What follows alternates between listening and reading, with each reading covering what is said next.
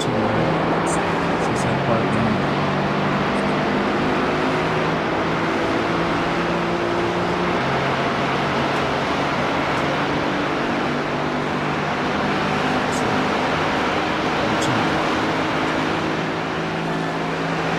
Alright, we're back. What do you think? Like it? We're good?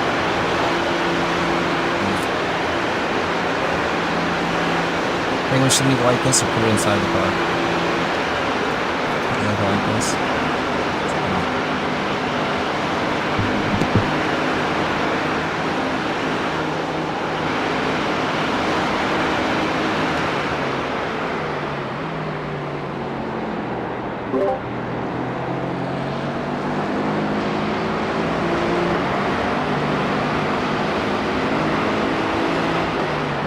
Whoa! I have no idea how that just happened. Get a little bit loose there. 6 seconds. No, 5 seconds. it went down. 3 seconds. 2. Group of faster cars approaching. I'm just gonna take the off track right here. I was like stuck for a second. What happened was I tried to go down to second and went down to first. Oh, what the hell? Yeah. Did it damage my splitter at all? Can you take a look? Yeah.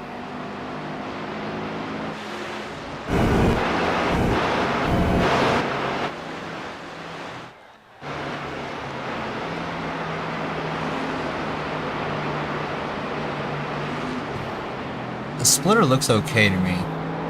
Okay. I don't see any issues with it. But yeah, because it was mostly front end. It was just that little elevation change in that turn.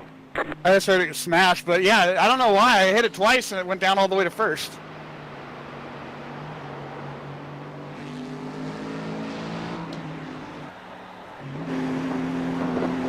The car behind is closing on you. The gap is 10 seconds. Car Okay, right, send it, clear dude. on the right. Car right. Still there, hold your line. Clear.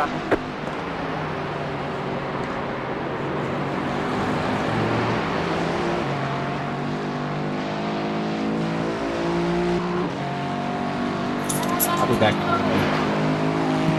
That's good.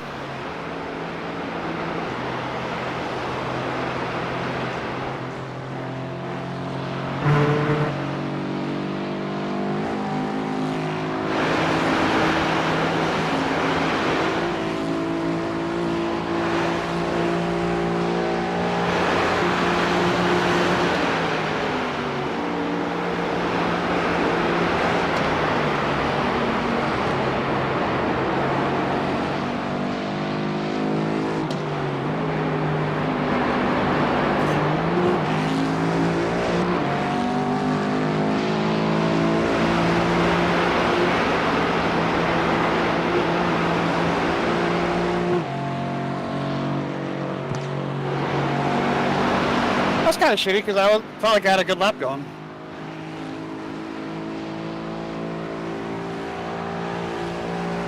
Oh well. We've got 4 laps after this. Plenty of time to make a good lap here. Yeah. Well, I'm just worried more about being safe than a good lap, but that's what I was trying to do. But like I said, I felt like I hit it only twice and it went all the way down to first. Yeah, it's weird how like the downshift protection didn't kick in. Oh, That's it's really kinda weird. Yeah. Like usually if on this car I find it hard to downshift anything.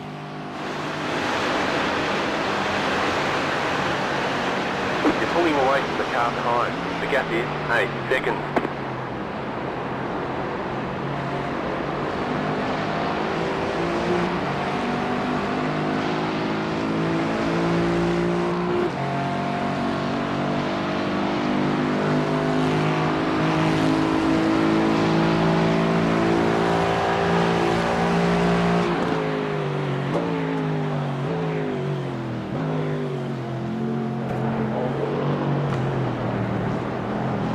Faster car coming up quick.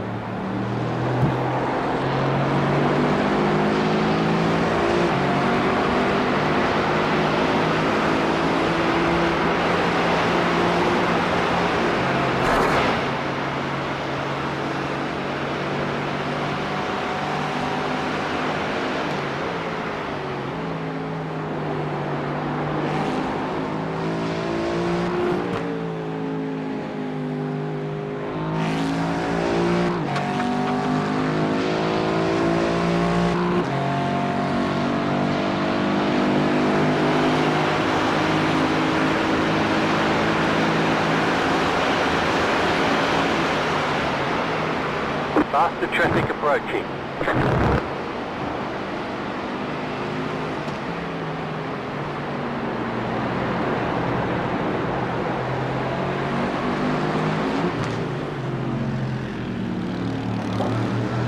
Car on your left.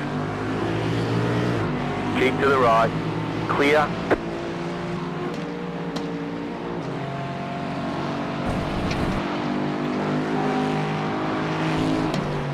I think the guy behind just had a spin.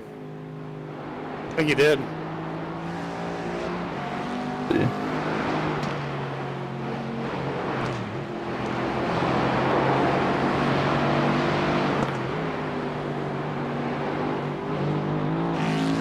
Ooh, could have some damage too. Where'd he spin? At the Schumacher S's. Could have been a lot worse for him. He just like lightly grazed the wall, but he just lost it over the curb. Faster car coming up quick.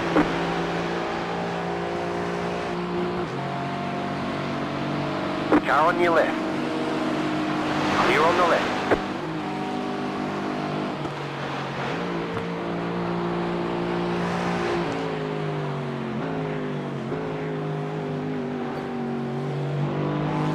Yeah, he's got some aero damage, but nothing serious.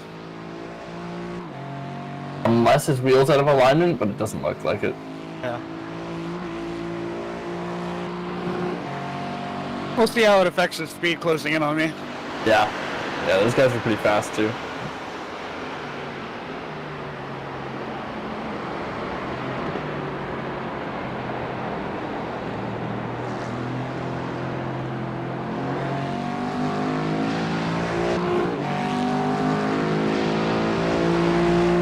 Like he's got just a pack of GT3s in front of him that are going to come up on me probably. What's the... oh yeah, wow.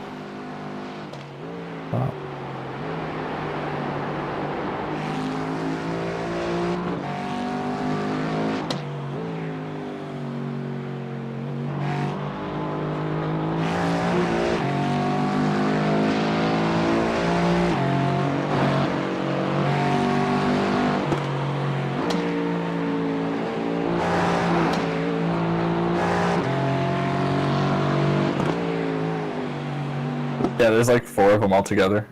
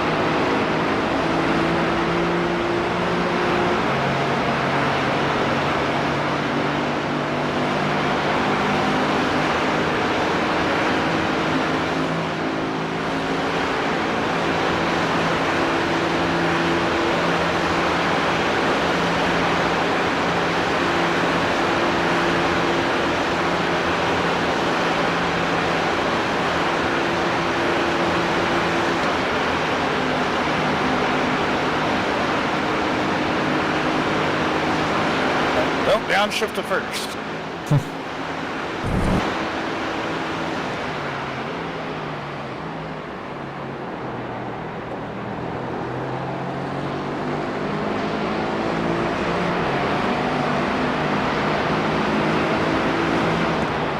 Faster traffic approaching.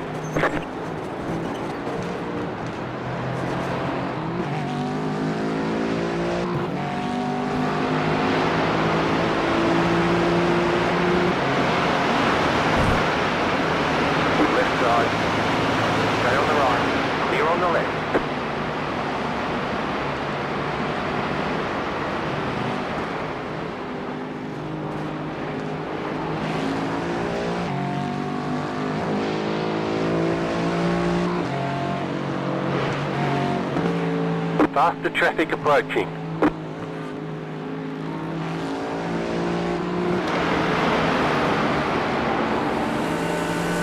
I fucking see you. I'm not just gonna pull over.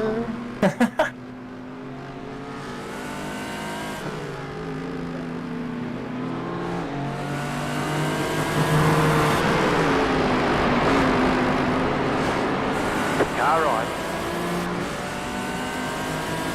Stay on the left. Clear.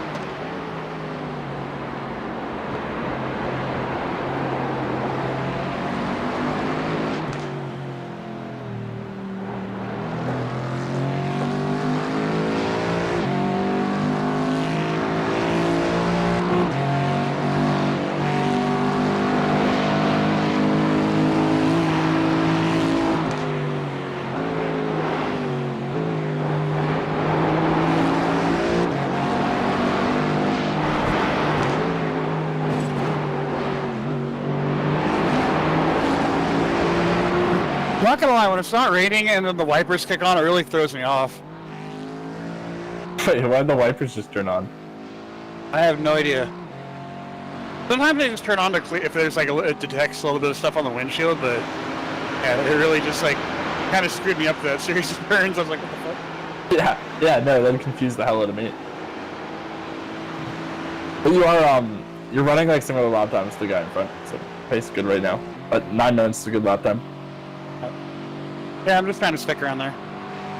A group of faster cars approaching. Car right, still there. Clear. Car right. Still there, hold your line. You idiot. Clear on the right. Fucking idiot. You're a fucking jackass. That guy is a fucking idiot. I almost want to run into him hard right now. You're a fucking idiot. You see that shit? That's brutal. He just fucking ran me over. I was staying as far as I fucking could to the left, and he fucking just ran straight into me. You're literally on the left side of the track there. The car behind is closing on you. The gap is... He had so much room too. I don't know what the hell he's doing. Like he's... Oh, come on. I gave you so much room. That's brutal. He's literally on the left side of the track. That's so stupid. The car's driving okay. Alright. You want to pull it in the pits, or are you just going to keep going? How many laps have I got on fuel? You've got 3 left. 2 after this one.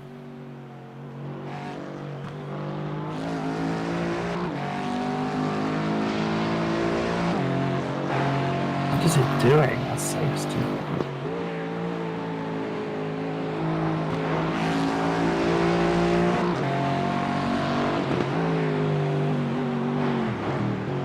Yeah, I'm just gonna finish out this stint, and then we'll knock out a lot of the damage, I guess, before my next stint.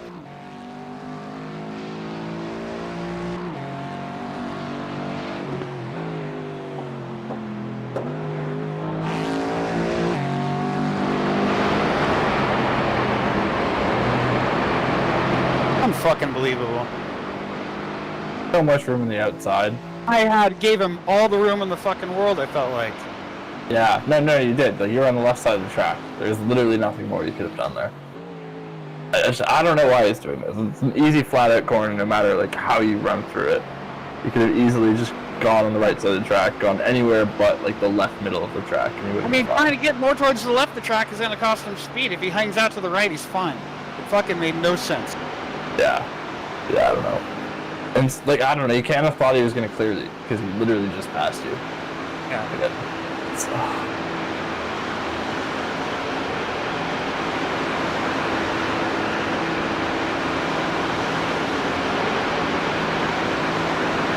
they just towed. The GT3? Yeah. Yeah, that's what I figured, because I didn't see him in my relatives. Was that his whole team just disconnecting? Maybe? Let me check.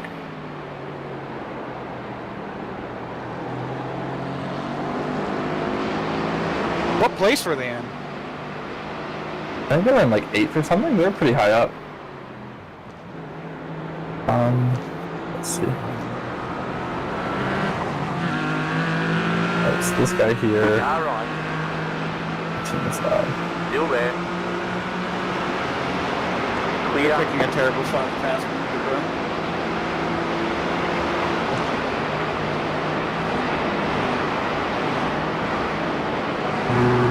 They were in 8th at the time of the crash, and they haven't disconnected yet.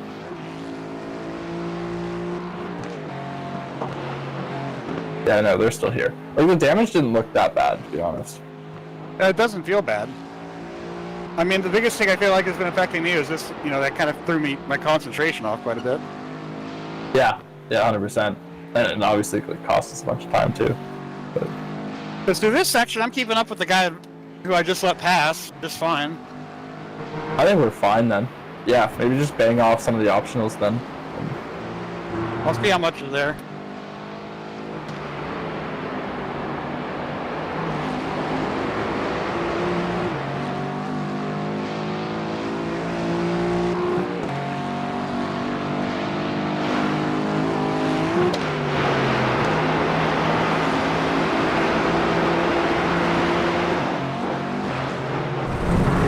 Do that. No. It's hard to see what the damage looks like too. 'Cause dark out. Yeah. You'll get a better idea when I get on the front straight. Yeah. You're losing on the car in front. The gap is 1.8 seconds. The car behind is pitting.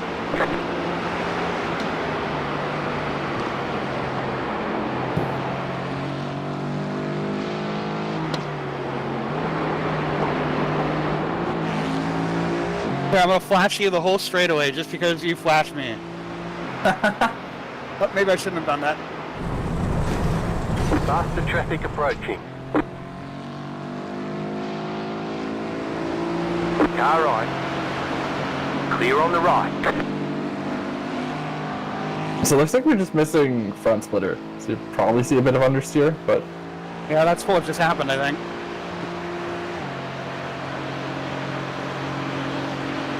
Yeah, it feels a little bit darty on corner exit, but whatever. So I'm pitting next lap?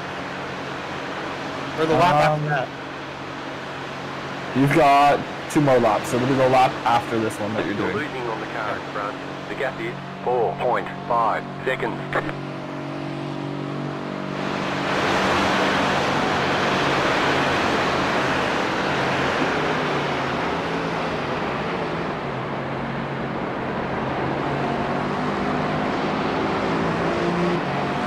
The car in front is pitting.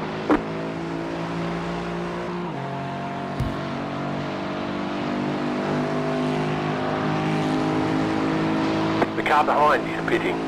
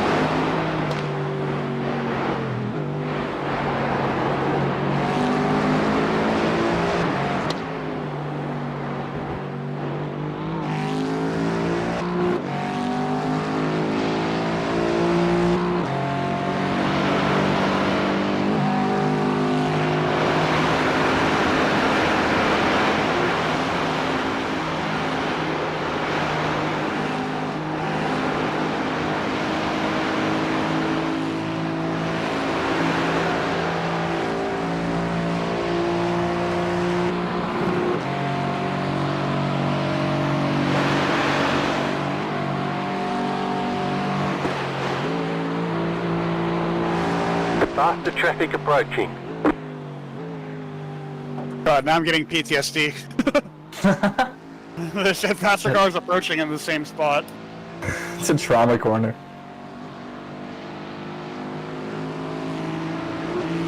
Right side. Clear on the right.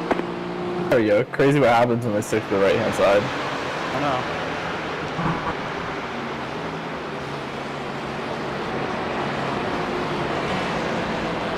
Faster car coming up quick.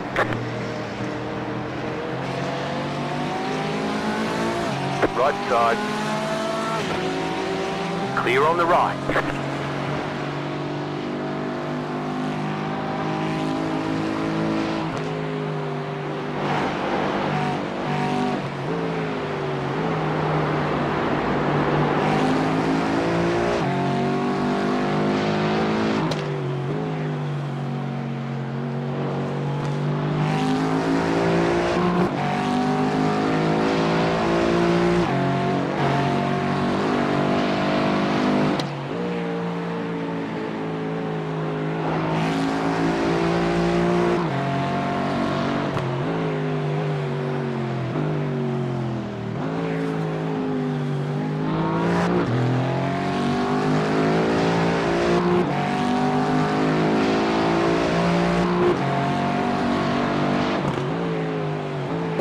Faster traffic approaching.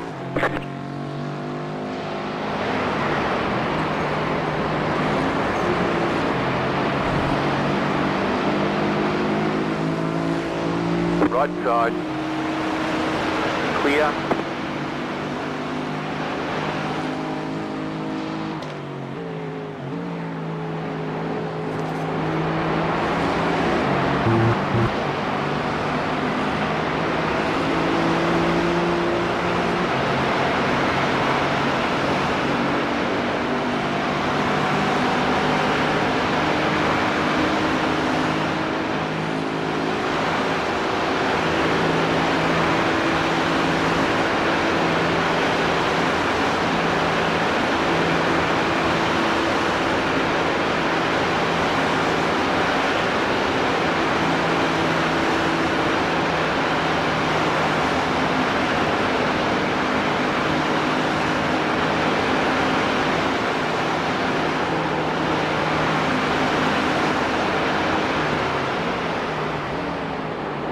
Yeah, corners like that, and then that one hairpin on the GP track, it really does kind of plow. Yeah. Yeah, it's definitely the, like, you have no front end right now. Like, your entire bumper's just gone. So, might not be a bad idea, just sit through the optionals until they come back. Yeah, I'm probably gonna take, when they do fix it, go take a piss, do a few other things. Cool.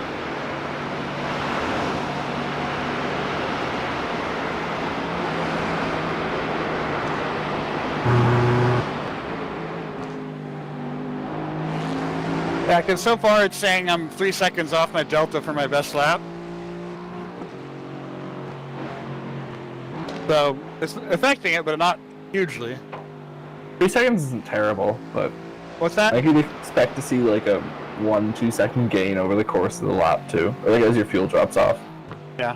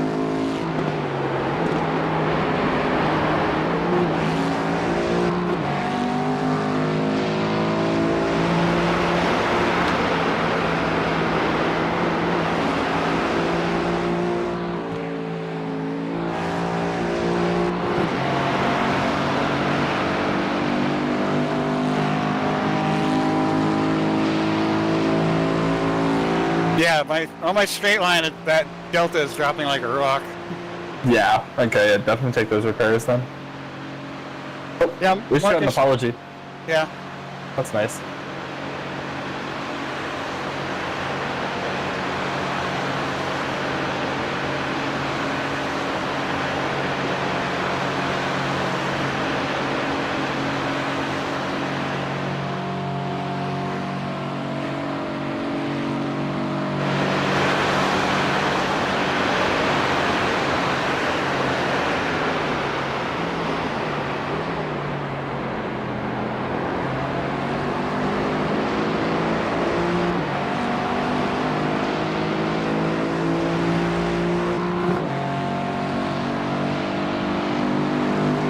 in the top 10.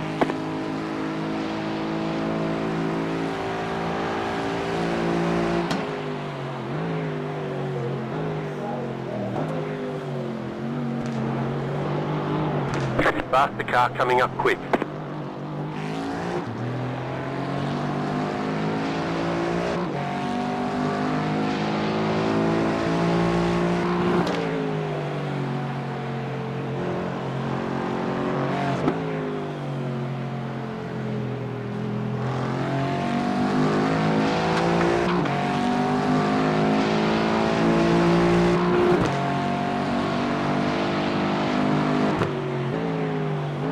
Faster traffic approaching. Alright, so you are boxing this lap. Yep.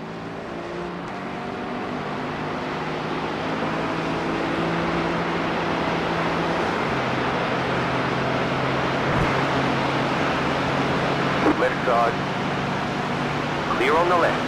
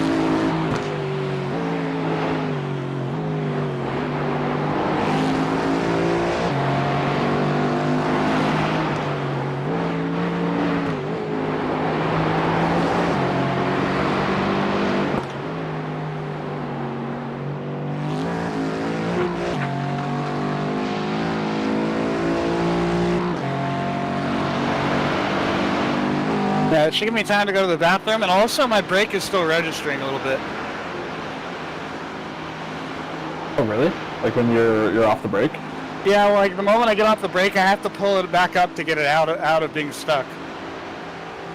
Because I think I gave it a 2% dead zone and I recalibrated it before I started this time. And I think I need to bump that up to like 5. Yeah. Yeah, so if you want to take all the optionals then and like fix the calibration, go to the bathroom, like that time should work out. Yeah. Probably be, I don't know how many optionals we get, probably at least like 5 minutes, maybe? Yeah, I'm guessing it's got to be at least 3.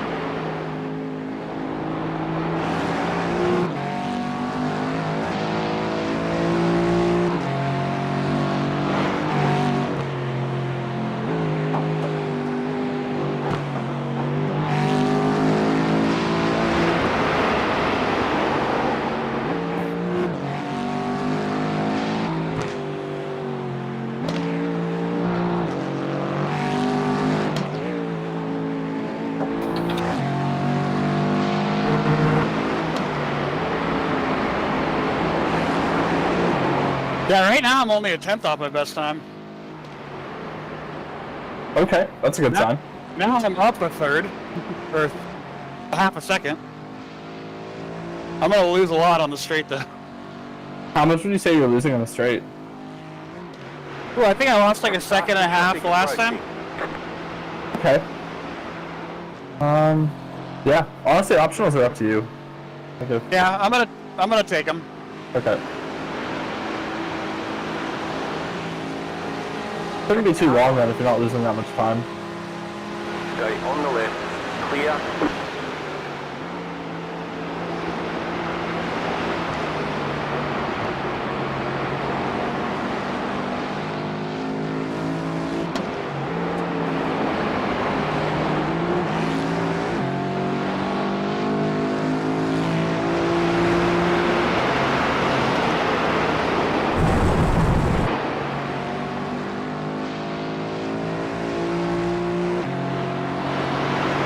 I'll see what they are.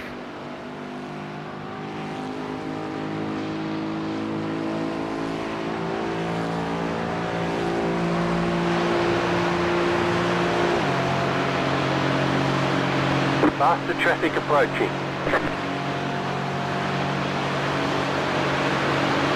Right side. Clear on the right.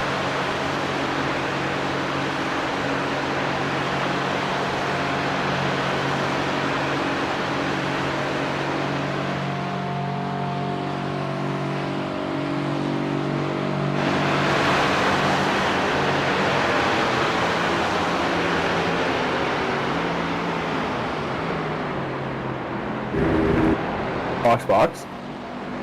Box.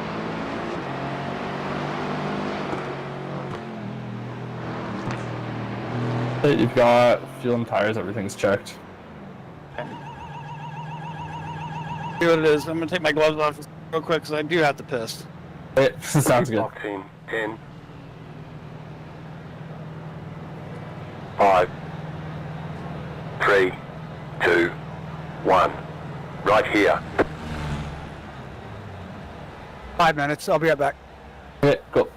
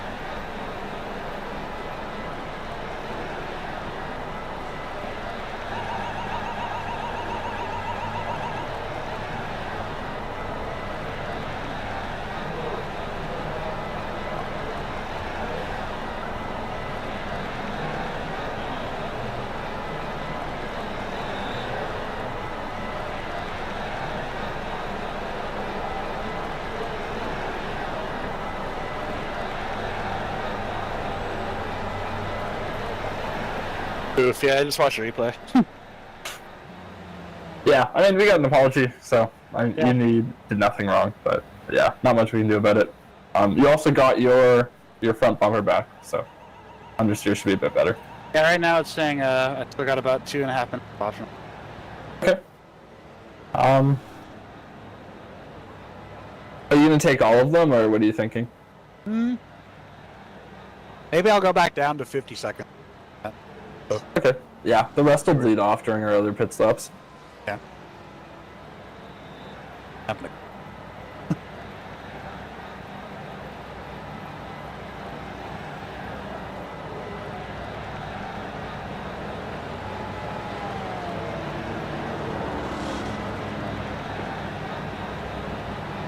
you gonna take all of them, or what are you thinking? I'm gonna take most of it. I got about a minute left. I'm gonna get out, but it says I've got a minute and 50 seconds right now. Option. Well, at least the guy apologized. That means something. Did you see the replay? Yeah, I seen it. I clipped it. It's in the Discord. Yeah, I felt like I stayed over as far left as I could. Yeah, it wasn't your fault. Not at all.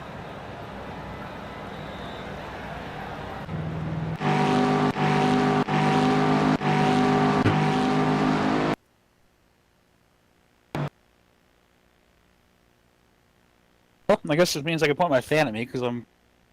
My first start, I said I was all cold. Now I'm all warm. Eat it.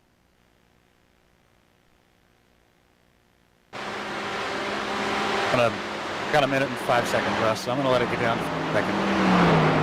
Oh.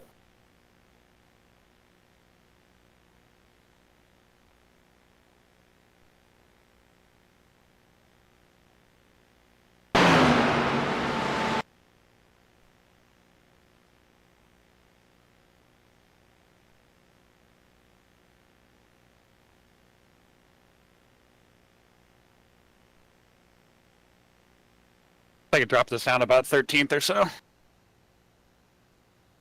That's alright. Faster Still on the traffic same lap. approaching.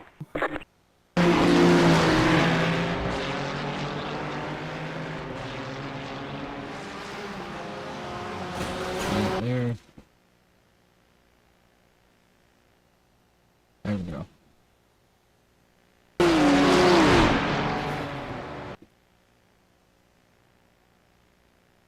Damn, he had so much room, too. It's so sad. It's not your fault at all. Well, it's funny because it fucked him more than it fucked me, I think. Yeah.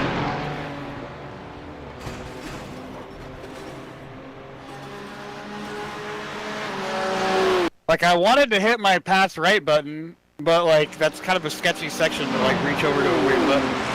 Right. Faster traffic approaching.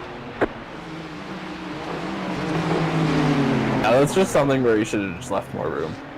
Like with the internet, like there was a bit of netcode there as well, like nothing crazy, but there's just no reason to take a risk Right side. at what, like 8 hours into an endurance Clear on the race. right. Yeah.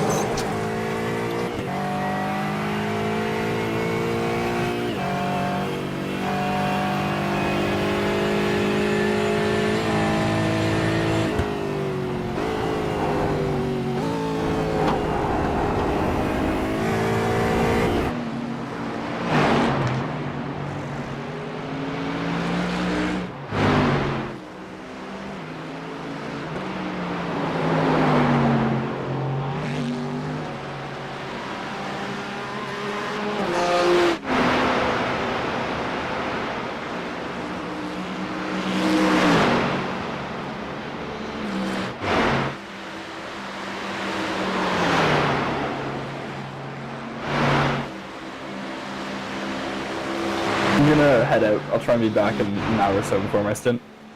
Sounds good. Alright, good luck guys. Faster traffic approaching.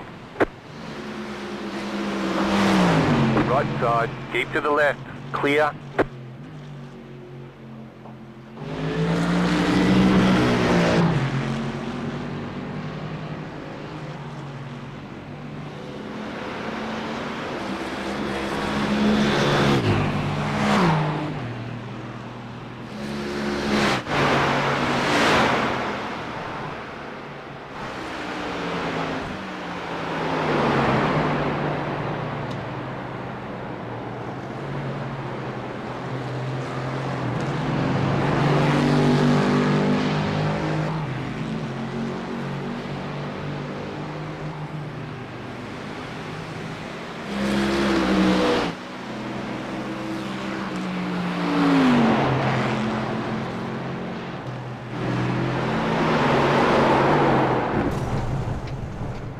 I gotta cut that out.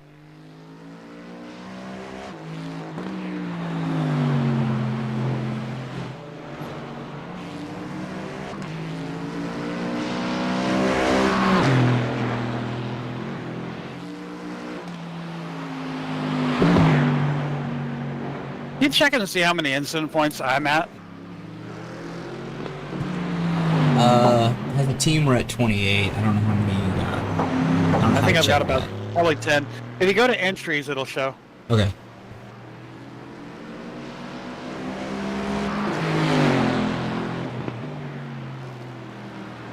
And then you like kind of blow up our team and it shows each of us, and I think it's over on the far right.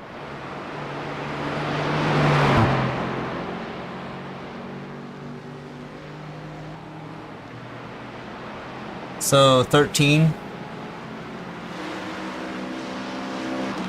13, Connor got 4, I got 7, and Luke got 4. So we're doing alright. We'll be fine. Yeah. I just, like I said, I was fucking doing alright, and then that gave me like probably like 6 X's on that one fucking instant. I mean, we've been hovering around 9, 10, and 11 the whole race, so if something happens up ahead, we'll just, you know, capitalize on it as long as we stay on the lead lap. Yeah.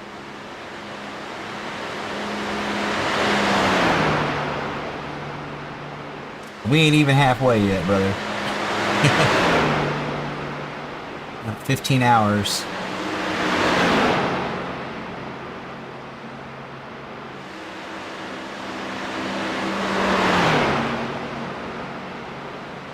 At least last time, you know, we'd been in the car at least 4 times by this point.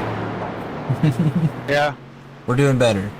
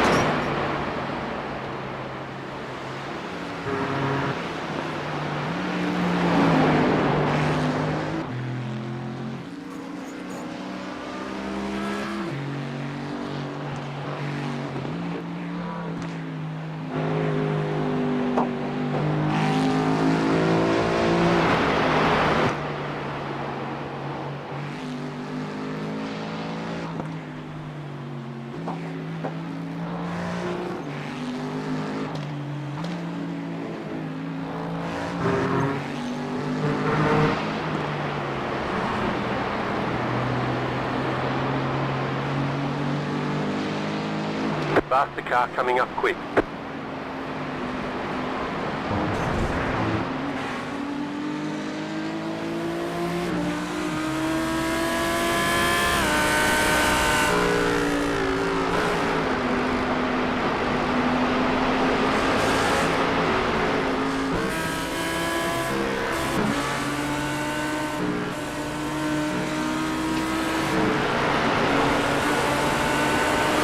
I was trying to let him go at the start of this section. He's being patient. Faster car coming up quick. Right side. There he goes. Keep to the left. Clear.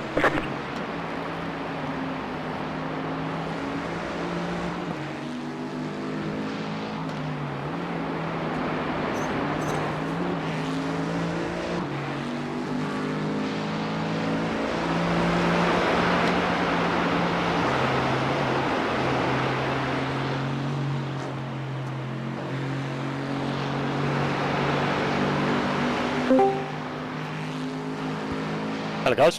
What's Hey, up, what's up, Luke? Luke? How's it going? Oh, it's going okay. We just dropped a few spots because the GT3 driver, I mean, I was giving him all the space in the world, and he drove right into my door, and he Yeah. probably ruined his entire race, and it cost us like 4 minutes in the pits or so. Oh, 4 minutes ain't too bad. Yeah, it wasn't too bad. I mean, I kept driving for about 3 laps after that, and I wasn't super far off, but the car didn't have a bumper, so Oh, okay, so it was quite a bit of damage. yeah. And then straight line speed, it lost like 10 miles per hour. Okay. Is it back now, or? Yeah, we're good. We've got a front bumper. Nice. How long have you got left till I'm back in? I just started my stint. This is like my second lap, so whenever I'm done with this, I think you're going to be jumping in. Okay. So you probably got about 40 minutes or something. like that. We're pretty much right on schedule. Your schedule's working out pretty good. Okay, I'm going to go for a very quick shower then. I'll be back in about 10 minutes. Okay.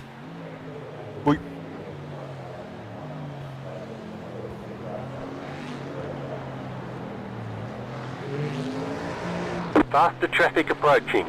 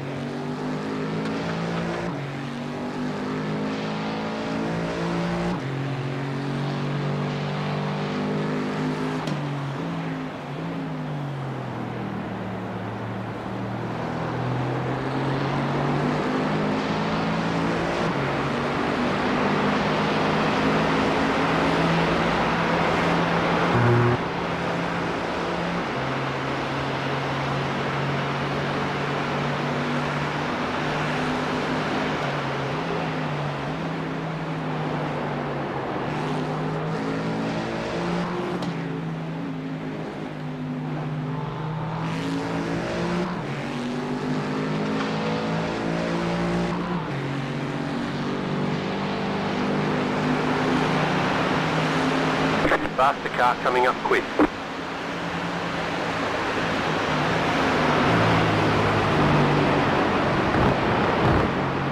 Left side. Clear.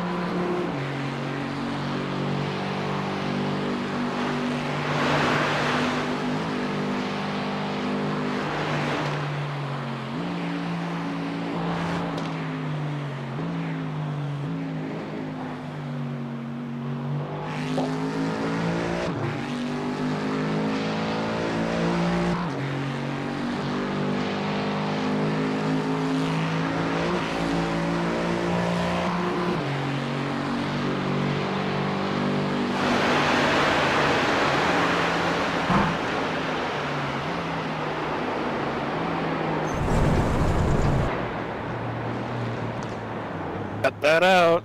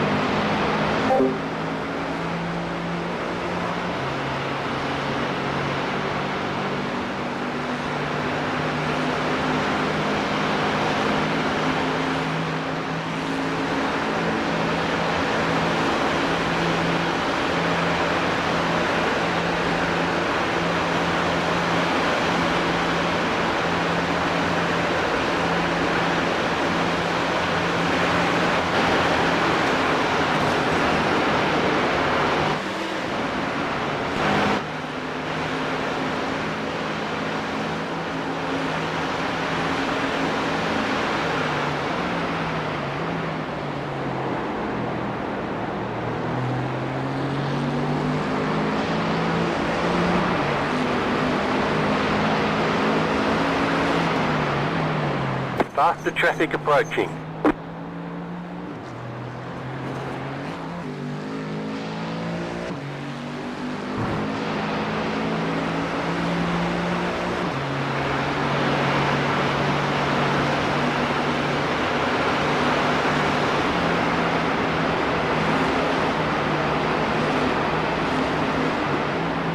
If he wants to go for it. Yeah, Left there he side. goes. Clear on the left.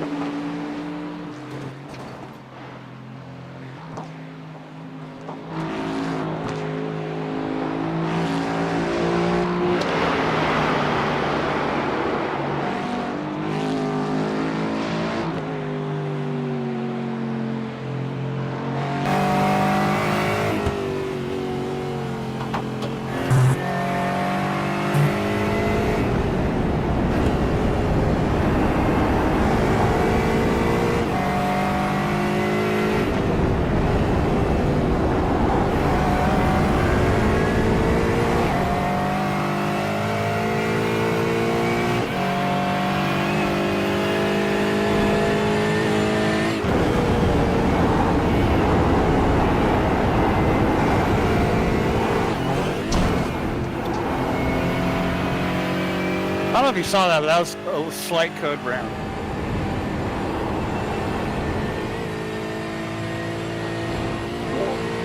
Faster traffic approaching.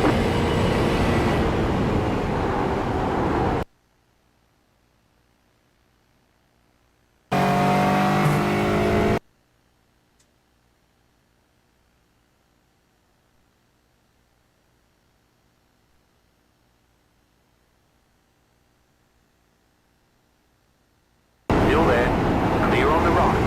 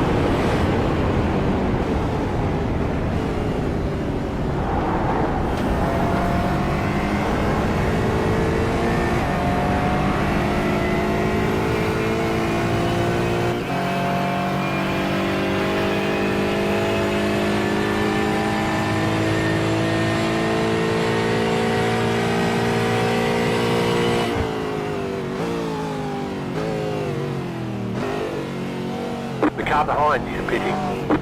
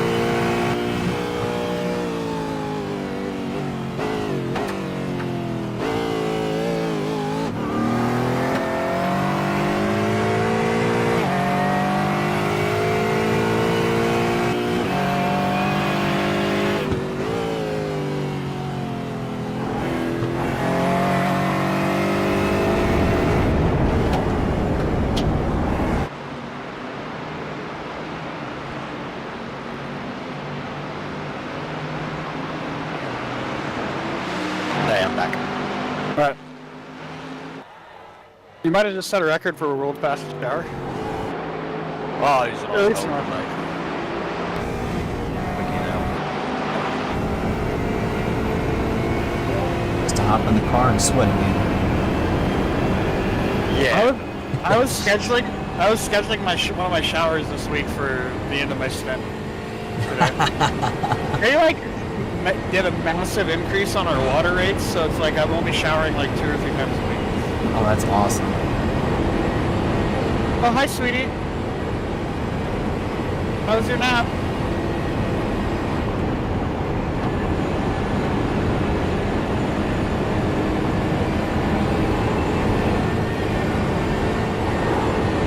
Kids walking so high.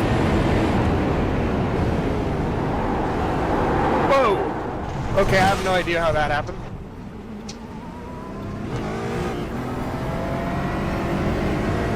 Fucking Jesus Christ, I'm sorry, guys. That's right. Alright.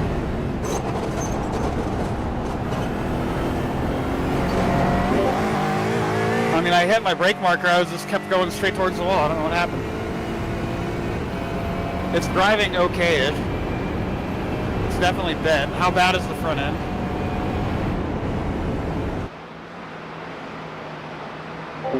Honestly, it doesn't look Fast bad. traffic approaching. From what I can see. Yeah. Okay. I'm guessing the left side's a little pancaked. It's got a little dent on the front fender. On the front of a bumper, yeah. Left side. Car right. Still there, hold your line. Clear on the right. It's taking a sweet ass Yeah, it time looks there. alright, to be honest. It's got a bit of a pull right now. Okay. I mean, it's not losing a whole lot of speed. It doesn't seem uncontrollable, but it's got a pull.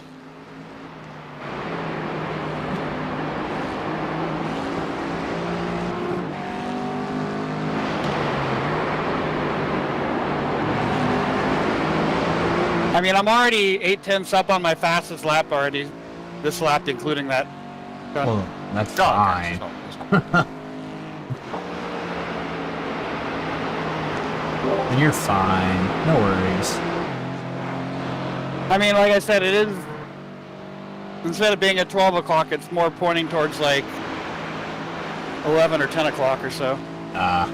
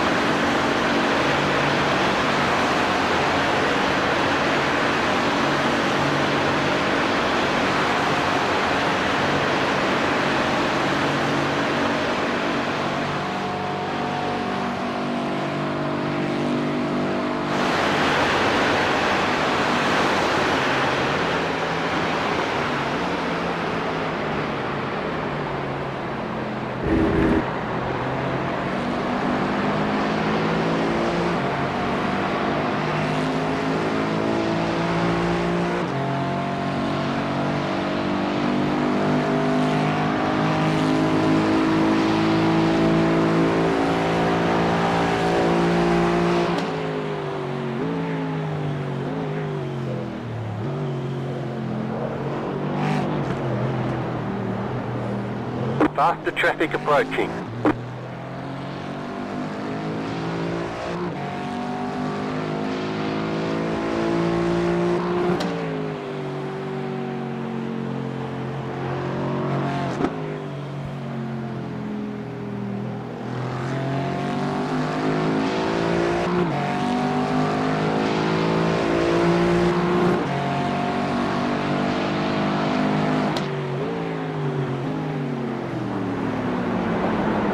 now we're in the floodlit section, it is a bit... Faster car coming up quick. Car on your left. Clear. About to tell him to pass right.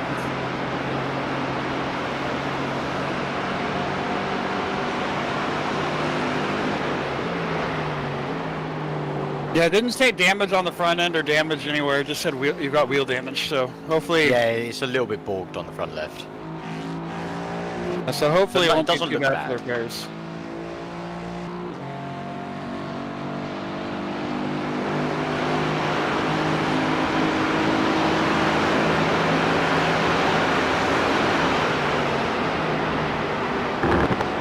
Faster traffic approaching.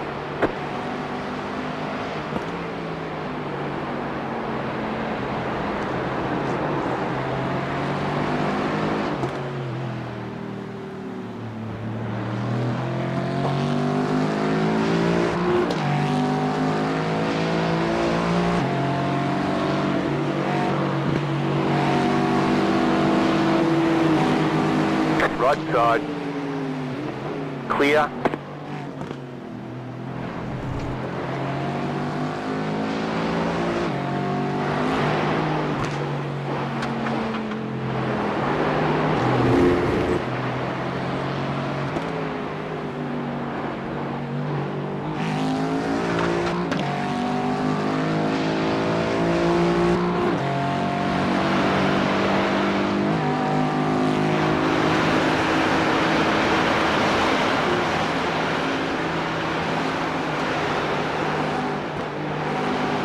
Yeah, it's weird. It feels like 20% better turning left, and then the right-hand turns it feels 20% worse. So it kind of evens out a little bit. Okay.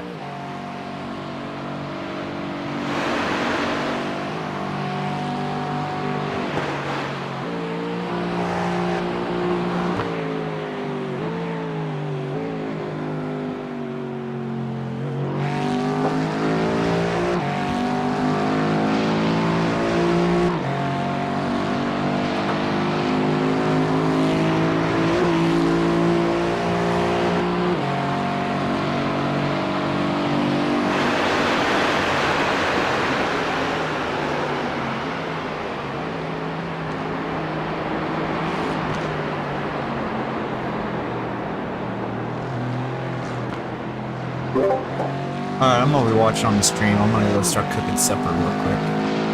Alright, right, catch you in a bit.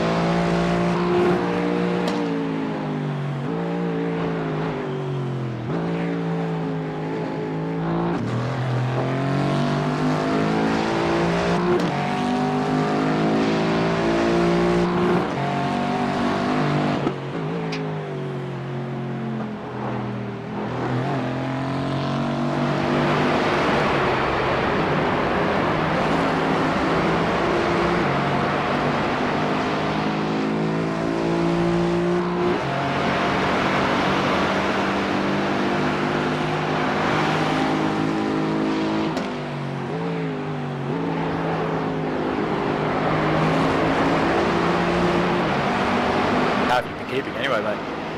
What's that? How have you been keeping? I've been alright. This is the first time we've raced since we saw each other, isn't it? I think so, yeah. First time this team has raced, definitely since then. Or since Nürburgring last year. Been doing alright. Coming up quick. I don't know if I mentioned it when I was in London, but like, I had some weird shoulder, like, or not shoulder, elbow. What is this guy doing? Right side. Oh, he's giving him enough space and he almost just fucking ran in the Still back. there. Hold your line. Clear.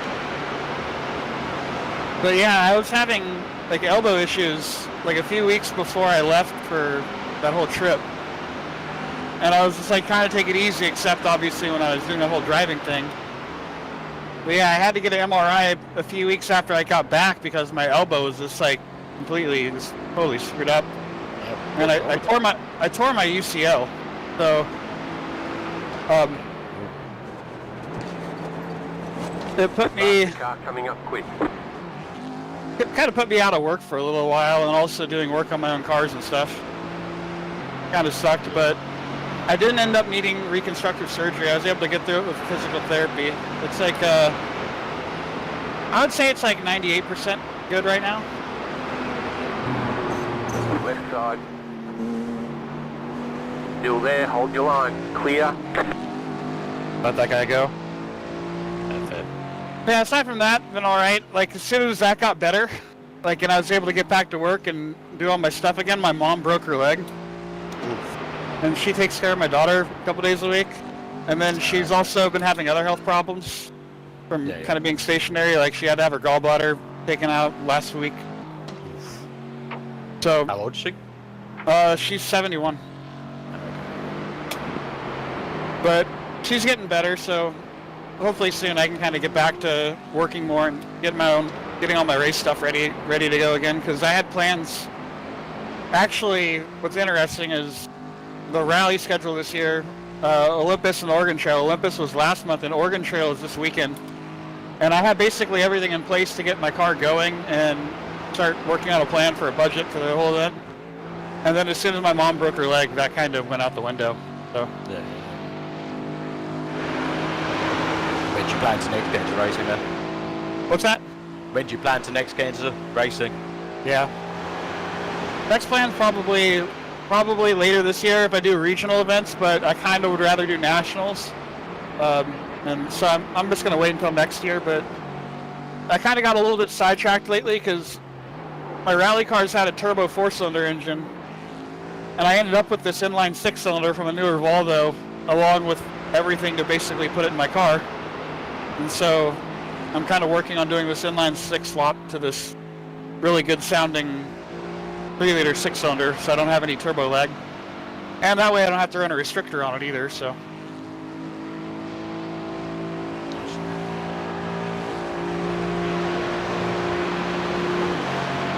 Yeah, mostly just been busy with my kid though. He's really growing up quite a bit. Like she just came in, she's a little over 2.5.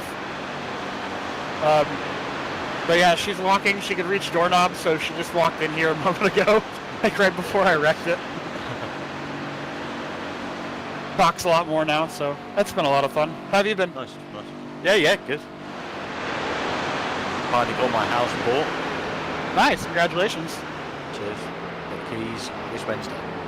This Wednesday? Yeah. Awesome. Got 2 weeks off work. Do some stuff with it. Next time. That's awesome.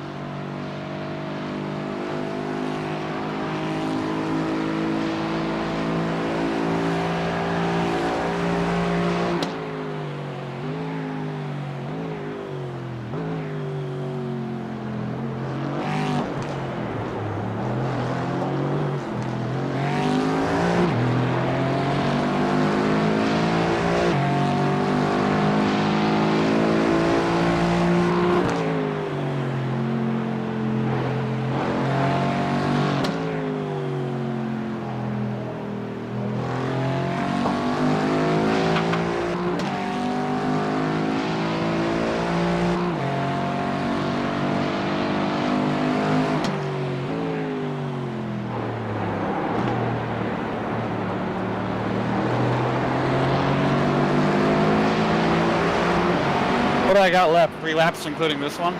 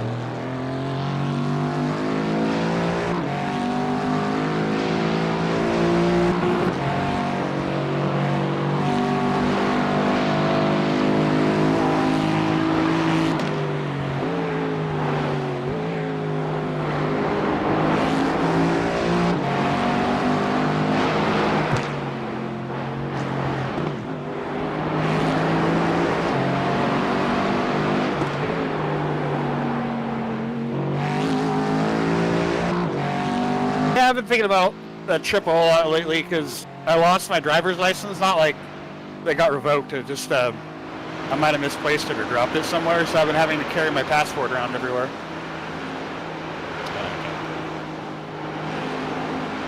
Yeah, the rest of that trip. Do you need it on you? Do you need ID on you?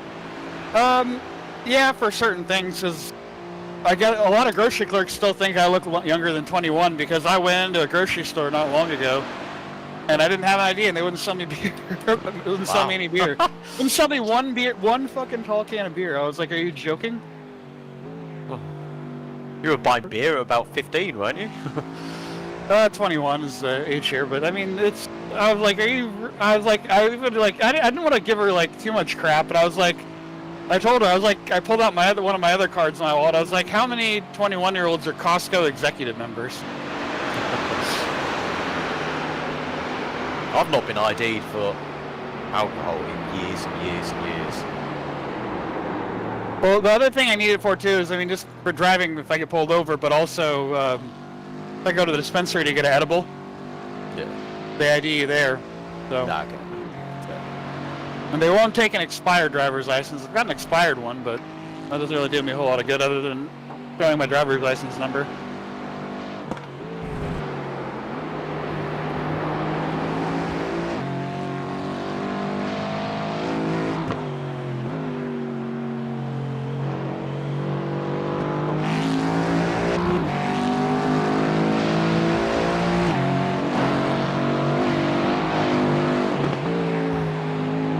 I don't know if I told you, but the rest of that entire trip, I think I slept a cumulative of about 8 hours. Bloody hell. How many, was it 3 or 4 nights more longer, wasn't it? Well, I went and then flew into London for that one night, the first night. Second night, I was in Paris. Third night, I was in Nevers. Fourth night, I was in Marseille. Fifth night, I was in Genoa. And the next 2 nights, I was in Gothenburg. No. So that's like 6 nights. You only got 8. Wow. Yeah, I got. Well, the crazy part is the only time I actually got like any legitimate sleep was after the Formula experience. Like when I got to Marseille, I was able to just sleep for like. I went to bed. I didn't toss and turn. I just was out, and I slept for about 6 hours that night. But the rest of the nights, I was just tossing and turning the entire time. Yeah. Was the Formula good though? Oh, the Formula was awesome. Yeah. It was well worth it. They let you in the cockpit, they Yeah, they took all the padding that they could out of it, and I was just barely able to fit. The first car that they put me in, which had the newer XAP wheel, it was a little bit crammed on my knees. But then they decided to put me in another car for my next runs, and it had like a smaller Momo Formula wheel on it, and that was much better. That fully cleared my knees. The thing that oh, you're fucking crazy, bro. Still there. You're an idiot. You're an idiot. Clear. I don't know why the fuck that guy tried to do that right there. That's the stupidest place I've ever seen anyone pass here. That guy took advantage of it. Clear on the right. Start the traffic approaching. Go on your left. Clear. But yeah, no, the Formula drive was great. So the first time I took the car out, I got yelled at big time. What, by that guy? By the guy who was running the thing, because I swore he told us to warm up the brakes and the tires. And so I warmed up the brakes and the tires, and then I'm trying to remember the exact name of the corner, Magnicor, but it's a fast chicane that leads into a really, really tight right-hander. It's towards the end of the course. Okay. Yeah, coming into that turn, my first lap, I fucking looped it big time, and like I could have really bent it. I mean, I don't know how many kilometers I was going, but I had been going about 100, 110 or so miles per hour. Yeah, I came in there pretty hot. Got yelled at by them, like, why were you warming up your tires? I was like, the guy told me to warm up my tires, and then they were just like, they're kind of on my case for the rest of the event, but Yeah, like I slowly started to pick up on the car quite a bit. The final, because I had 4 different 15-minute sessions in the car. The last session, they sent, I think, 7 of us out. They sent 7 cars out, and I was the very last car, and they were sending us out in like 20-second intervals. Yeah. And in 15 minutes, I passed every other car on track. Oh, nice. Yeah, no, there was a guy from Canada who was doing it with me, and he was timing my laps, and he was also timing, because we had a guy who was in one of our early groups. He had to run 2 sessions in the Renault to drive the Prost F1 car later in the day. Yeah. He actually races Formula Renaults in Asia. He was in like the Asia Pacific Formula Renault Cup. So he was giving us good feedback on the car. He was telling us that it's, it's very similar to his car, but it's like driving on terrible tires with a conservative set. Yeah. But yeah, I was only about a second off of his times. Oh, that's good. That is good. And Alex, who was the Canadian guy, I was timing his laps. I mean, I was like 5 or 10 seconds quicker than most of the people there. Nice. Yeah, no, it was a blast. It's mainly because it's on iRacing now, isn't it? It is, yeah. I assume you got a lot of laps in. I did, but I totally get what that guy's saying, because like my lap times with like their car, with how it was set up with their tires, was 6 seconds slower than my fastest iRacing lap. Yeah. And so I actually decided, like, when I came home, I was like, I'm going to put the baseline set, and I'm going to, like, run a lot of laps on these tires and then see where my lap times were. And they really weren't that far off. They were only like a second or 2 quicker. Which I attribute, to the fact that I'm not going to be destroying someone else's car if I crash it. Exactly, yeah.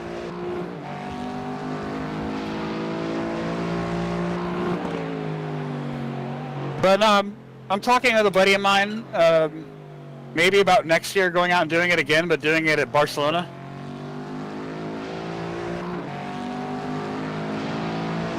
Yeah, nice.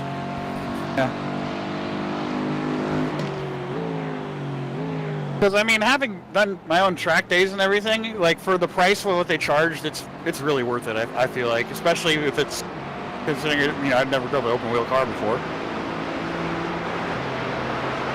Because typically the prep for an open track day here to your own car, it's like, usually about like $700-800 depending, or it could be a little bit less depending on how sorted your car already is. But usually you spend, about at least $500 on tires for the track day, brake pads, fluids, all that stuff. Yeah. And doing all that work yourself, and then paying the fee, you end up spending, $1,200 to $1,200 USD on a track day. Where there, it's only a couple $100 more, and you're driving someone else's car, and it's a pretty fucking cool car. So, is that including flying or just the? It didn't include the flights. My whole trip, I ended up breaking down my entire trip, like as far as my Airbnbs, my flight, and just everything else I was doing, like including the driving experience. I spent $3,000 the whole trip, which I felt was pretty good. Yeah, that's money well spent. Do you think? I would say so. I didn't have any regrets about it. Yeah. I mean, my only regret. Plus, you get to see more parts of the world as well. Oh, exactly. I mean, I really liked London. Marseille was amazing. I've never been to Marseille. I've never been South France.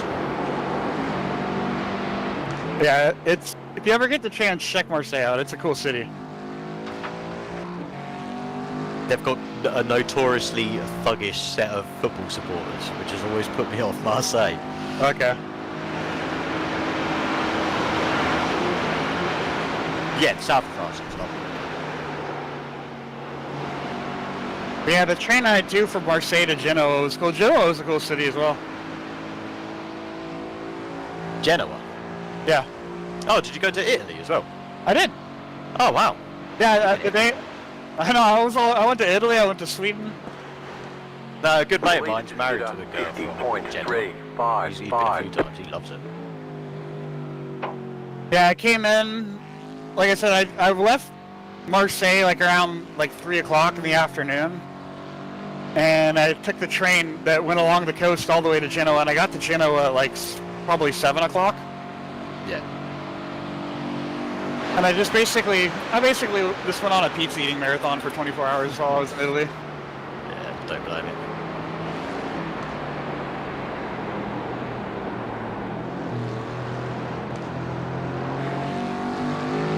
Like, I had the best pizza I've ever had in my life for the same cost as like a terrible pizza here. Yeah. Oh, it's on my bucket list to go to Italy and have proper pizza. Yeah, Gothenburg was really cool too. I got to go to the Volvo Museum there and check that out.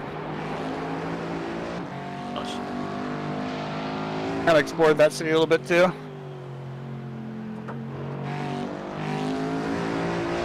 Met up with another iRacing friend there too. Nice.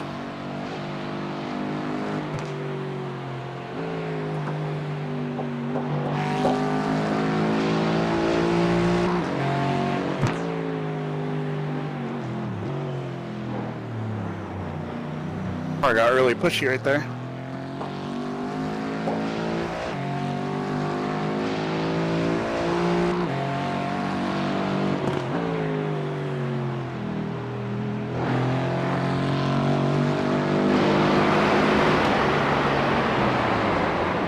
The car is starting to get a really bad push. Why? The pool might be wearing the tyres even more. Yeah.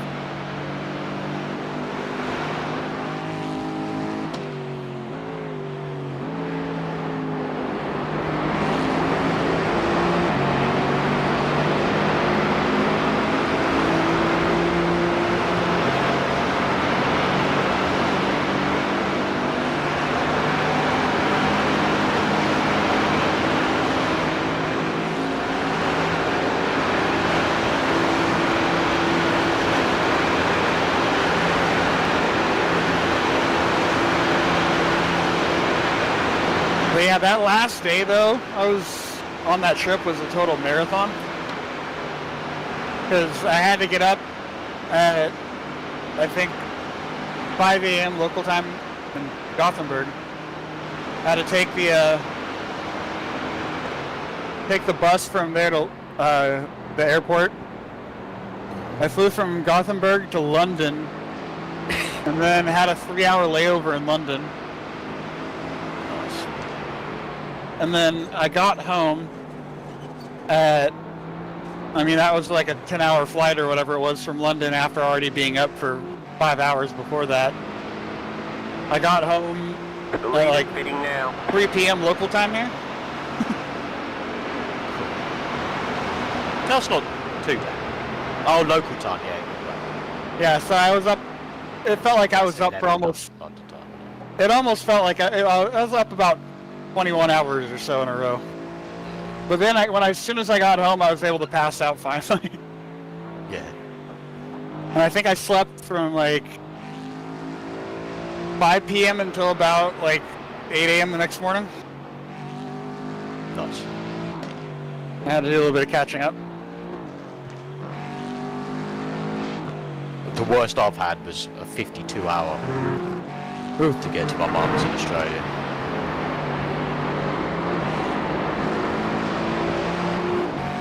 It was horrible.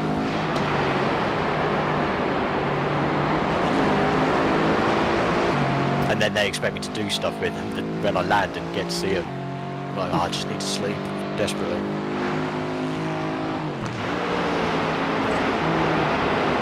Yeah, I tried as hard as I could to sleep on the way home. Coming from London to SFO, and it just didn't happen. I'm not good at sleeping on planes at all. I don't do it. I think I told you about how it was going when I flew over. Like, I was sitting next to a guy who was getting up every 3 seconds. But like, Oh, yeah. and then he spilled all of his wine all over me. Well, I did that somewhere once.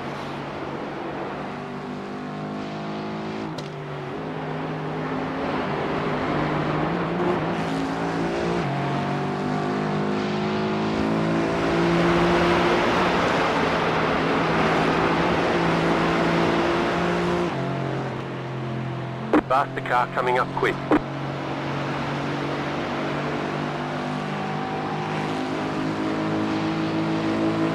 Right side. Clear. Someone to pit next lap. Okay, cool.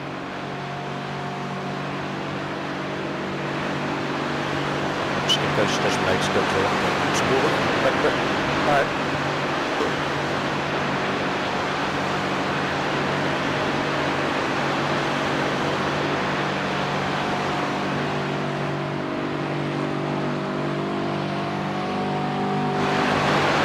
Faster car coming up quick.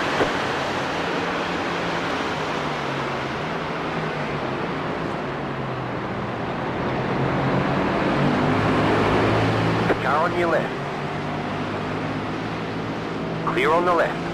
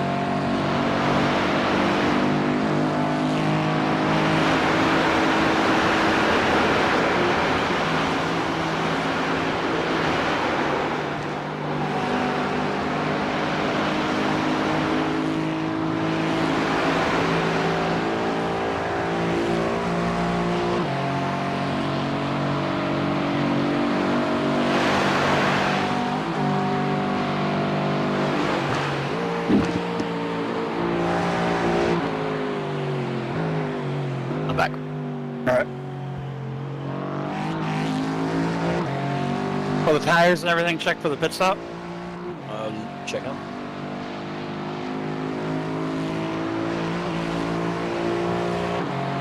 Yep, all looking good. Cool.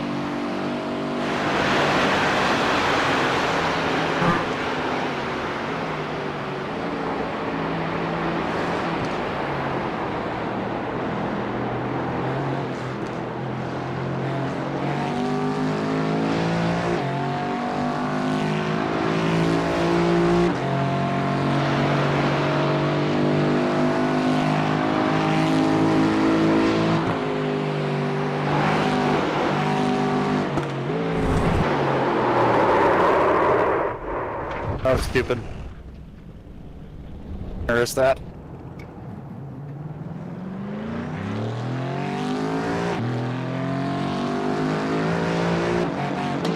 How's the back end look? I can't see anything. Oh. let you know when someone catches you. How does it feel? I just backed it in and said we got damage on the back end. Just because I was trying to push it through that turn just because I saw my delta and I wanted to try and get a little bit better lap. I was fucking dumb. Had it in the dirt a little bit too much. It looks fairly straight from what I can see. But it is pitch black.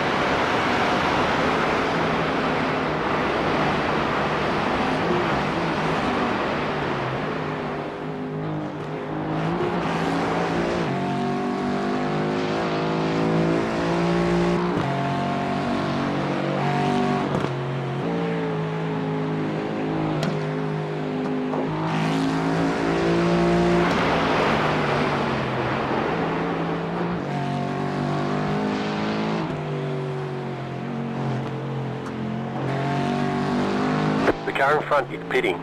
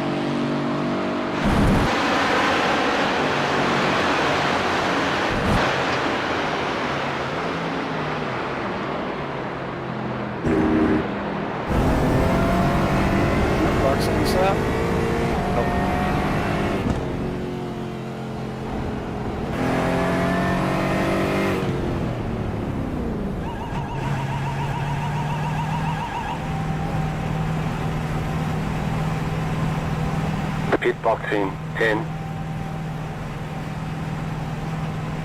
5, 3, See how much damage we 2, got. 1. Right here. 6 minutes. Fuck.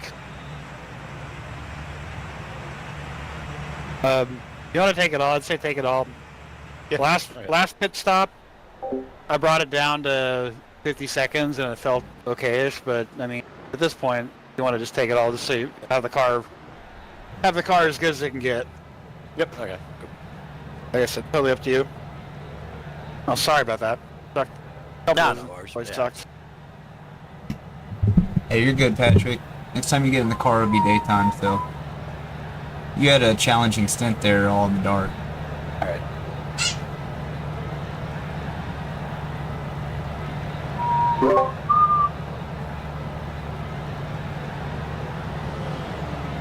You're good, Patrick. You had a challenging stint in the dark, man.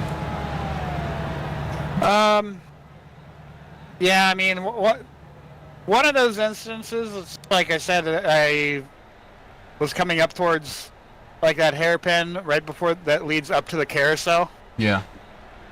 And my daughter came in just before that, and I said hi to her, and I didn't feel like I missed my braking point, but the car just went straight. You're good, man. And yeah, I pancaked the side of it. And then the other time, I was just like, oh, my Delta's good. I'm going to keep trying to do a flying lap, and I was pushing it, and I just clipped a little bit of dirt and backed it into a wall. Yeah, that's okay, man. It happens to all of us. Yeah. We're still holding like P10, P11. We're doing pretty dang good, so, I mean, still looking Yeah, good. we'll see. Right, because I just told Luke that he's got about 5 minutes of damage. Okay. So we're gonna lose at least 2 positions on this stop, I think. Man, we're not even halfway, so, I mean, it's worth it. Yeah, and I mean, with how many other cars are behind us, because we got 1, 2, 3, 4, 5, 6, 7, 8, 9, 10, 11, 12, 13, 14, 15, 16 cars behind us. Yeah, we just made it through our driver rotation for one time, so everybody's hit the car once.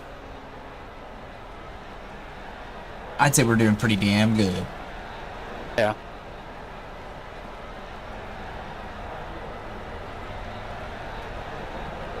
We haven't had to tow. That's true. We had to tow at least 2 times last time, and 20-minute pit stops. Most of that last stint, though, like after I had where I pancaked the wall, the steering was like, instead of being rushing at 12 o'clock, it was pointing over to the left at like 10 o'clock. Oh shit. Yeah, so it was interesting to drive. Just Yeah. oh well. We're doing fine. I like it. I'm having a great time. Yeah. Looks like all that matters. looks like people are liking it too, because we've gotten well over 150 views over 2 streams cool. now. Yeah. All right, on. Interesting enough.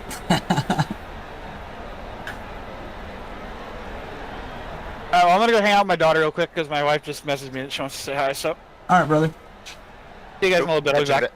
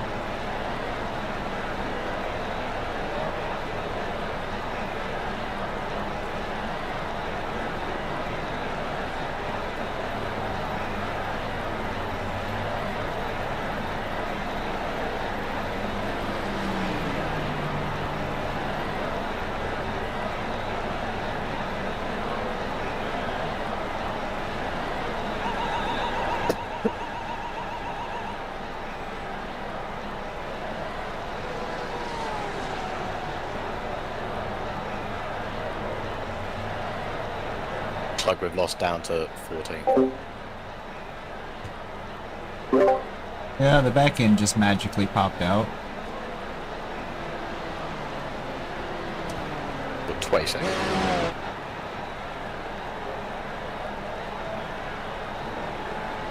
Yeah, the front end just popped out. I love how we see that. So physically, the car is back in full attack.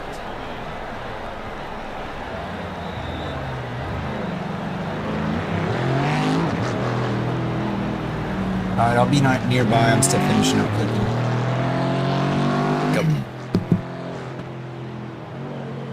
Faster traffic approaching.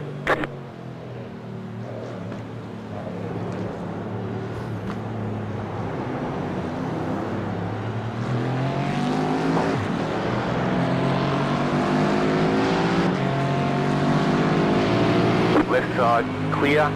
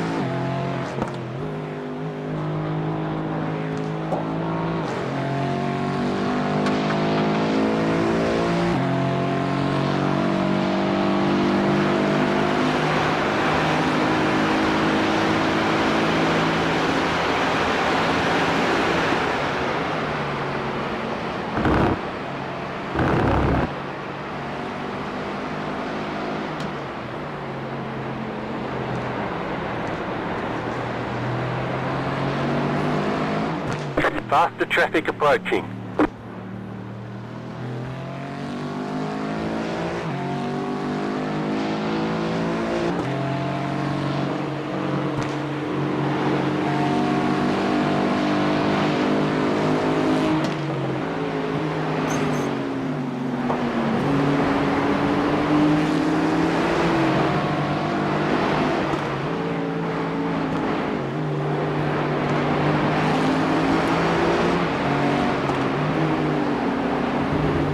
Faster traffic approaching. Car on your left. Clear.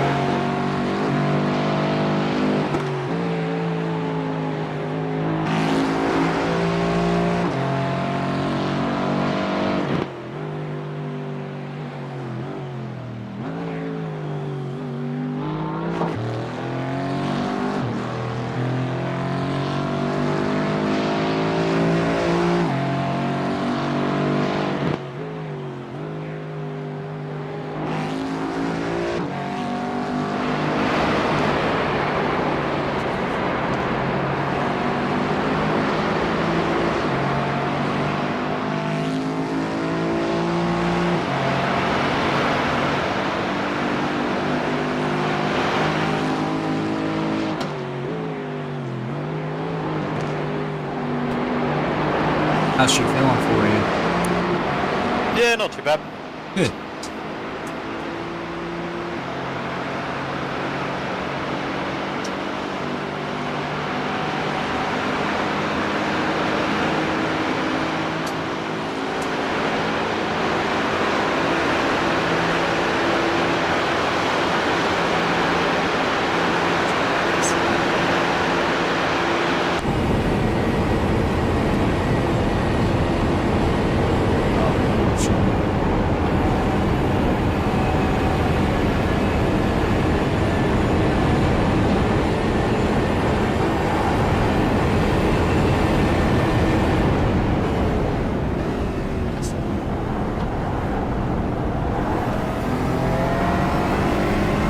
Alright, 17 seconds to P12.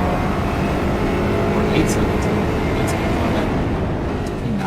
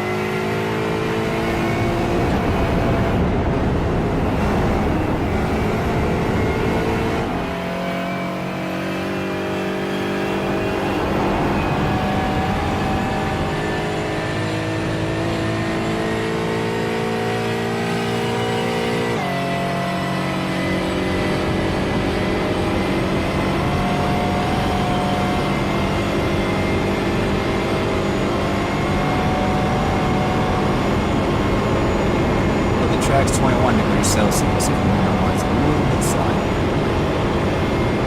That feels good. Okay.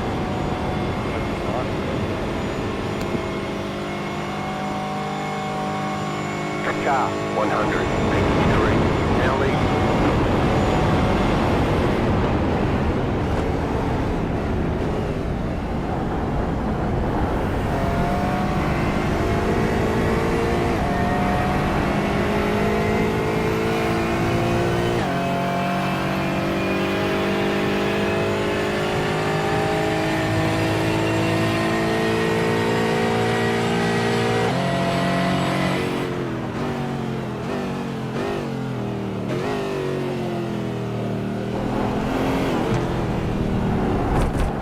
Faster traffic approaching.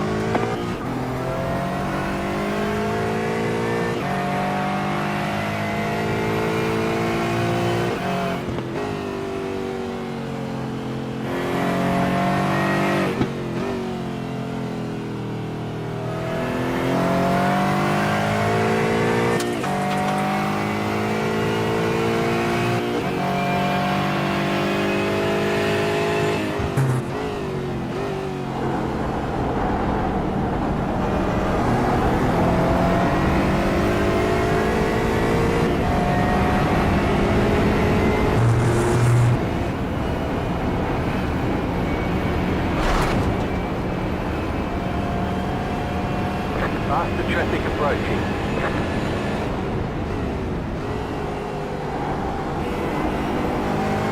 Car on. Clear.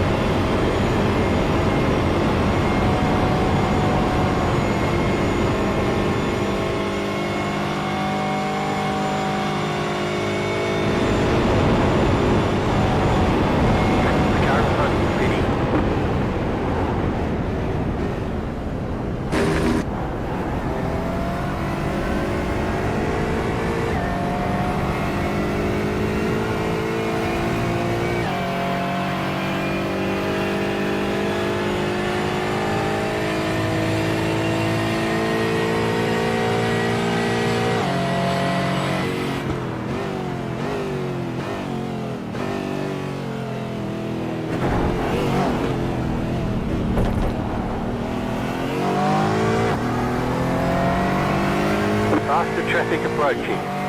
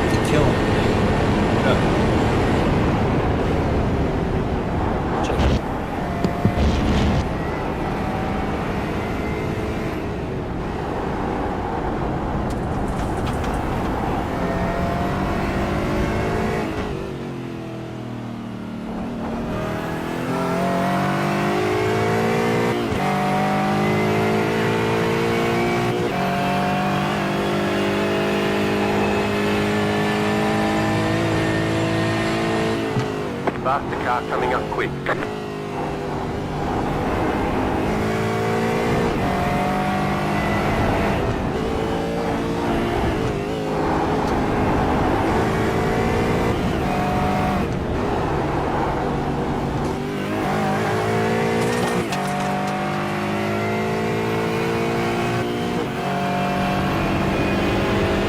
Right side. Clear.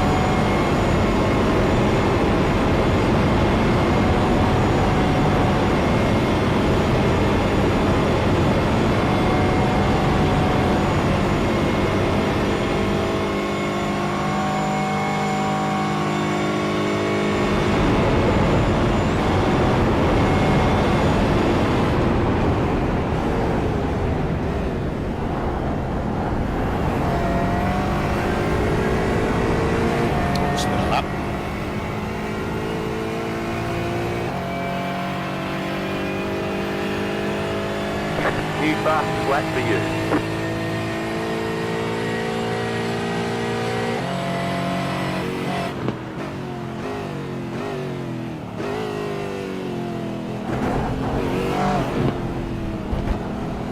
New team best. And I lost quite a bit of time in the middle as well. I had to catch a slide. So you got more in there, huh?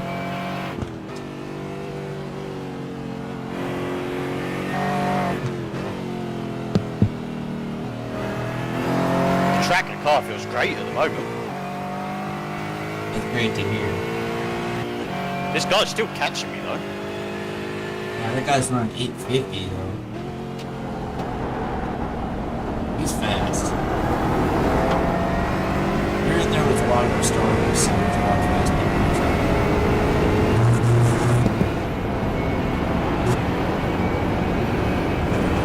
A lot of teams have probably got 4 drivers that are just doing 2 stints. Yeah, it seems to be the most efficient. That way nobody gets too cold.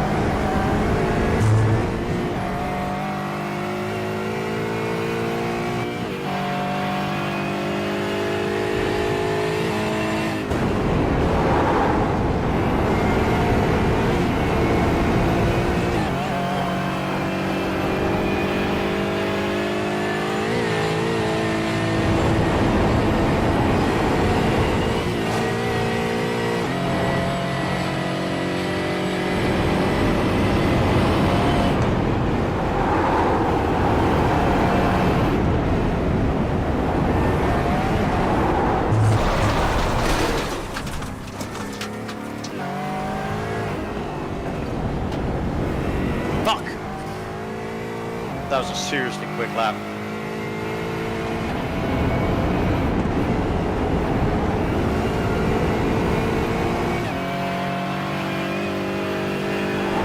Ah, that's really annoying. No worries, man. No worries. You were going very fast, though. I was 2 seconds up on that 54. The So leader's you're probably heading now. 52-ish. It was looking like a 52, low 52, yeah. Damn. I mean, A it's whole about nother half stint to mics play too. around, brother. So is this your last lap, or are you pitting in now, or one more? I've got 2 more. 2 more. Oh, hell.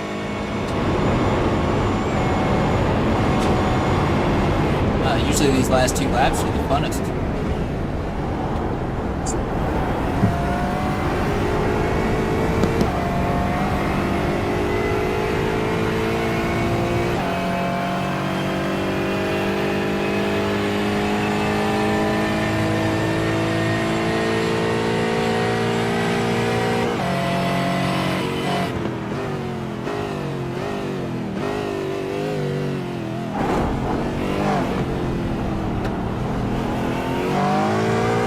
Faster traffic approaching.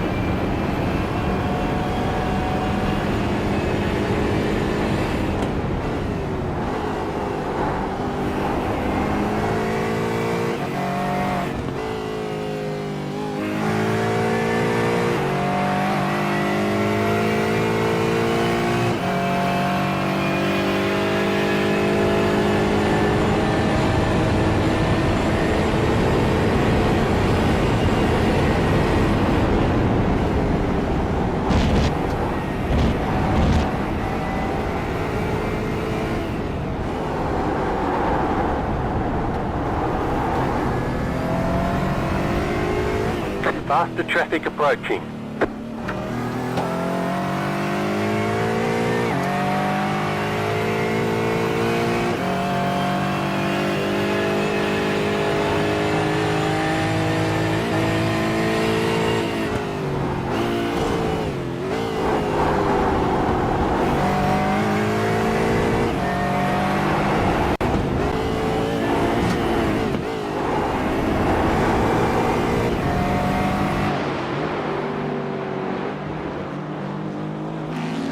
Faster car coming up quick.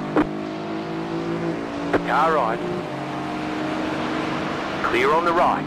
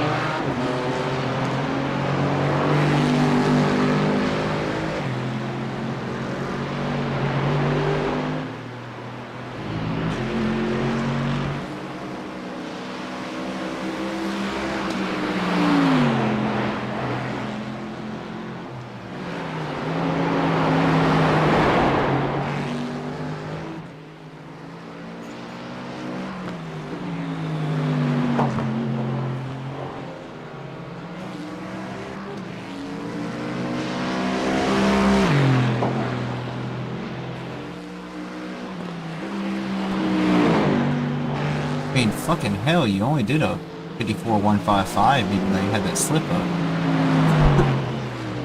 You were going fast. I was pushing too hard, to be fair, but yeah.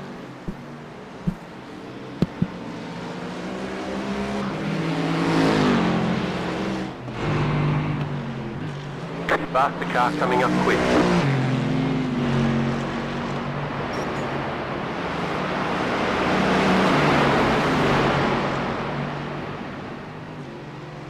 Car ride. Clear.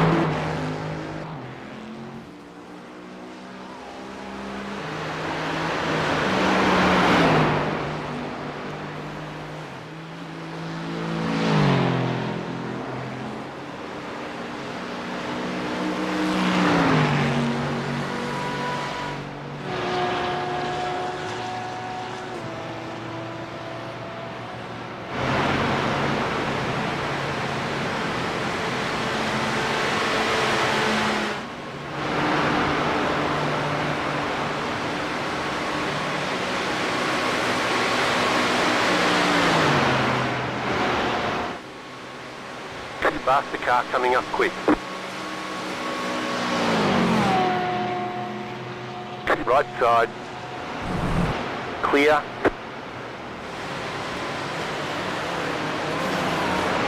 You look nervous.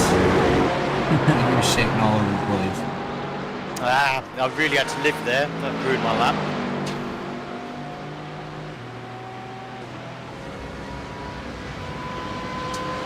Just set your fastest lap of the session. Well, a second faster than your best.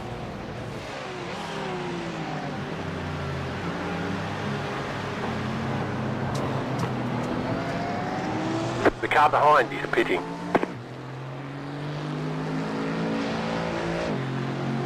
Did you do full repairs? Yeah. Oh, okay.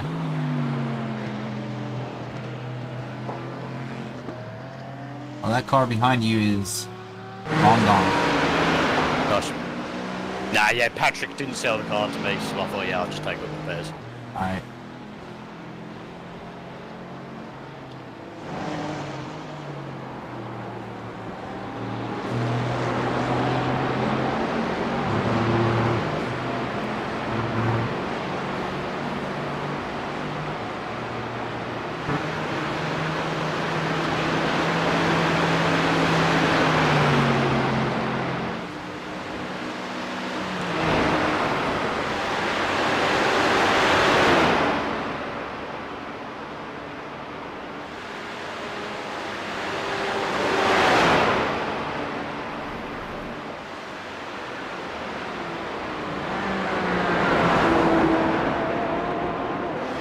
Alright, so P12 is 4 minutes ahead of us.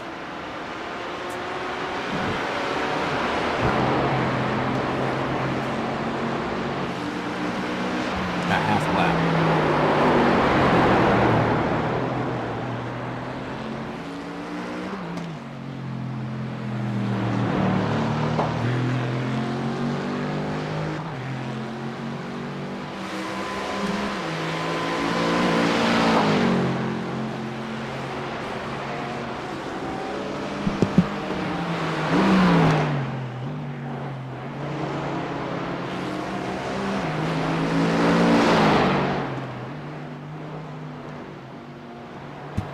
The good thing is they're gonna have to pit earlier than us because we stayed in longer.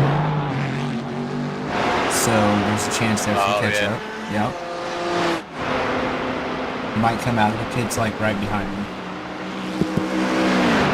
And not just that, that might push us close towards not needing that splash and dab at the end. Because we've got a short stint right at the end, haven't we? There's about 20 minutes. Okay. So there's a chance that's pushed us into that window of not needing that last short pit stop. That might be perfect.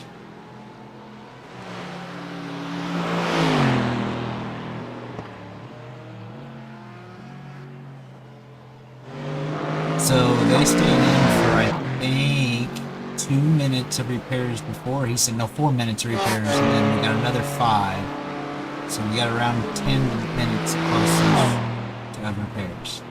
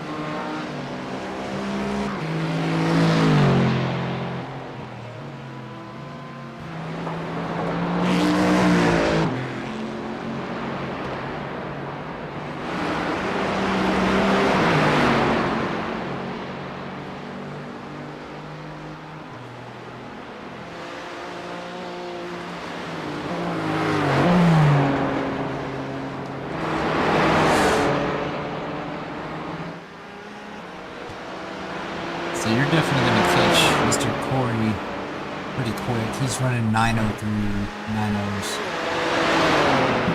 Okay.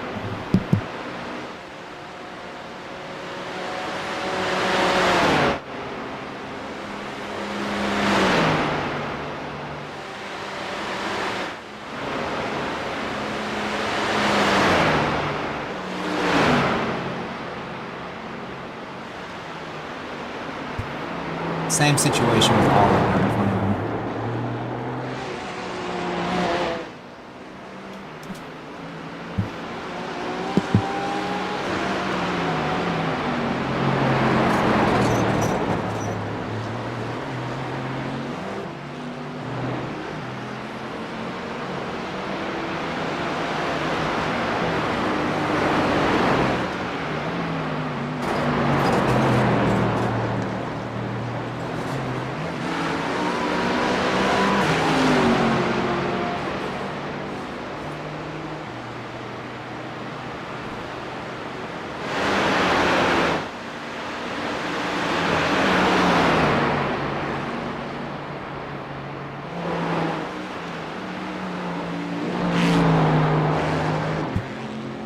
My data is showing right. We're only 8 minutes behind the leader.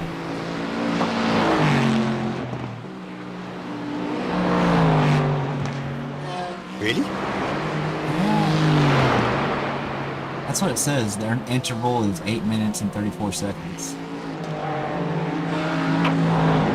That doesn't feel right. No, it doesn't, because it says the 12th place is 8 minutes and 14 seconds. And he's 4 minutes ahead of us. So that's weird.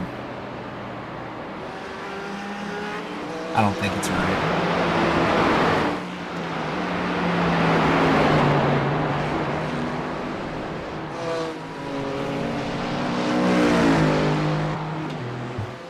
Nah, because when I last checked, we were 2 laps down on the leader in our class. Yeah, we are currently still 2 laps down. Oh, no, we're 2 laps down. We just became 2 laps down. On the first car, 2 laps. But there's only 4 cars in front of us that are 1 lap down.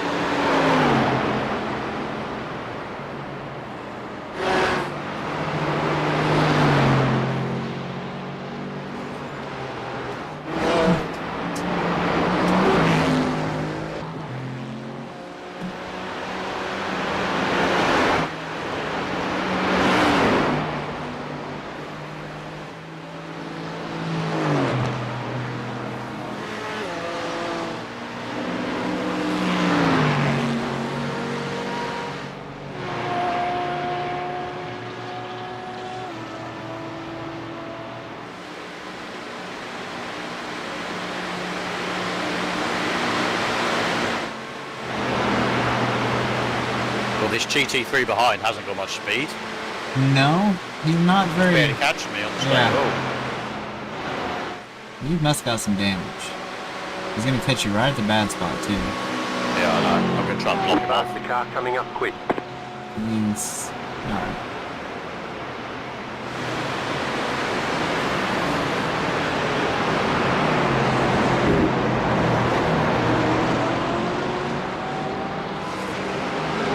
That's why I didn't try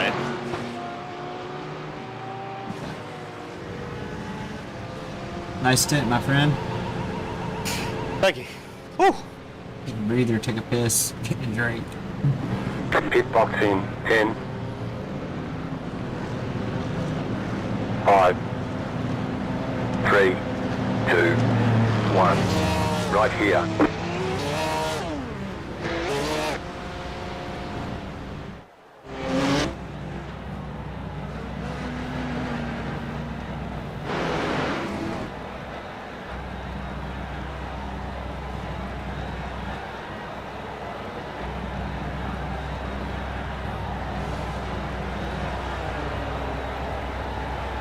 That little donk has given me 0.4 seconds of optional repairs. Well, ain't no reason not to take that.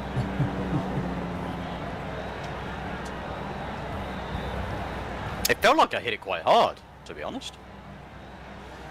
It felt similar to the one you did at the start of your first stint. Oh, really? I didn't see it. Maybe it looks different when you're in the car to when you're watching it from outside.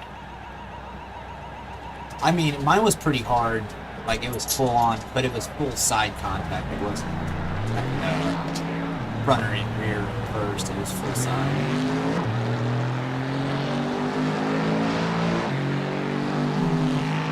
I think that guy in the pit stop that was before me, in front of me, Yeah. He's getting repairs done. Because Okay. he was parked before I pulled in. Faster traffic approaching. And he was still there when I left.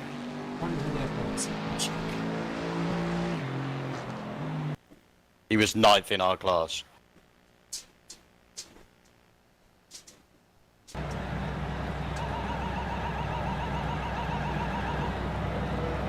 Yeah, he's been running pretty slow.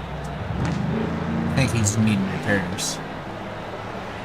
910, 906. He just took off.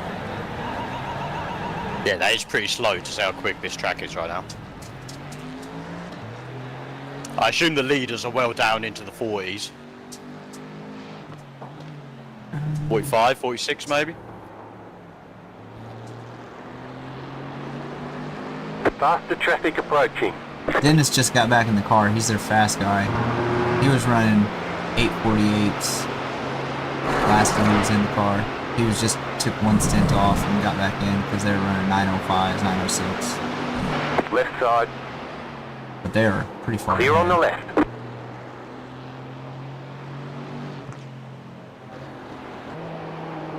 I swear the GT3s can cut that corner more without getting an X.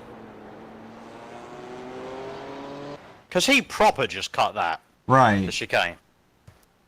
I don't think they're all equal. G3 is running 923s. They definitely have problems. They've been running 9-minute. They've been running 9-minute laps for 3 stints.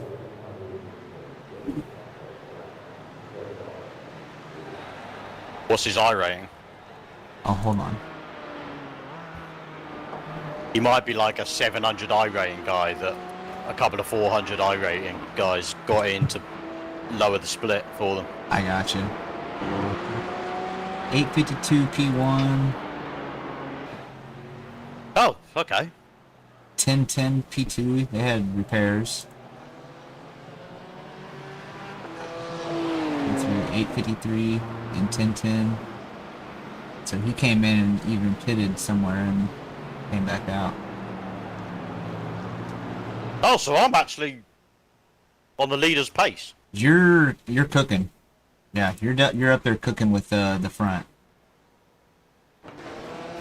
Yeah, I don't see, and everybody's running 9s and high 8s. Yeah, I see 13s here up ahead of S&P 5. 11s, 9s. Yeah, they're having rough nights. Wow. Comeback's on. P6 is ran them pretty good. They had a 10-minute, but I think that's because they had the pit stop. Yeah, pit P7. stop adds about 1 minute 10. So remember onto Chris the lap. Bell? Yep. They're running pretty damn good. They're running low 850s and 840s. Yeah, That that's te- about that what team I'm is expecting the cooking. lead pace.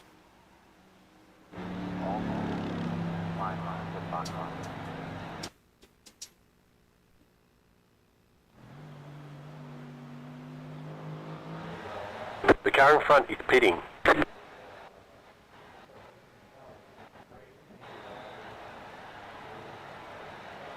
Yeah, the guys in front of you are running 9-minute laps. Yeah, the 3 teams in front of you are running 9-minute laps. Cool. So we are doing good.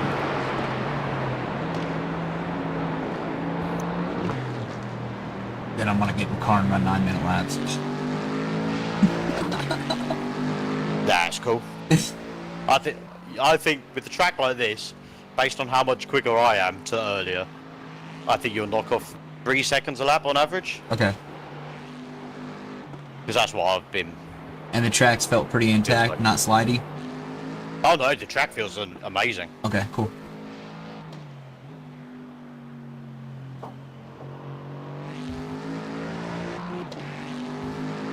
Yeah, weather's the same.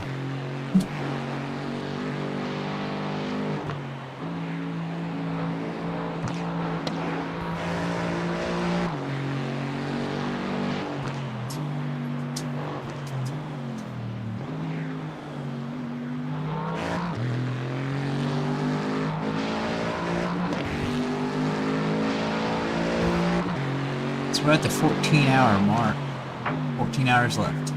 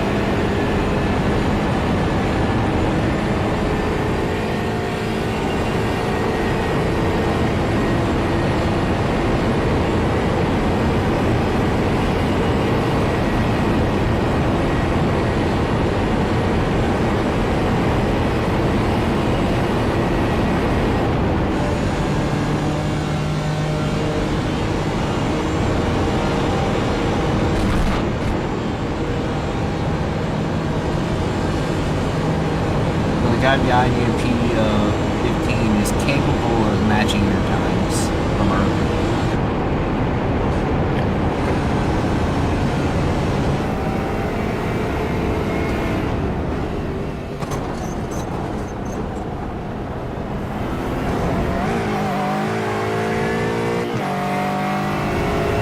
He just got it.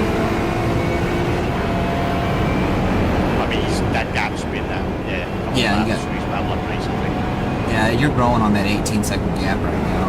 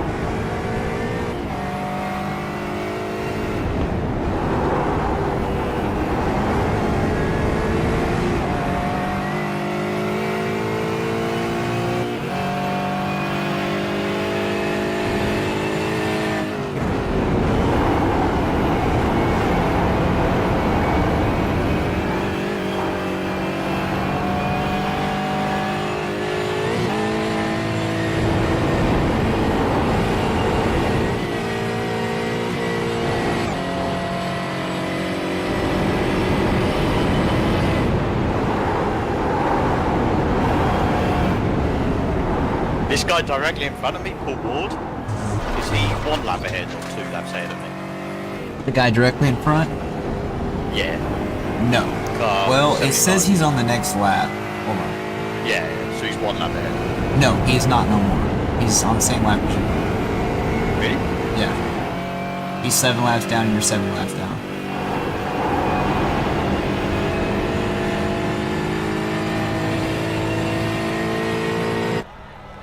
He's in the pits right now. No, he's not. He's on track in front of me. Oh. Car number 75, yeah? Car number 75.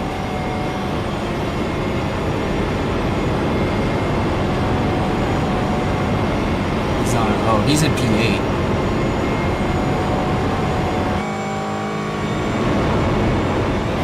So he is on the 1 lap down from the leader. I'd lap myself from him. I'd I be say dead on the same you lap. might get a spot right here because that guy is still sitting in the pits. Oh, I have. I've got up to 12. Yeah, they actually left. There's nobody there. Yeah. So that's a perma position.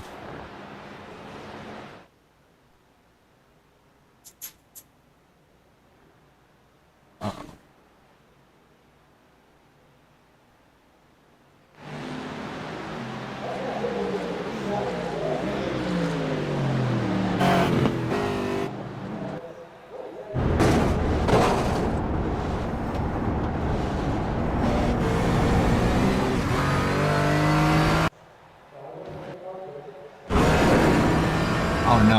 They didn't DC. They didn't DC. They're having connection issues. They're blinking really bad.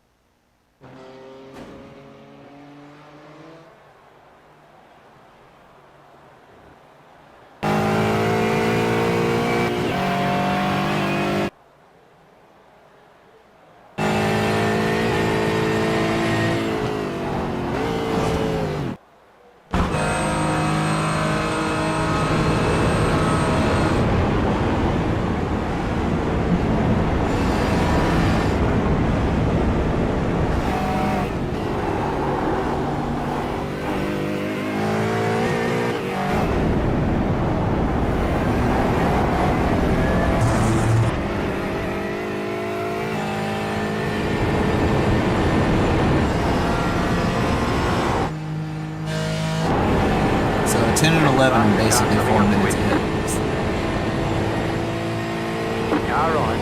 Clear on the They're right. right on each other's tail and they're getting very greasy. Car right. Clear on the right. Oh, almost wrecked me. They're on the straight one in the front now.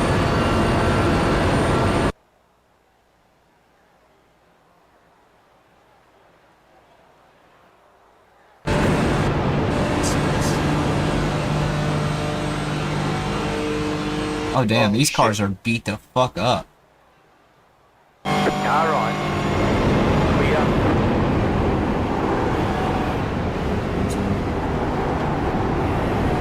Which cars? The two, 10 and 11, both those cars are fucking tore up. And they're battling it out hard.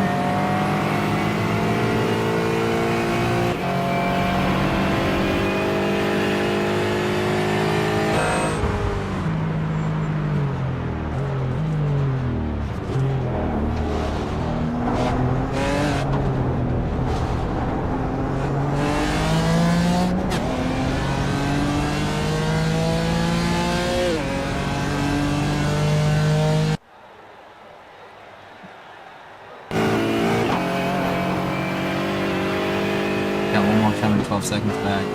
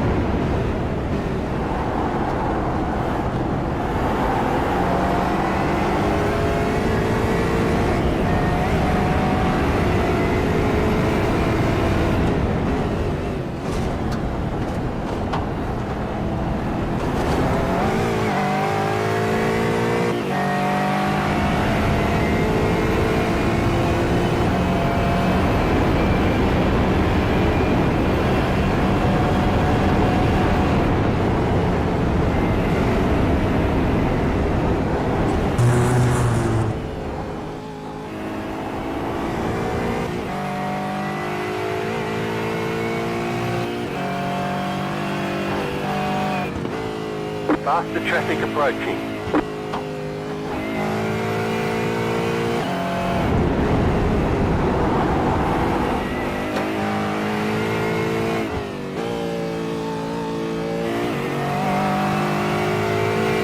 Car right.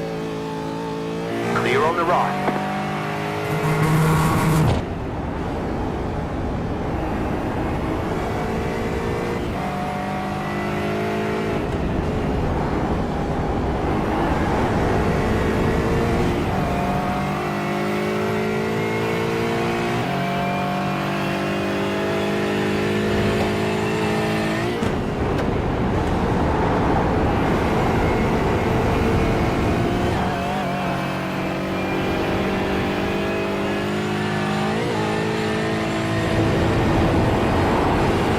The guy behind is catching me.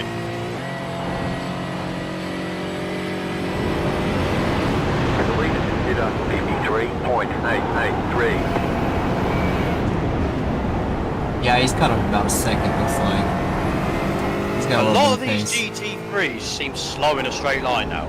Those gaps aren't changing like they were at the start of the race. Yes, they are. They are definitely slower gapping up to him, it seems like. But they're also not in packs. Earlier you had to deal with them in packs.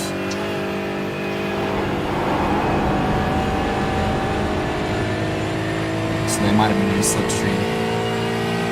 Maybe, yeah. But it feels like at the start of the race, they're catching like 5-6 seconds down that straight.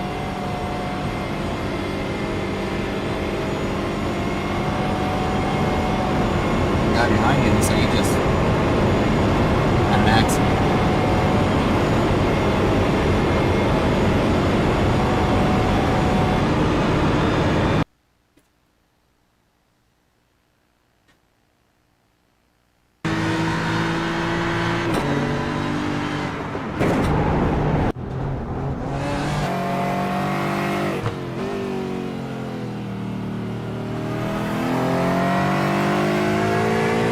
Knocker's got another second. It's quick.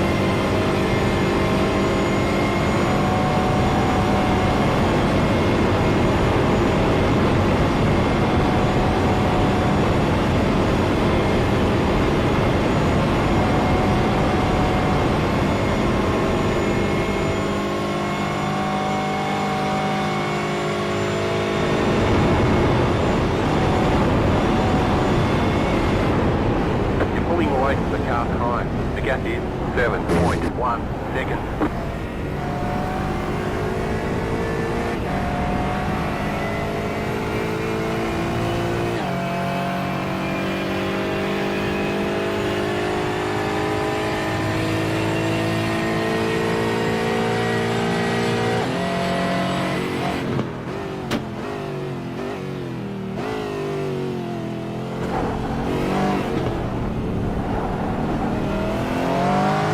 Faster car coming up quick.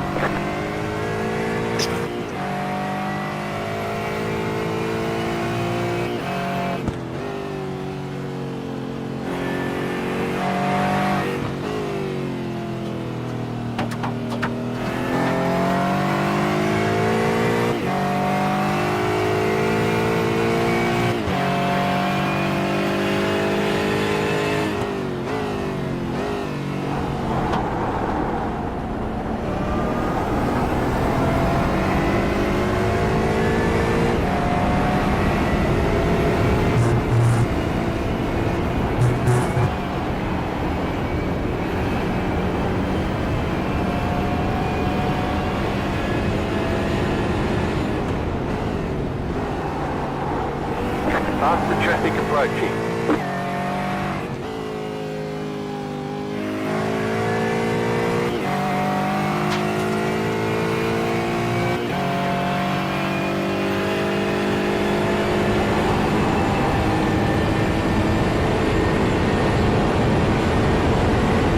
Left side clear.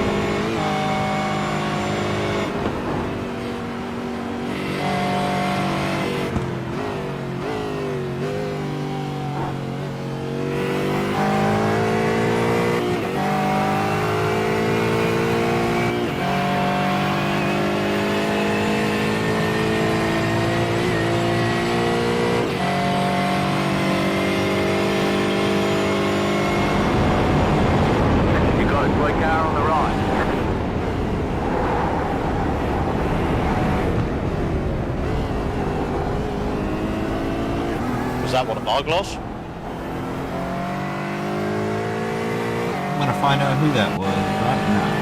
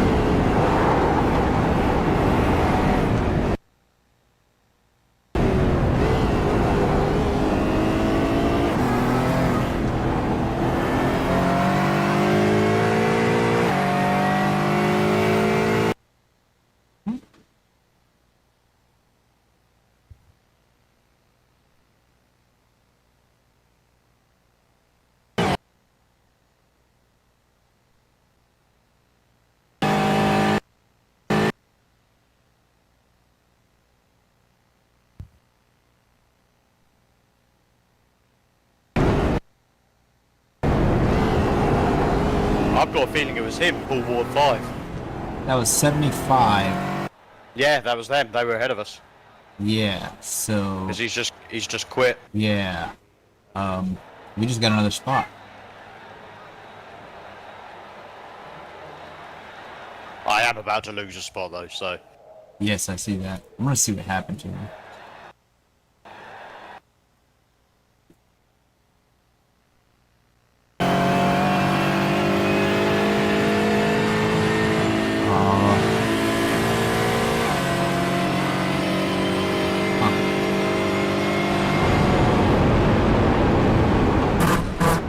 Oh, they hit too much of the curb. Yep, that happens. Did they proper thud the wall then? Oh yeah, both of them. They couldn't even drive the car. It was not steerable. Both of them? Was the two of them involved? No, it was just the one. The GT3 passed him, and then he lost it on his own. Yeah.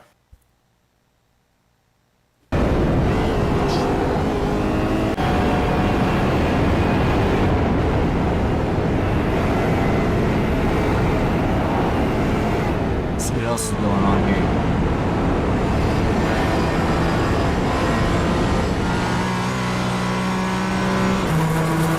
P1's back to within laps. Jesus. Same with P2. Got the drivers in there. P3 same.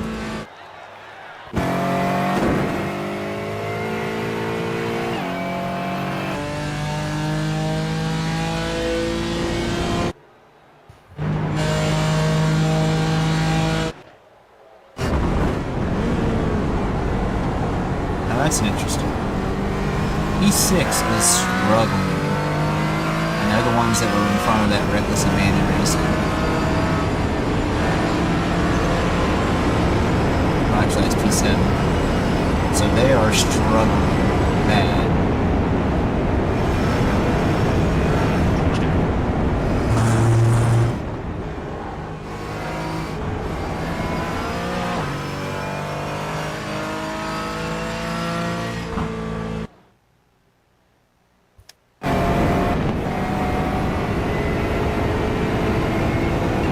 Faster car coming up quick.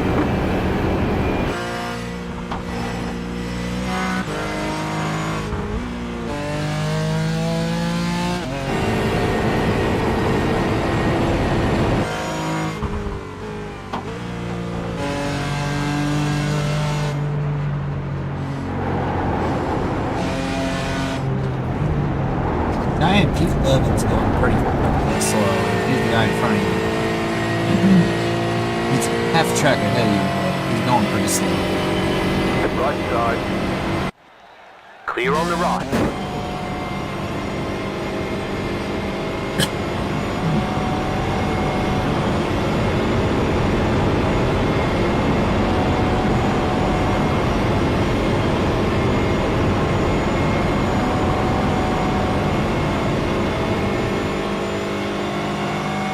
Right side. Stay on the left. Clear.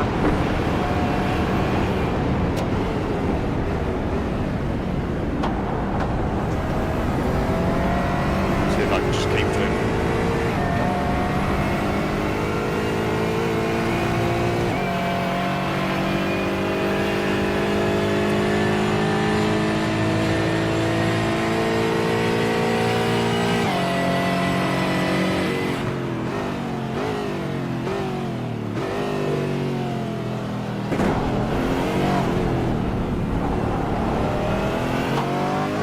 Apparently I can't.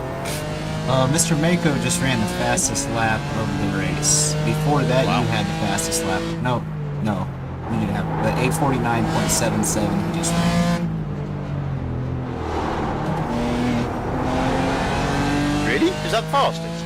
No, I thought I saw 8:47. someone do a 46. 8:47. I see. It's one of the fastest. Maybe there was an 8:46. Does that thing only show the current driver in cars fastest, or is that the whole race? That's what I'm starting to wonder, if it's showing the current driver's fastest.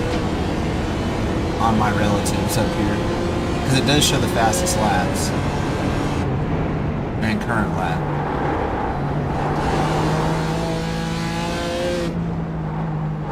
See, it has the names changed on the scoreboard. I bet it changes with the name.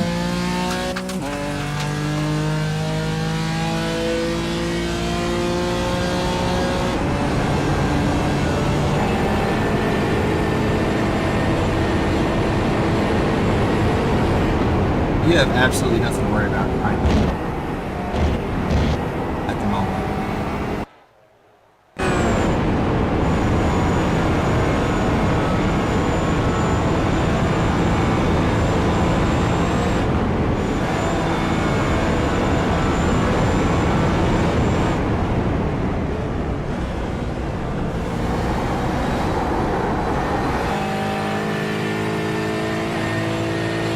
Yeah, the guy behind you is all the way over by P11, 10.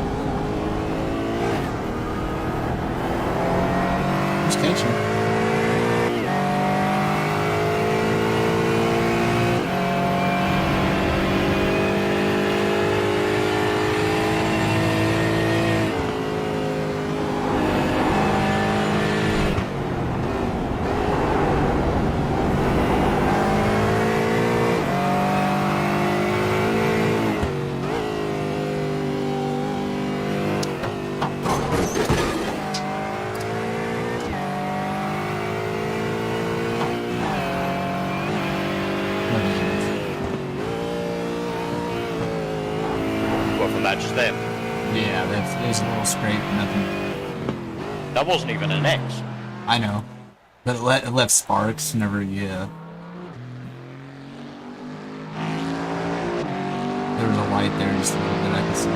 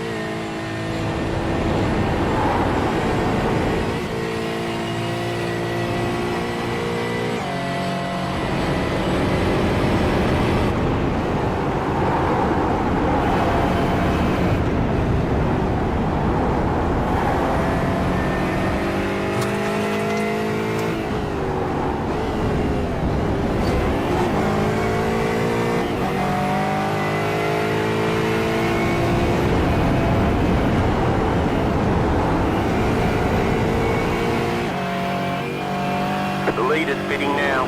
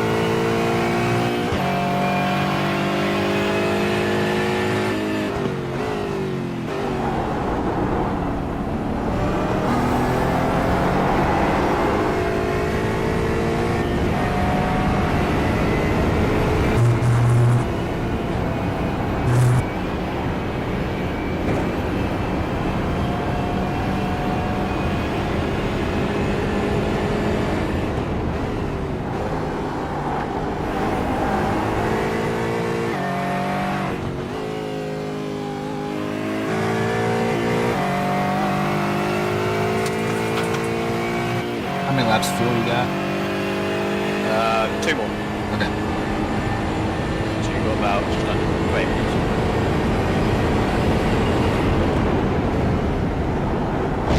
I'm pissed off.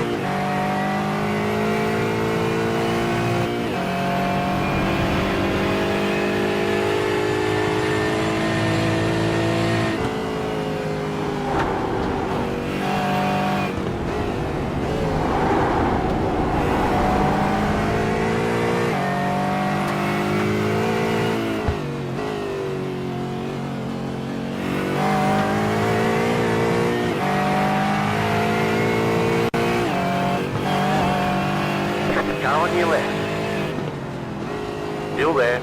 Clear.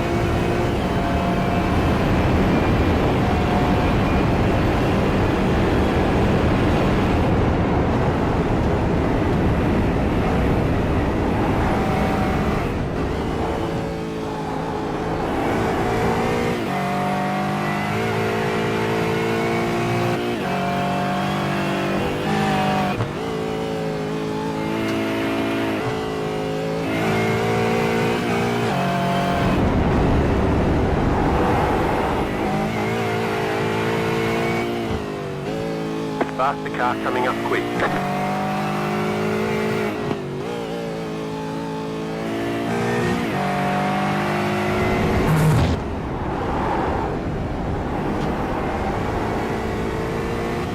Left side. Clear on the left.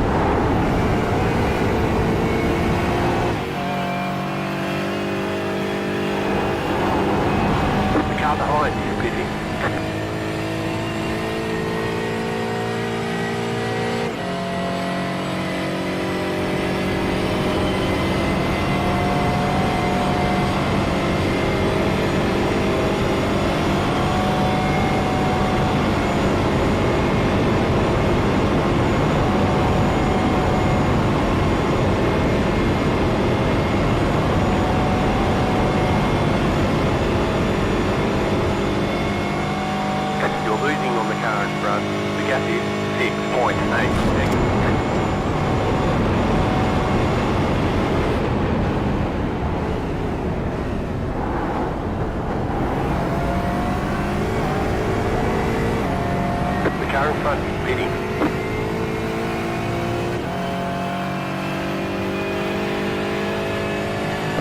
Just check your fastest lap of the session. The car behind is pitting.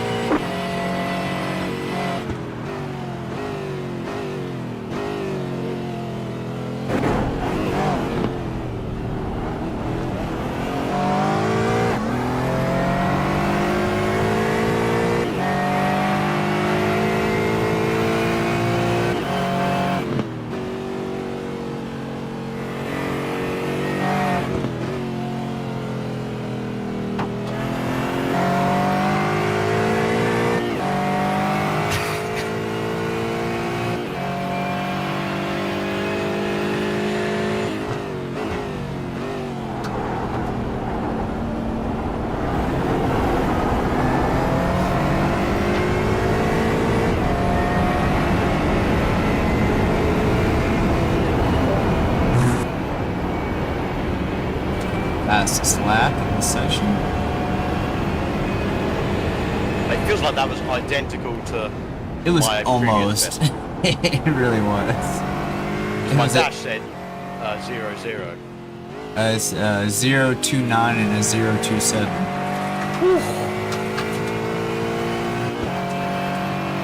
And almost identical. Over a nearly 9-minute lap.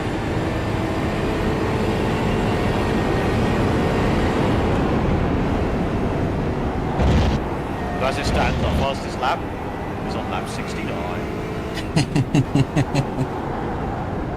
Perfect.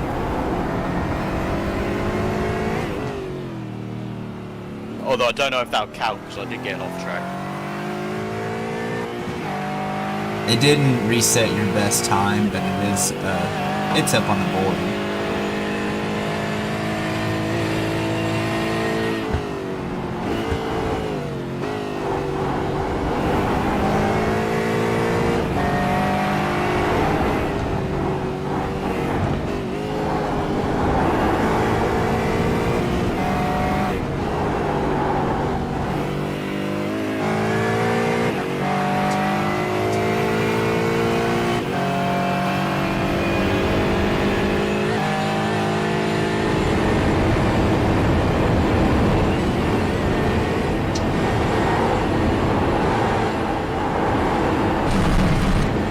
Tried it flat. It isn't. It's difficult. That's not usually where I have a problem. You made it a lot farther than I would have.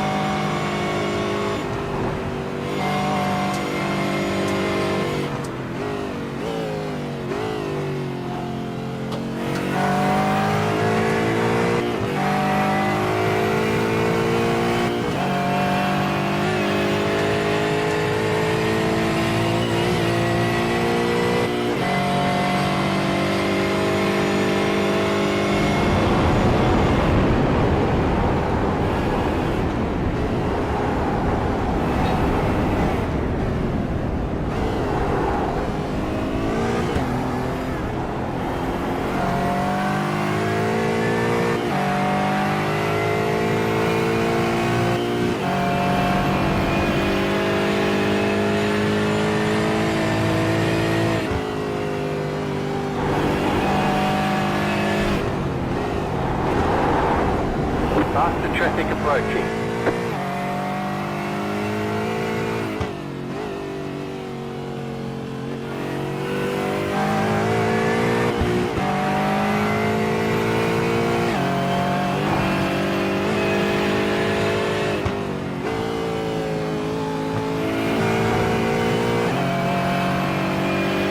Right side.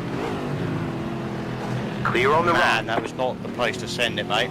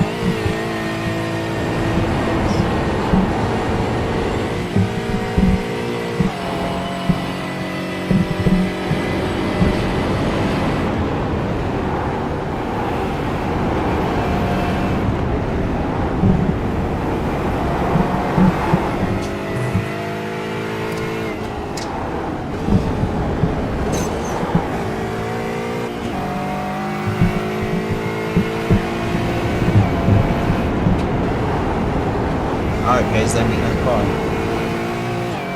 Hey.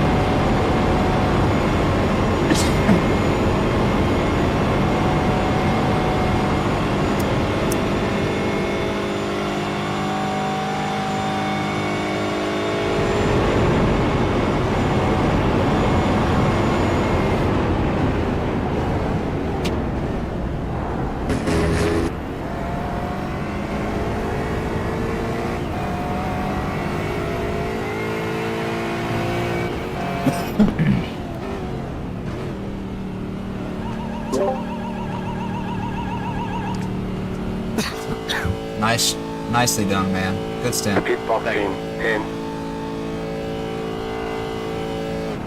5, 3, 2, 1. Right here.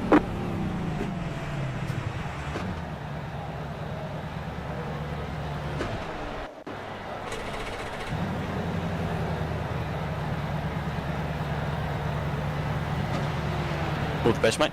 Yeah, thank you.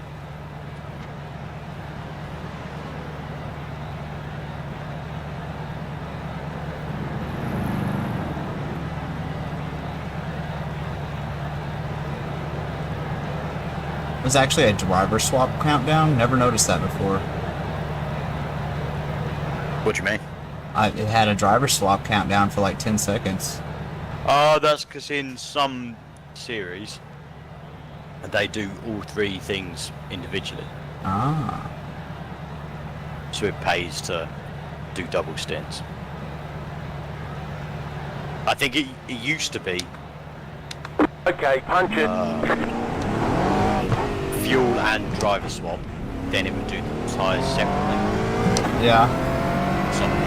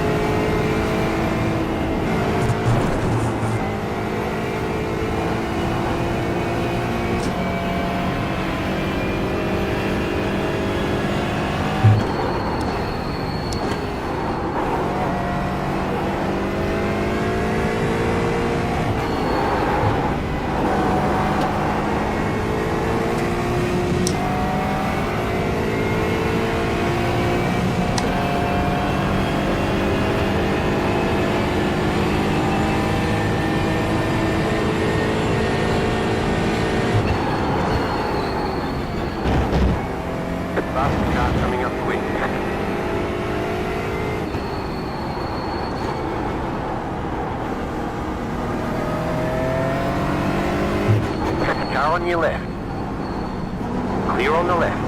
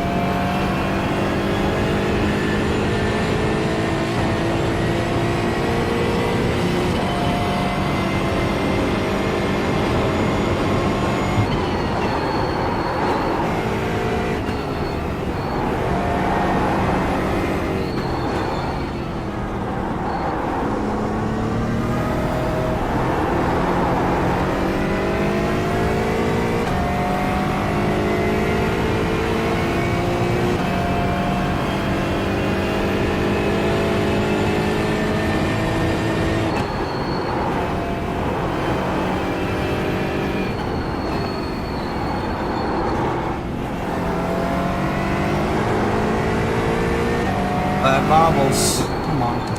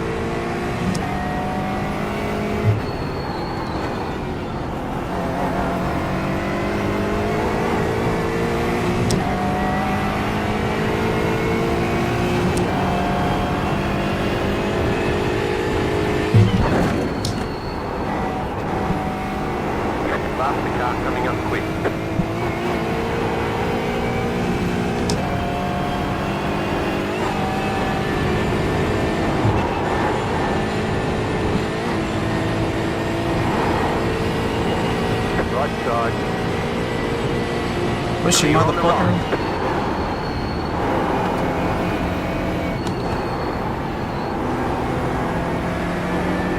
The leader is running 51.906.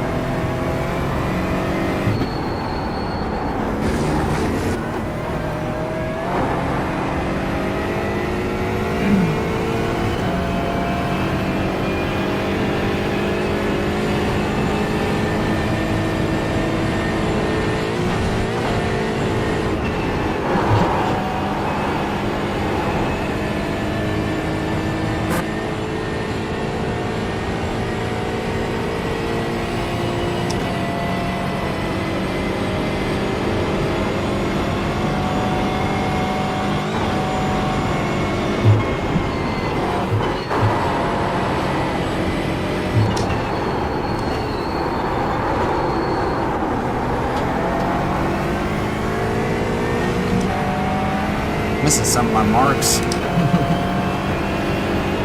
it's a bit hard to go. And that hairpin goes much bigger than the camera. Yeah.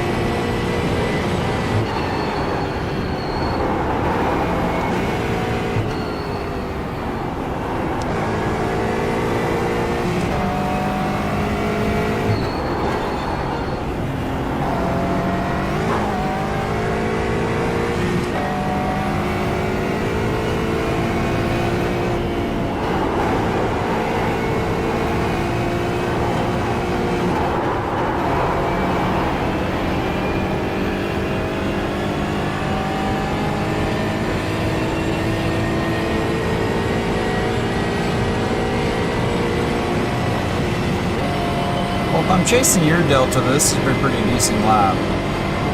I hope I am. Have you been in the lobby the whole time? Yeah.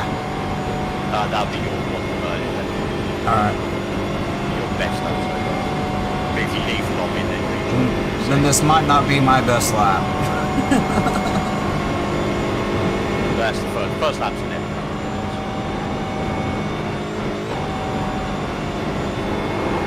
Nice and clean. Yeah.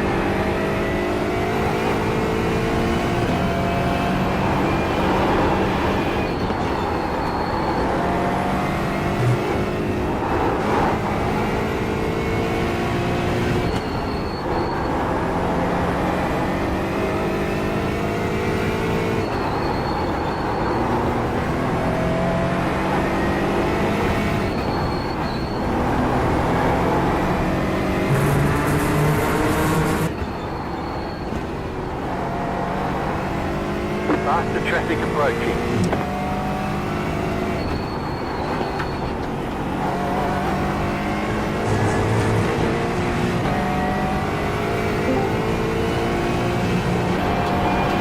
Hey, what's up? Wait till after the jump, dude. What's up? Take it, motherfucker. Right side. It's doing the honeydew list. Hell yeah. Getting it done, make sure she's happy? Yep. There you go. Happy wife, happy life, brother. Yep. How's it going? I got packet loss, so I had to disconnect it. Fairly decent. Not doing anything I would do? No, nothing too crazy yet. Okay, good. I got a lot of traffic coming though, it looks Faster like. traffic approaching. Alright guys. They're gonna send it. Car right. Stay on the left. Clear on the right. Brown stain moment there, buddy.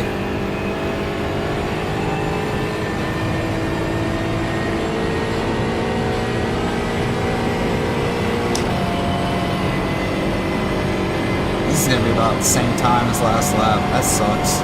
I was doing so much better earlier in the lap.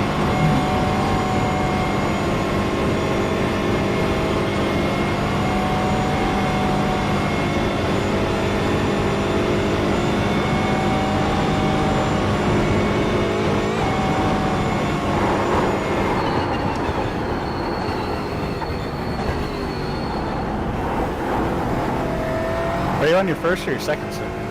It's my first stint. Got 4 more laps.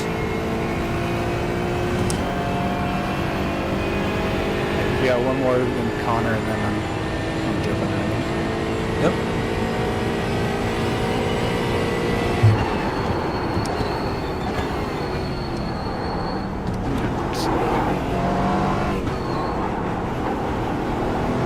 Faster traffic approaching.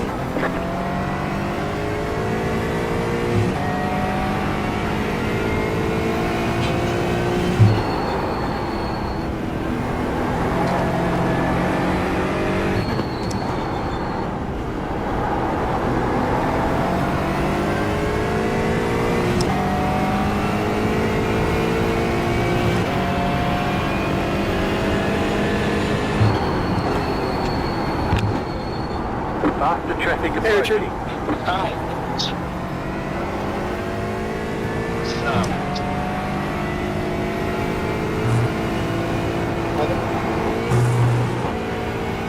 Come on, be patient, brother. Right side. Clear on the right.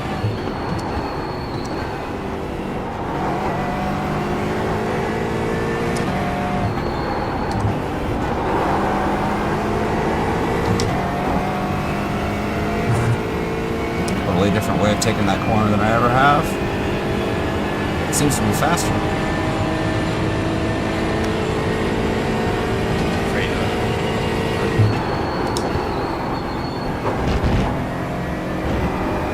Off track, fuck you. Yeah, that corner's inconsistent as well.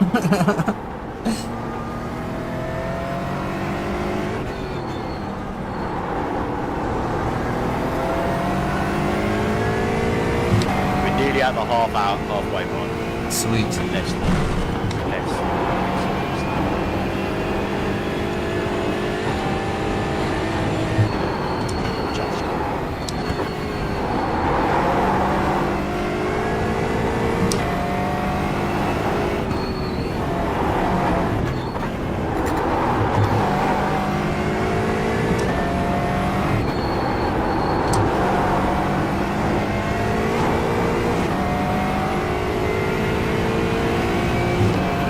Sorry, my client just gave me a call.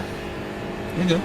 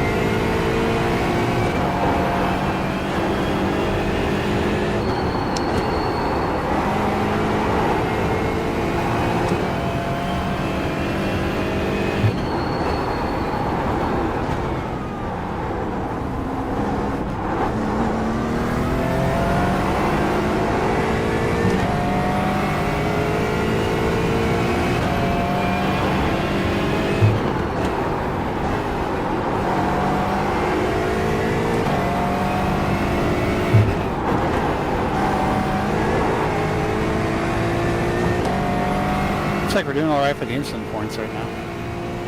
Yeah. What we got, Yeah, 50? We got 44 and are halfway through, so Not bad. I don't think I'm going to be there's no way I can be as last stint was, so I shouldn't keep that pace.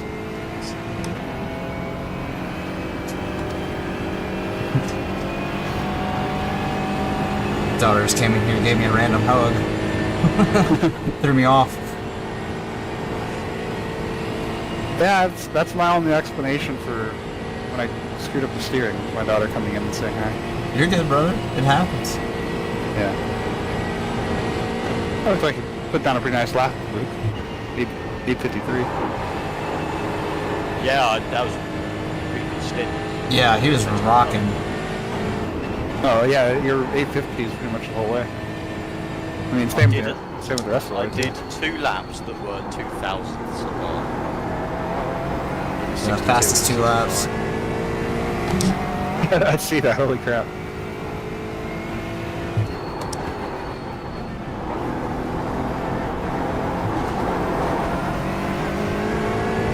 Finally drove out of the fucking carousel ride.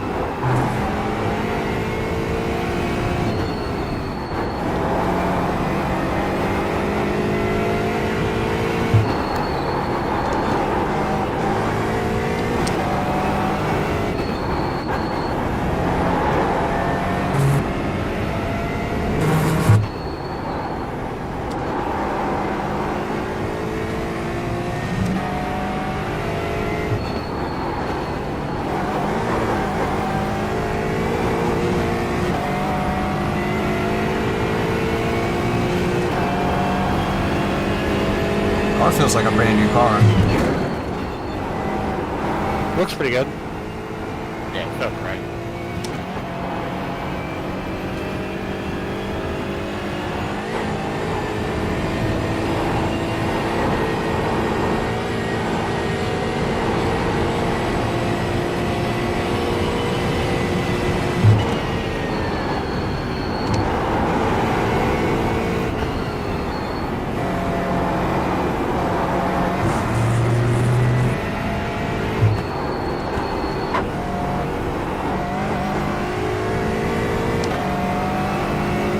This will be a better lap.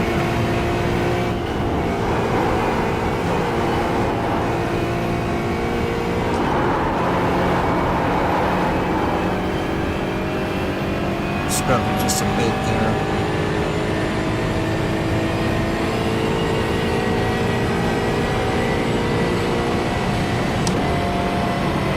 Now it's going down.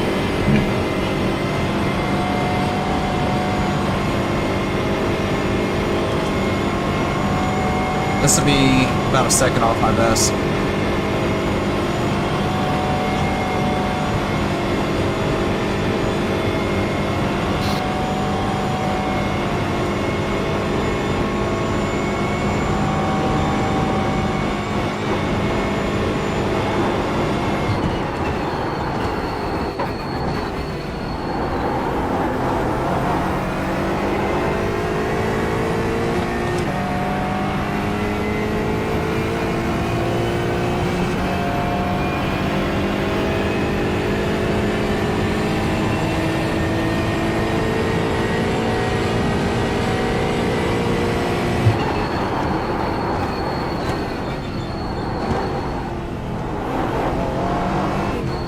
I'm gonna jump off for another minute. I gotta discuss dinner with my wife.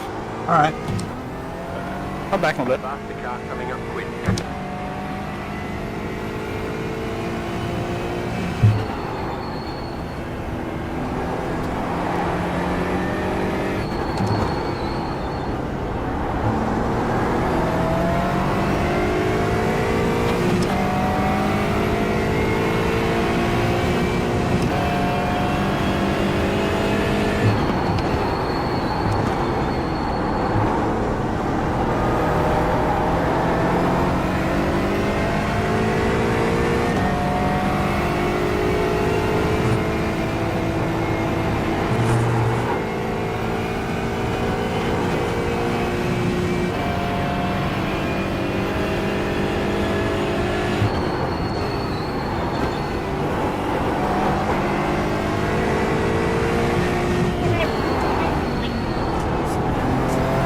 walk on the sidewalk? Like where at? Right beside the house? Faster car Don't coming be on up property quick. of our property line. Love you too. Right side. Clear on the right.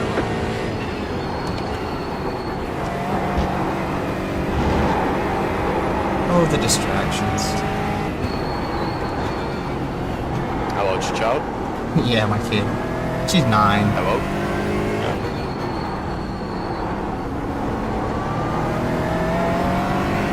How old are you? I'm 36. Car right. I'm just gonna do that. Clear. Oh shit! Faster traffic approaching. I just said I. Come on, don't kill me, bro.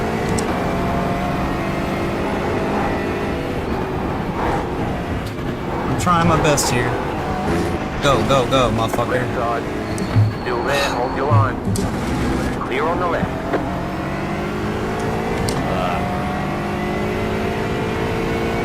He could have been just a little more patient, really saved us both some time.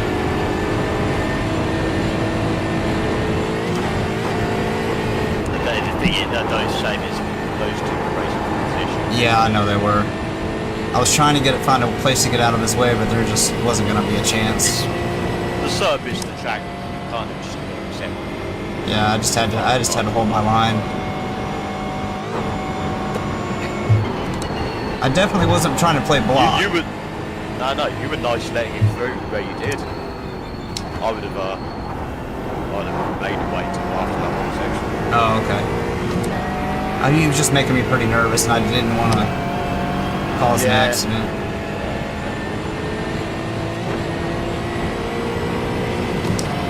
I'm actually having a pretty good stint here, so I'd keep it that way. Clean stint, I'll say.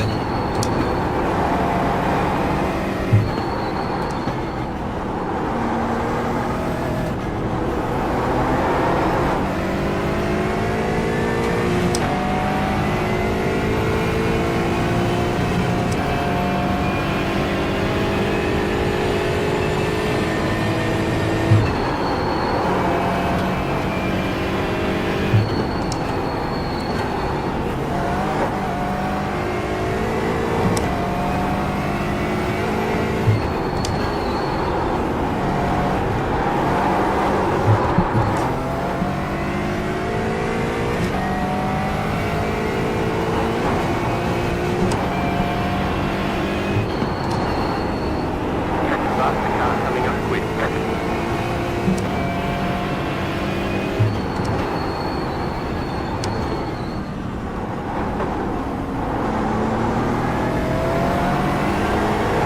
Got the inside, bud. Come on. Right side. Clear on the right.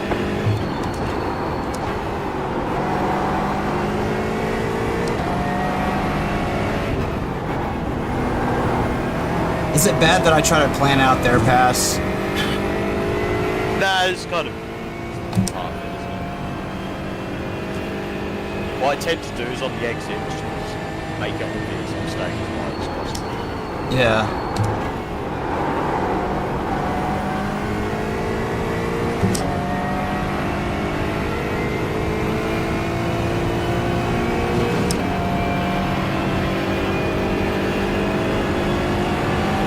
Killing my time this lap though.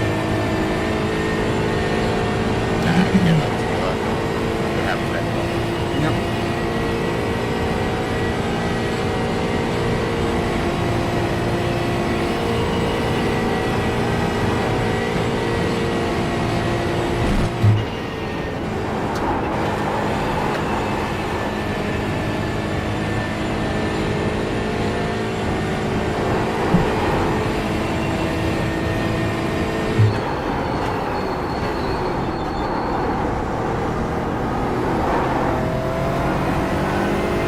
Was that a 4-timer that guy ran into me?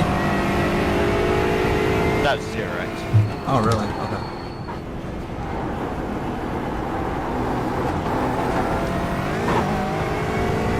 Yeah, the car's fine. I don't know that he actually hit you. Yeah, I felt it. Oh.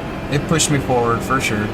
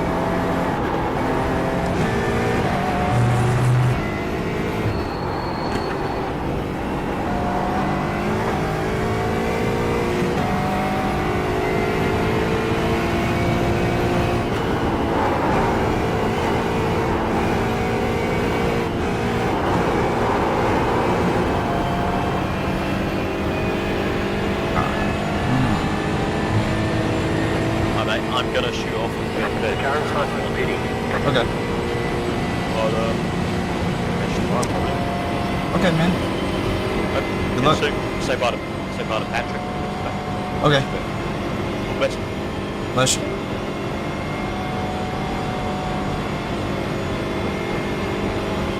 Alright.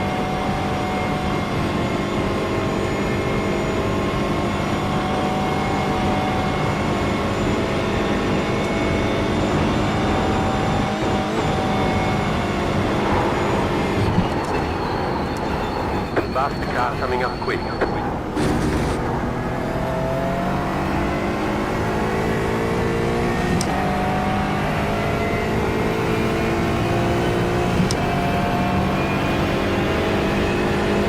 Right side. Clear on the right.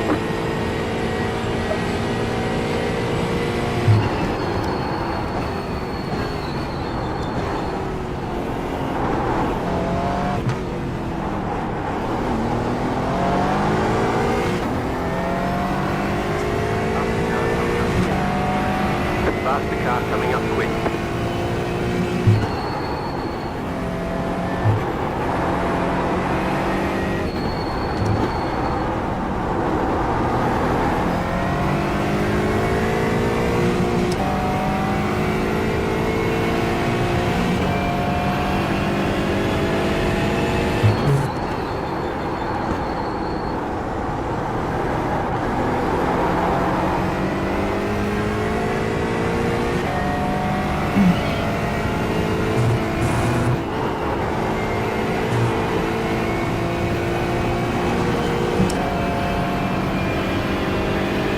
You have about 2 laps of fuel left.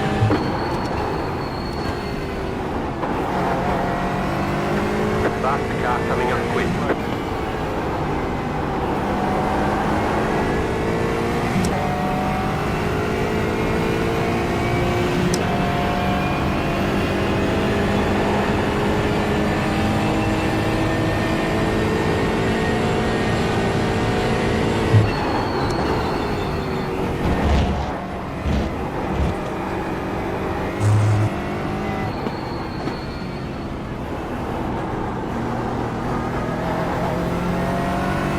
Faster car coming up quick. There's an incident behind you. Car on your left. Clear. You're on the left.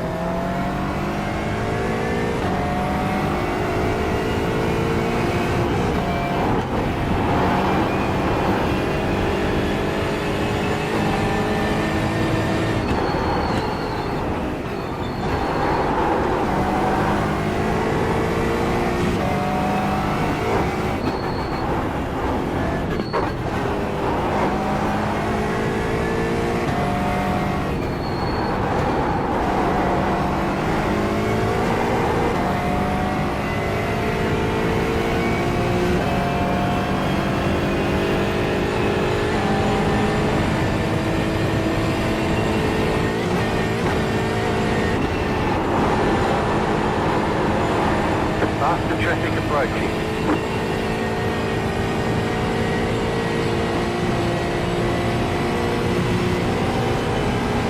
Car right, clear on the right.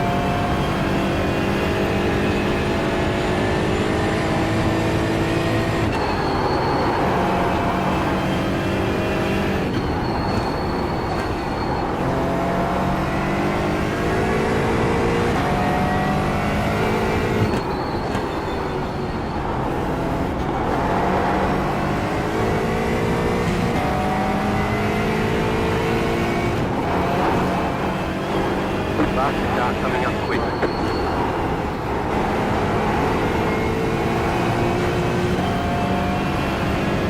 Right side, stay on the left, clear.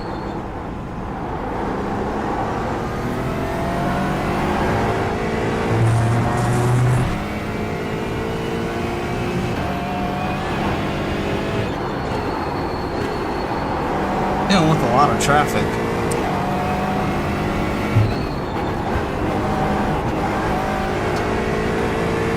That's first, second, and third coming up past me here on GT3s.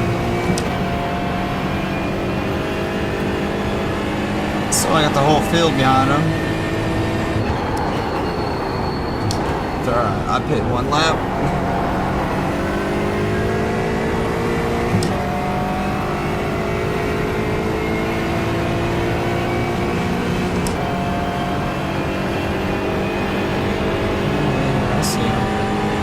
Faster traffic approaching.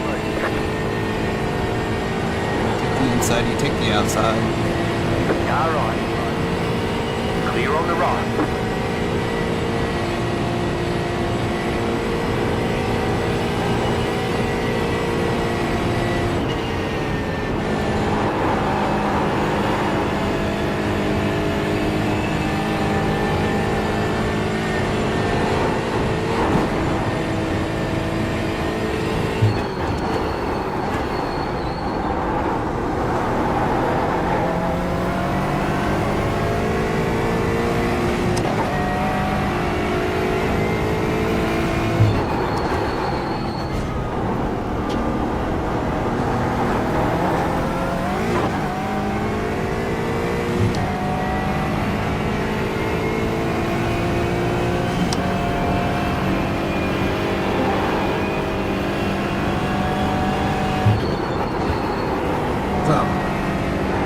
How's it going? Oh, not bad. How's the car feeling? Oh, it feels great. It's dealing with a lot of Nice. GT3 traffic. Yeah, Yeah, lap but- times look good. Yeah, them. Luke was on some flyers. Yeah, he was. Faster traffic approaching. Luke said have a good one. He'll talk to you in the morning if you're there. Yeah, I guess I will be. I've got that morning stint. But yeah, I guess it is like 1 a.m. for Luke right now. Yeah. Stay on the left. Clear. Anyone around us right now? None in our class that I can see. Nobody that I have to worry about. There. You know, P16 somewhere behind me and a bunch of GT3s in front of me. Yeah, it looks like there's car ahead is 47 seconds, and then car behind is 44. Okay. Decent little gap. I think I've been holding that 44 pretty much. Nice. Yeah, it looks like they're running similar lap times. Fish. I can be faster, I just... For some reason I can't see my marks the same, but the sun's coming up. I see a little bit of light in the horizon. I don't know, it's only like 4, isn't it? Yeah, it's about 4 a.m. And maybe. I don't know what the sunrise time is here. The car in front is pitting. Car in front of me is pitting. I am staying out one more lap. So that's good news. Should get there before he gets out.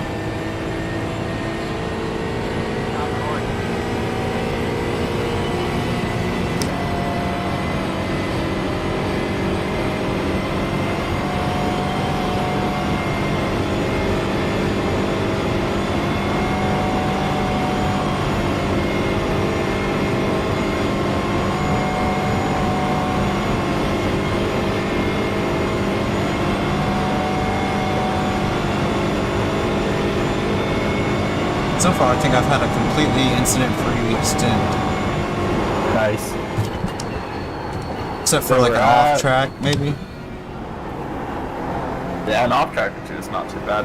Like we're at 45 out of 100. Yeah, I And think we've I got had 12 an hours off-track. left. So, Oh, yeah.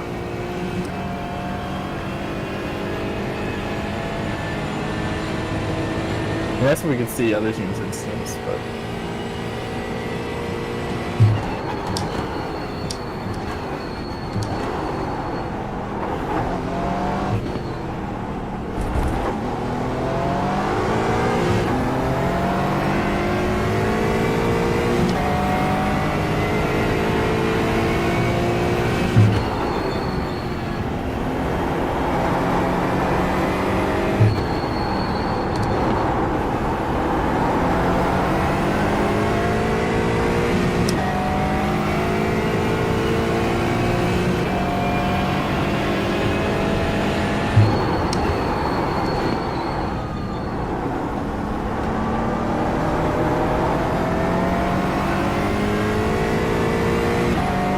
Yeah, we're getting a spot. Nice. P11. I am gonna pit next lap. I'm probably gonna lose it, but Oh, it's alright. We're hovering around these guys. It's a good Yeah. sign. Alright, your pit stop should be ready. thank you. I'm actually running a really good lap right now. Alright, let's keep it up. Get a sub 9-minute lap going. I'd like to.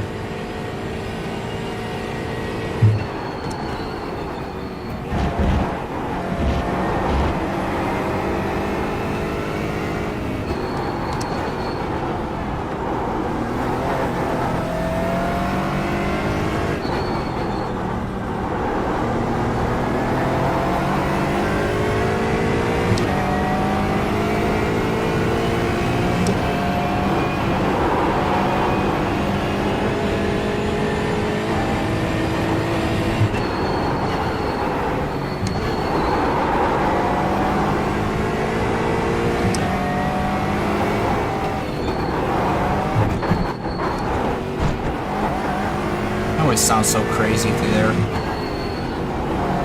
Cars bouncing around all over the fucking place. Yeah. Yeah, I'm thinking we probably could have done some stuff with the dampers and suspension, but it works, so Yeah. just a little bit bouncy.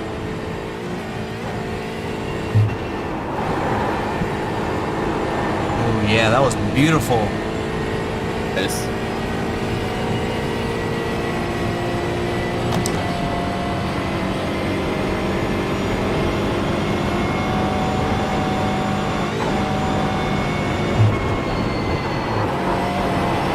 Faster traffic approaching.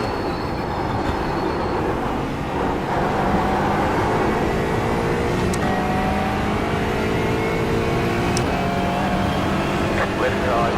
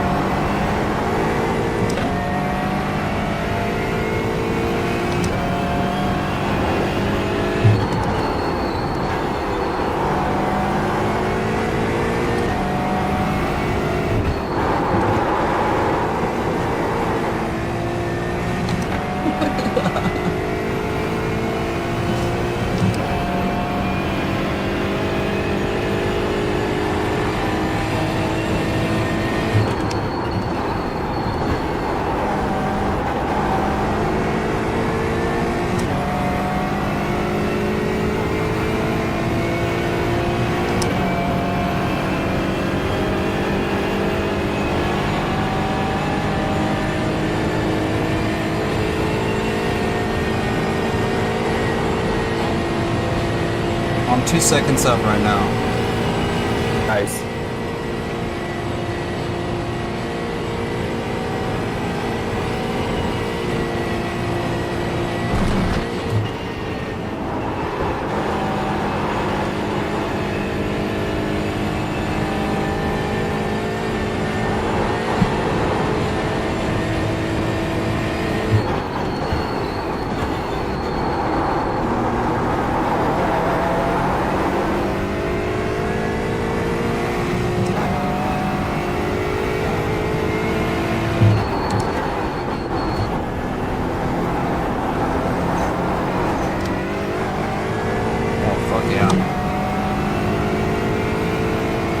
That was half a second right there.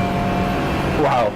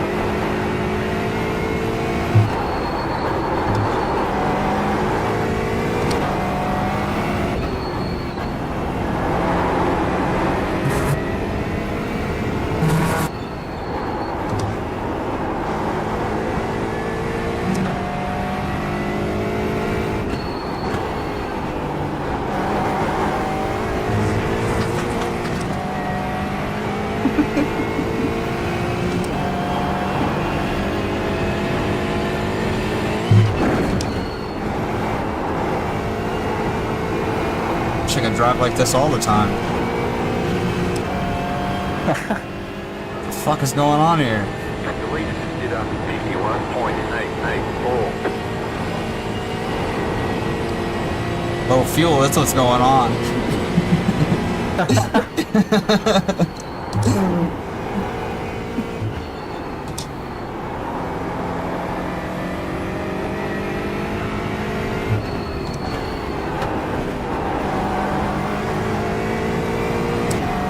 I got a chance to be 4 seconds up if I get this right. Alrighty, let's see it. Just remember to box. Or you can cross the line for the fastest lap. Up to you. No. I'm boxing. I'm just seeing if I get 4 seconds by the end of the straight. What would that put you at then? What's the reference lap? 9:02. What is it? I think my fastest is 9:02 something. So Let me take a look. right now I'm negative 380.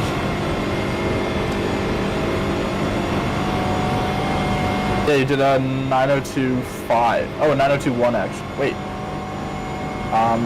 In your previous thing, you did a 9:01.2. Okay. So if comparing it to that, you'd be 8:57. I like it. Don't forget to pit for more fuel. Ready? Box, box. That's a 380 at the line here. Nice. Good lap there. Thanks.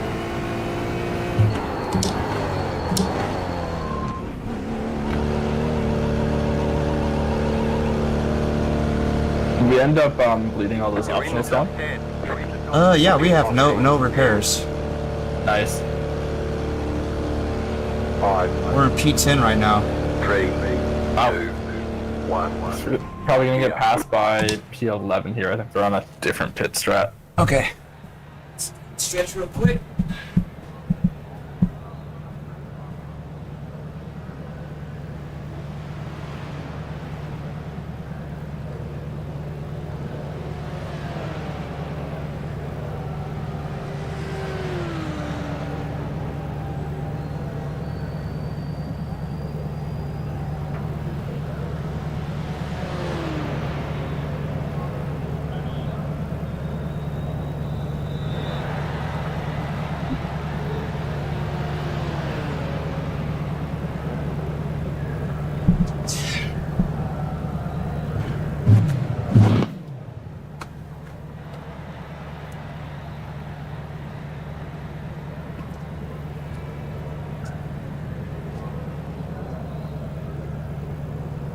clear. Punch it.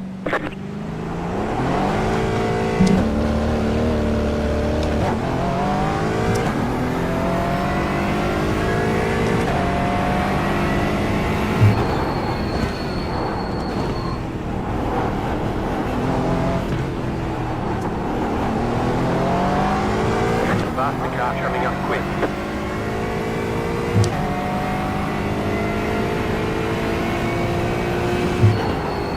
It's like P12's back there somewhere. Yeah, but 22 seconds back. Alright.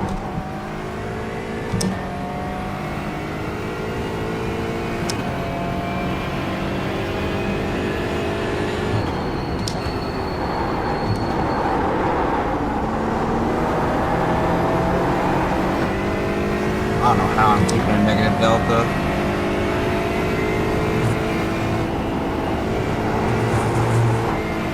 Car feels better for some reason of late. I think it's because I can see better in the track. Faster car coming up quick. Yeah, that'd definitely be helping out. Track's probably decently rubbered in now too. Come get it, big boy. Oh, you're crossing a bit. Car right. Clear here. Scrubbed a little bit there.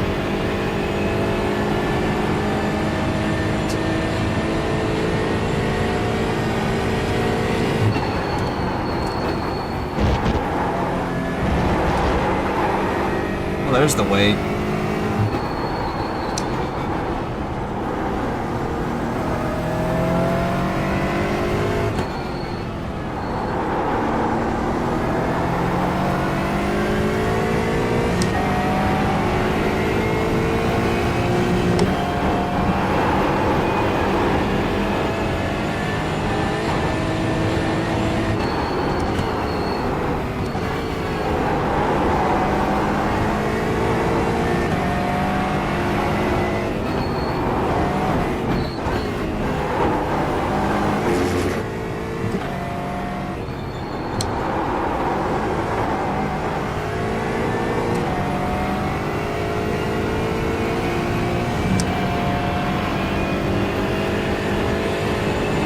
My pace. Nice. Maybe it wasn't just the fuel then. Hopefully not.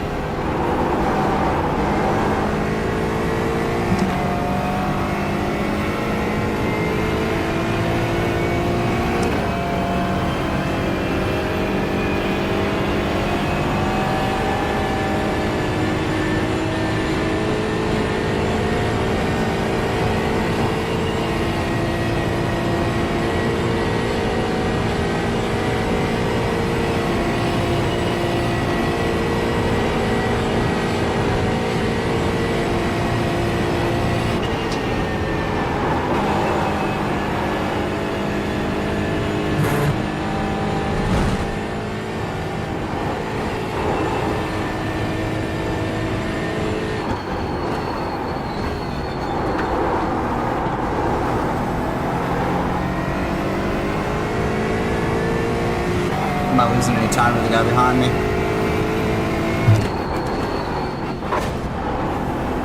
Nice.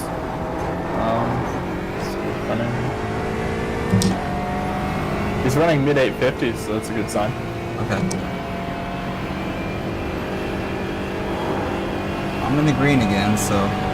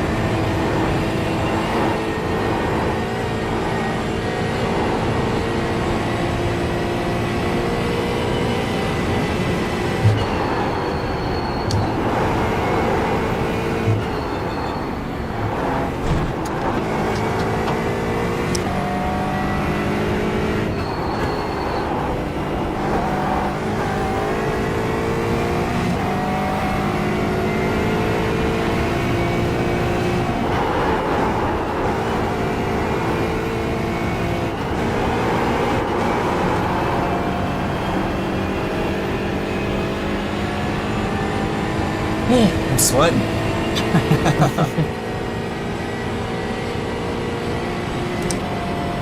He's caught me up a couple seconds. It's not doing too bad though.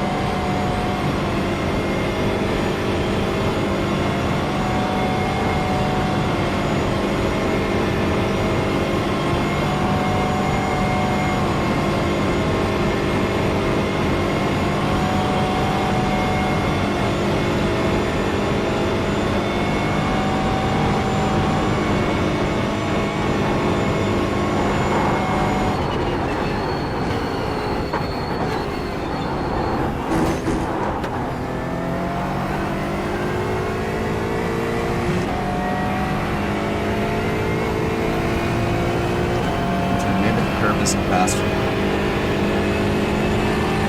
But that should be a faster time. You think sub 9 minutes? I don't know. It's still telling me 10:18. Oh, this is the outlap, right? Is it? Oh yeah, it is.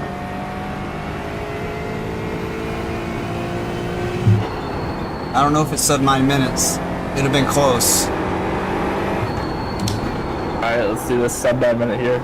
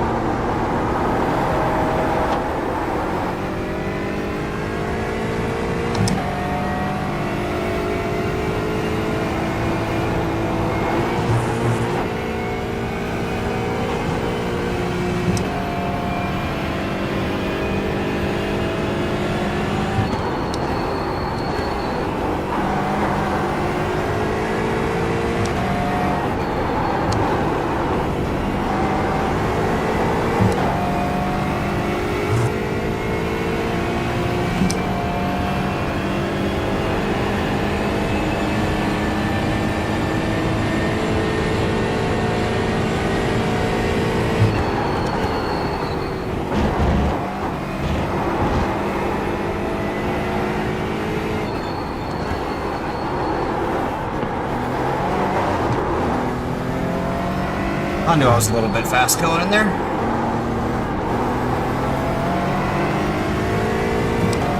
a tough one. Downhill left. Yeah, I know, right? Never really much grip there. I gained time, so it was worth it.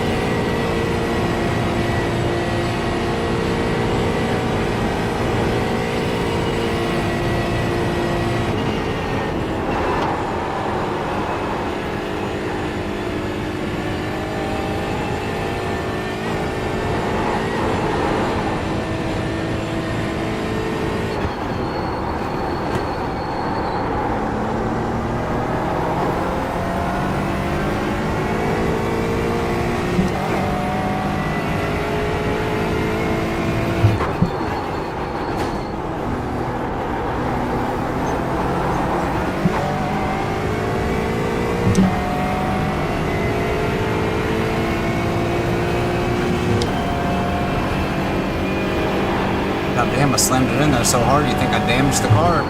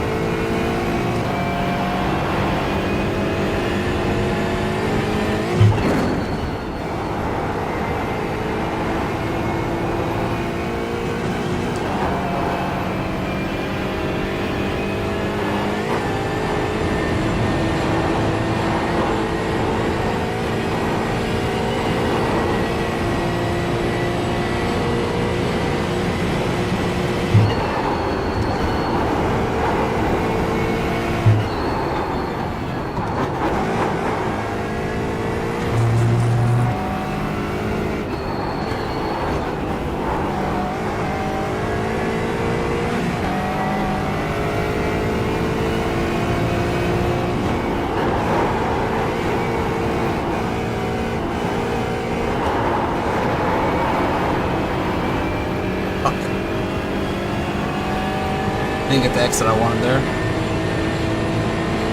How much time you lose? I'm negative 5.7 right now, so we're gonna be kind of I think close. you'll be alright then. I know. I was going for what you asked for, brother. Hey, that means when you make that corner next time, you'll get some free time out of it. Yeah.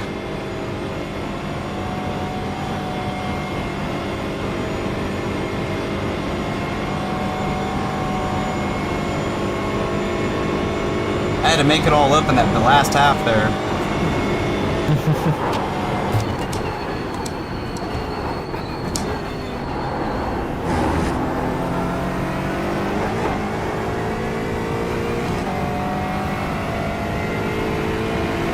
It might be close.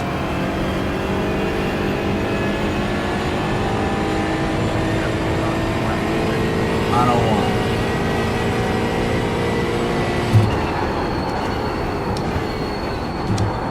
Ooh, that's close. And that might be a best lap too.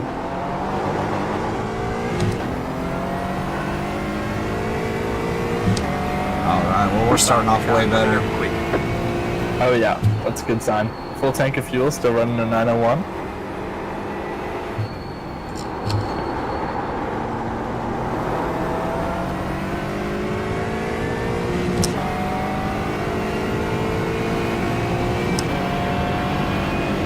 Who's up next? You've got about 5 laps of fuel left.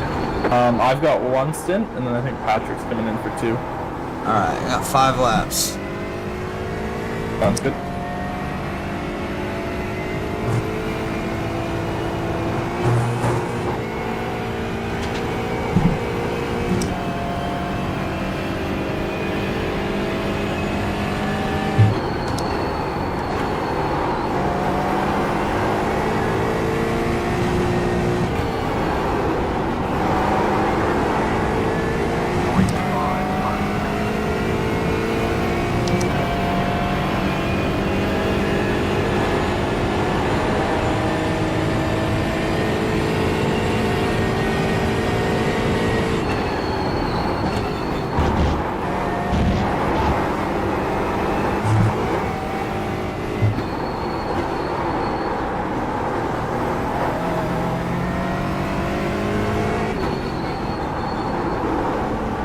Whatever happened to that car that was behind me? Oh, never mind, we pitted. Yeah, you still got someone. Oh, the Steve guy, yeah. Steve's back there. Yeah.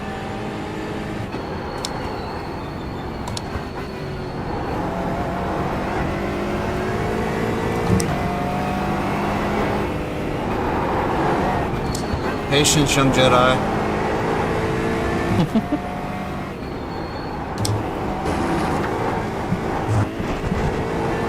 Alright, it's all yours, brother. Right side. Clear.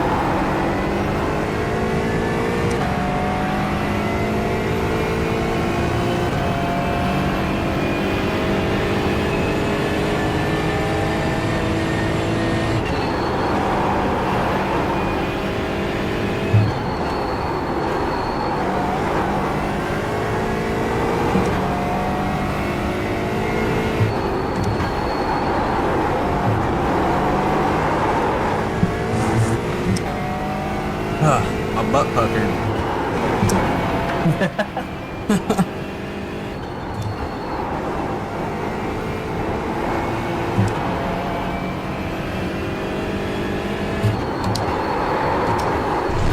Oh. Alright, that's fine. I got a little We got damage on the front end. front We got end. damage on the back end. Oh, this is a square hit. A little bit of damage. Driving straight? Yeah, that's driving fine. Alright. Let me take a look at the front end. I'm actually still green. That's funny. Yeah, no, I mean, front bumper's still on. Okay. I barely caught that fucking curve. Yeah, that's a nasty one there. My back tire came off the ground and I couldn't do shit. Yeah, like as soon as you hit that curve, you're toast. I was coming in there a little hotter than I usually do too. Yeah, that's a tough one. I try and play it safe because I don't think you get too much time by like carrying more speed through there, but My plan is to coast it as fast as I can. yeah, no, honestly, that works. It's all about the exit there, right? Because it's you have Yeah. that long straight section. Yeah, the exit's the thing. But yeah, car looks fine. Okay, it feels great. Damage. Okay, should be fine then. No wheel damage. Yeah, that's the most important part. Looks like I just did another cosmetic blemish. I've been tearing up your paint job, brother. Faster traffic approaching.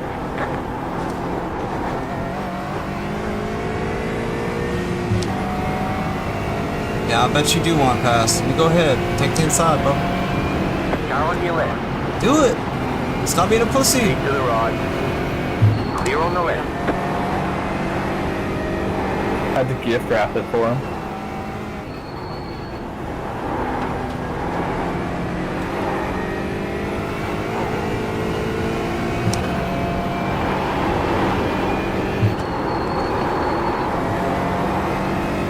The car behind is closing on you. The gap is 9.8 seconds.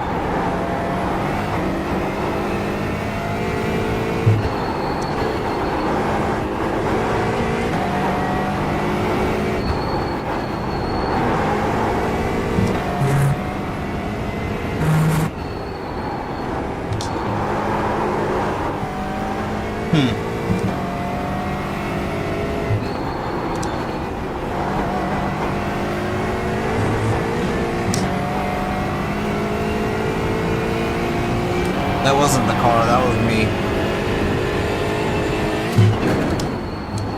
What happened? I downshifted at the wrong time. Set the back end okay. sideways.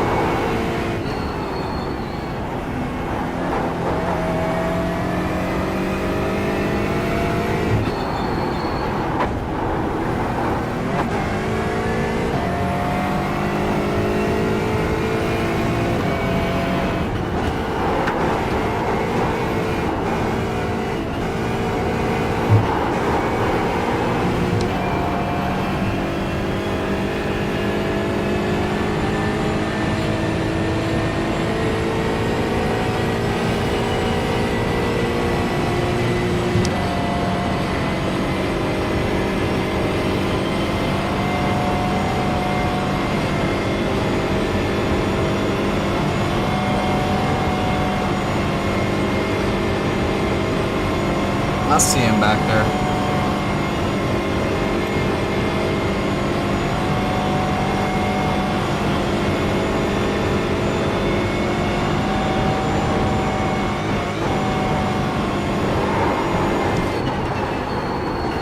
You're pulling away from the car behind. The gap is 6.1 seconds. Oh, yeah?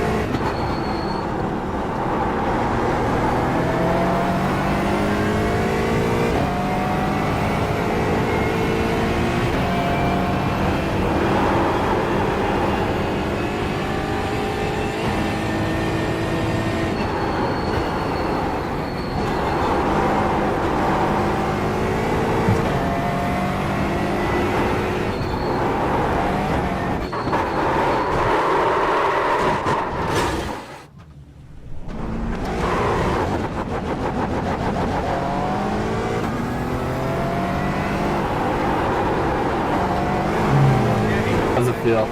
Oh, Yeah, it feels fine. Little straight.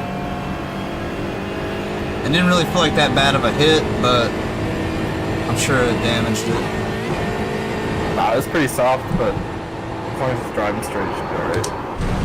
Yeah, I was pushing real hard because I was trying to stay ahead of him a little bit longer. And I was doing good until I wasn't. That's usually how it goes.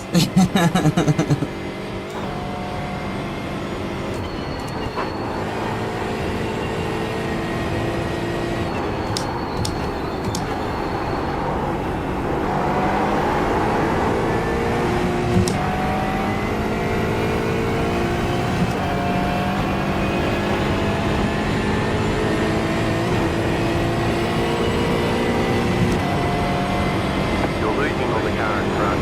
The gap is 3 seconds.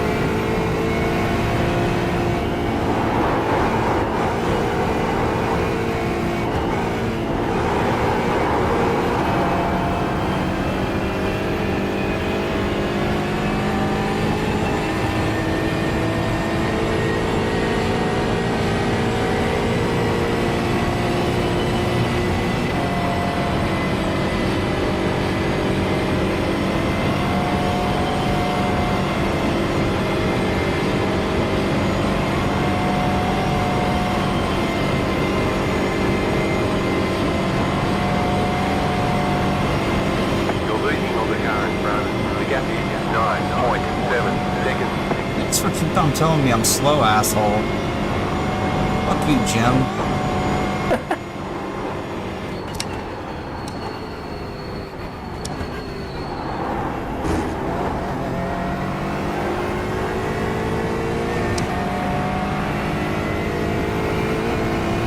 You've got 3 more laps. Alright. 907. Yeah.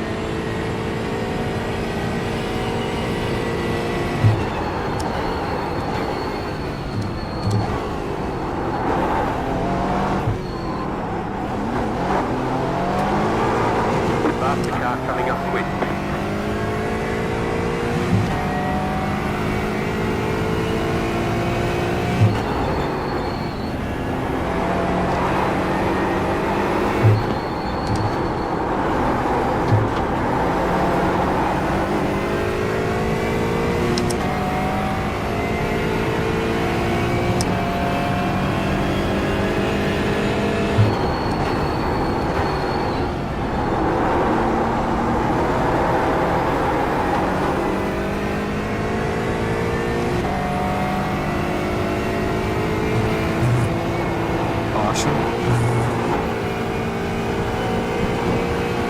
Faster car coming up quick. Go left. Yeah, he's got a spot back. Oh shit, got off track too. Clear. You're on the left.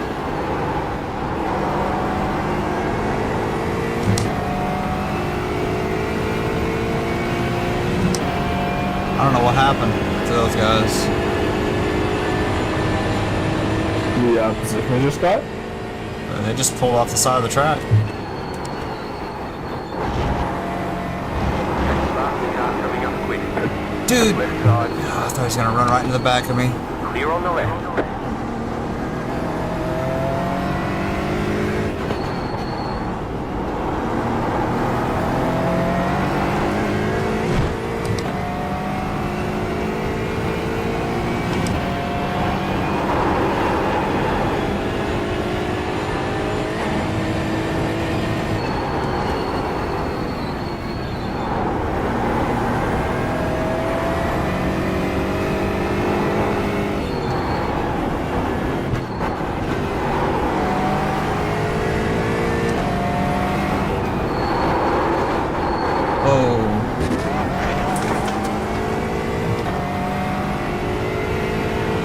They just binned it coming out of the S's. Did they? Yeah, it's major wheel damage too. Okay, so we got that position back for sure. Oh yeah, we've been in the pits for a long time. Good. Nothing else good comes out of this tent. At least I got one position. Held it. On pace and consistency alone. Yeah.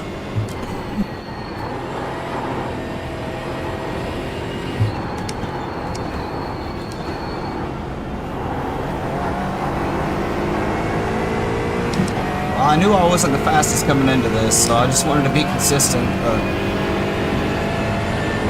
I've consistently fucked up a little bit.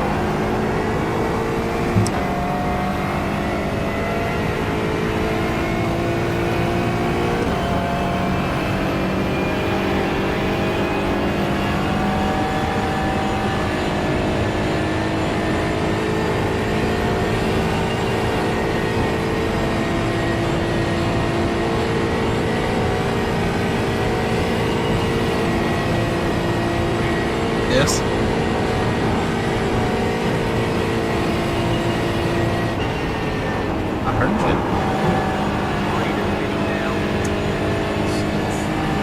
You want to show me? How you gonna do this? It's fun. Okay. Alright. Now listen to it.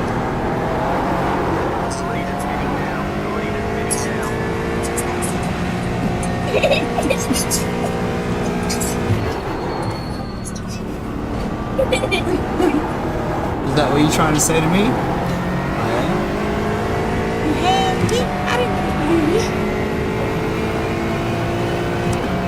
I'm almost done. I got 2 laps, okay?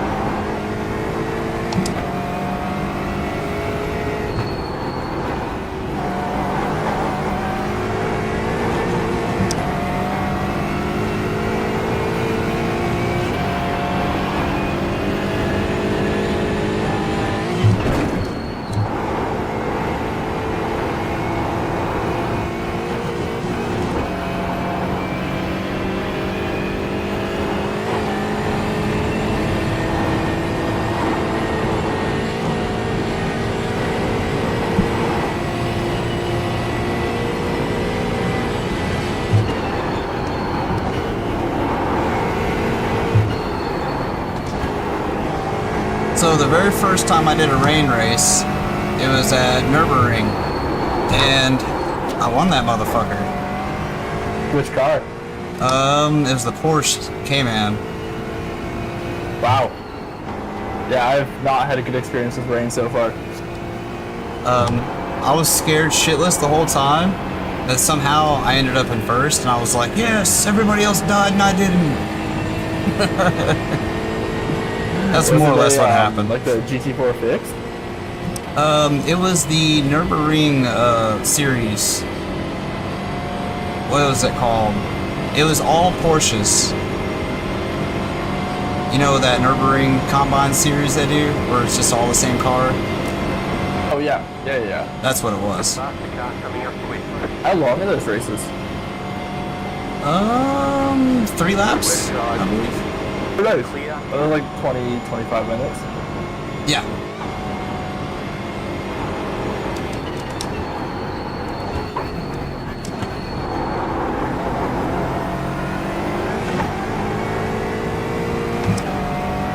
Alright. 2 laps.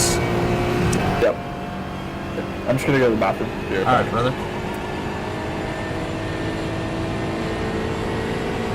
You have about 2 laps of fuel left.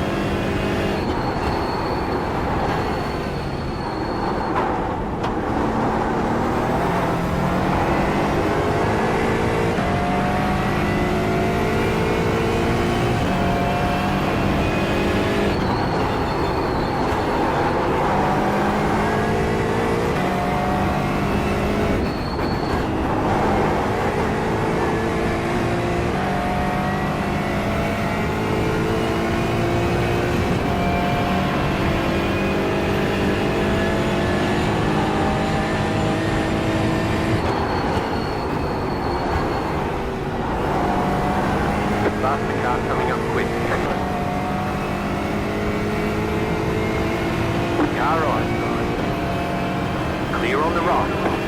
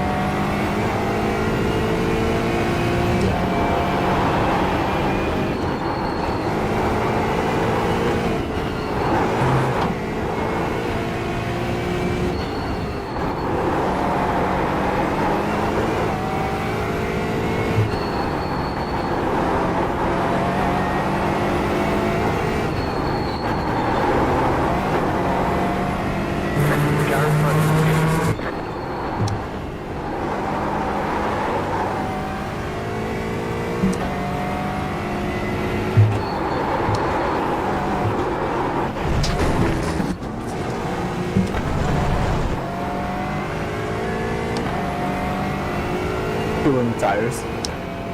No, it's just me. Chasing my still feeling deltas. Yeah, car feels great. I'm chasing my delta because I was going fast. Now I'm a second down because of that. I was almost a second up. So the car is fine. Nothing's wrong there. Crazy how early the sun rises though. It's only 5:10 in sim. What time is it really in Germany right now? Probably that time, I think. They're supposed to be mimicking it. I don't know. The car in front is leading. Yeah, but it depends on. I think it always starts at whenever the actual 24 would start. Oh, 3 o'clock? Yeah, I think so. And that's for all the time slots.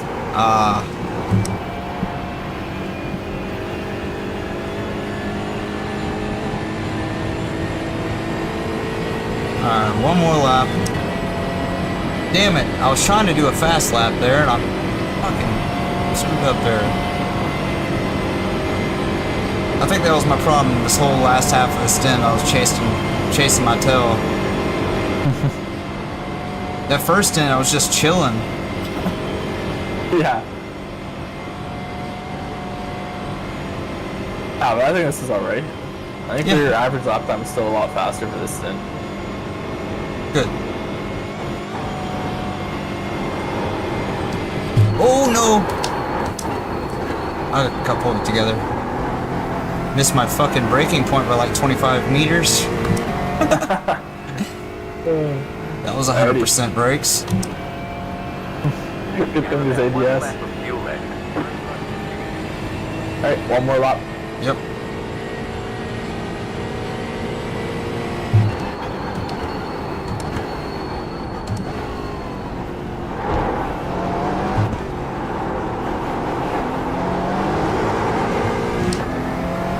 Man, I can pick up like a half a second right there if I do that right.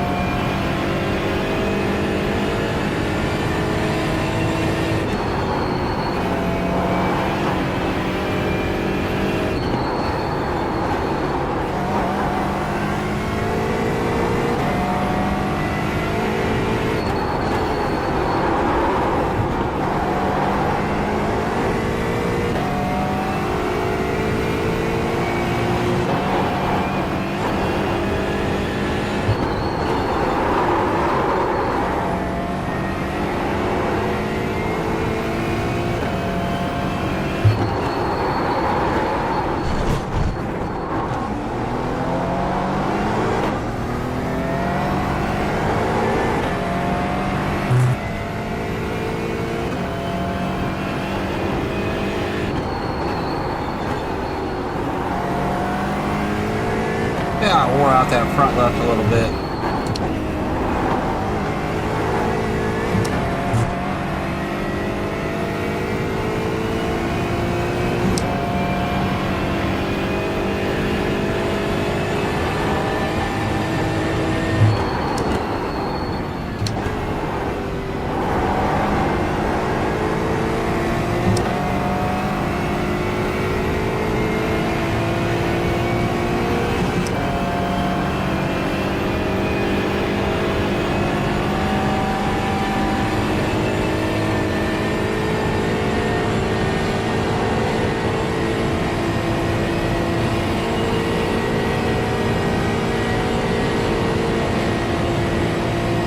Faster car coming up quickly.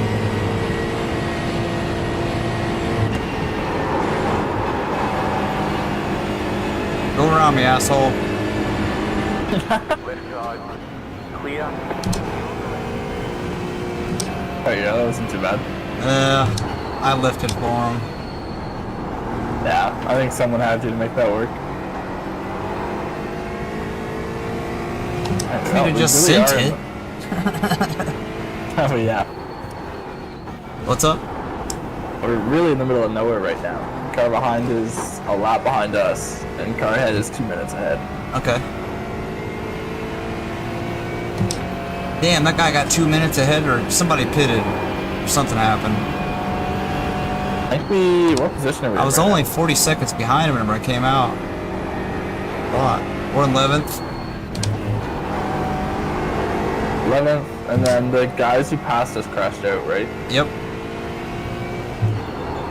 Yeah, I don't know what happened there. Maybe they're off pit strategy or something, but we're about to pit, so I don't know. Could be a different team. Yep. That's the GT4, isn't it? Yep. Yeah, Chill out. I'm getting my shit together. yeah, he's a couple laps behind. Don't worry about him. He'll pass you if he has to or on the straight. But That's a bullshit off track. If you let your left tire, your right tire touch the rumble strip at all, it gives you an off track. yeah, it's brutal there. I think that's where I've gotten like most of my off tracks in practice.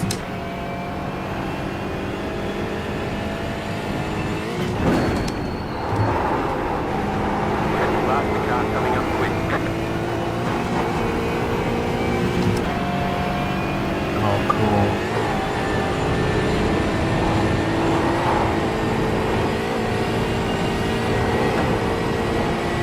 Take it.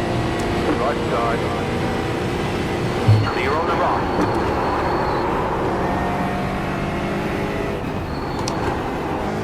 That could have been ugly. Worked out though.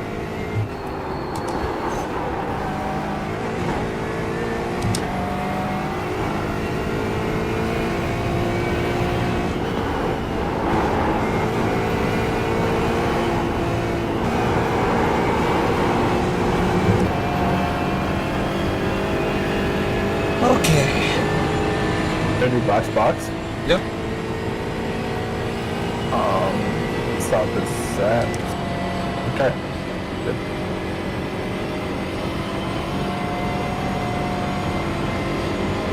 My shoulders are gonna be so fucking pissed off at me tomorrow. You have, oh, you got one more stint after Patrick's. Yep. He's catching me. I'm down top speed then. Pretty bad. Yeah, they've got a clean Since we car by got the so looks much of it, too. room, you might want to go ahead and get it. Yeah, honestly, if we've got a lap, I think I might just start the optionals. More fuel. Can't be that bad. I'm gonna hope under a minute. Yeah, well, after Patrick's, that was 5, I think. So, I can see this being like 2. But you never know with the. Oh, I'm running out of iRacing. gas. Pit box in 10. What? That's it. I'm running out of gas. Oh, It's okay, we puttering. make it. It's I puttering. get 0.2 liters. 3, 2, 1. Right here. Barely. All the damage is repairable. I'm back. Hey, Alright. Patrick. I'm out. Good stint there, Seth. Thanks, man. Move it. Sorry about how much. I don't even see how much it was. We got 2 minutes. Honestly, if that's straight line speed, I'll probably just serve it. Yeah, it was hurting the Something straight happened? line speed. I bumped the wall 2 times. I bumped the wall 2 times.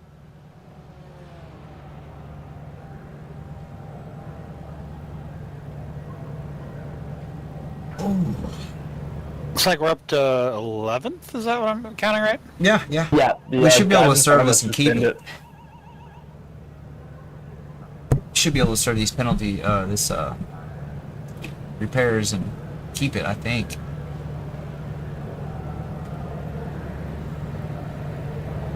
There is Oh, people yeah. on track right now. So the car behind us is all the way back in the Nürburgring right now. They actually just got into the Nürburgring. Yeah, we're fine then. Yeah.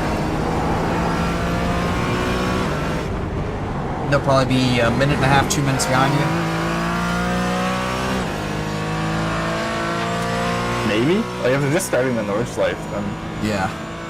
they've only got like a minute 30. It's a 9-minute lap. Probably be more like 5 minutes. Okay.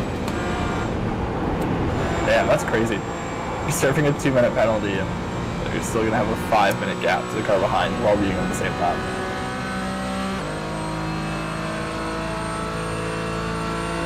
Why am I surprised it's already morning? It's It crazy. feels early, doesn't it? It did feel like it. Yeah, for some reason I feel like usually when it's like evening time here still, because we usually start the same stint, it's usually like dark in the evening here too. And then it gets in the morning like around like 10 or something. I don't know. Yeah, it's saying it's 5:30 in the morning. I guess we did start 12 hours ago, so. Yeah. And the sunrise time is really early for this too. It's like it's 5 a.m. 5 a.m. in sim. It's already pretty bright out. Yeah. Oh.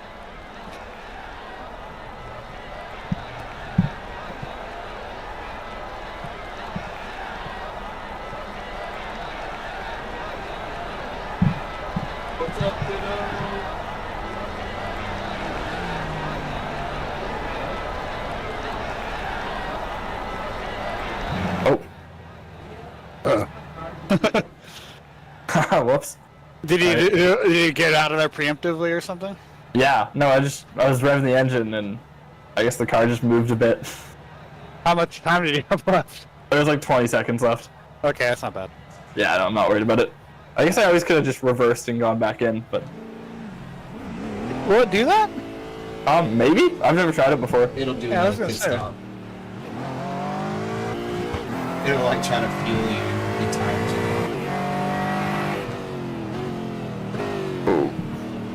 That's not an Apex.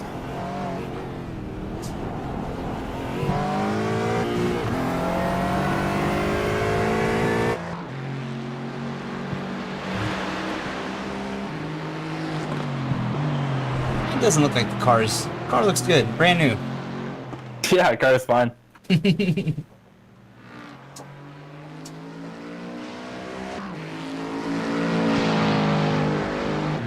And I don't see P12 anywhere in sight. Nice. Alright, no pressure then. Ackman off track. There we go.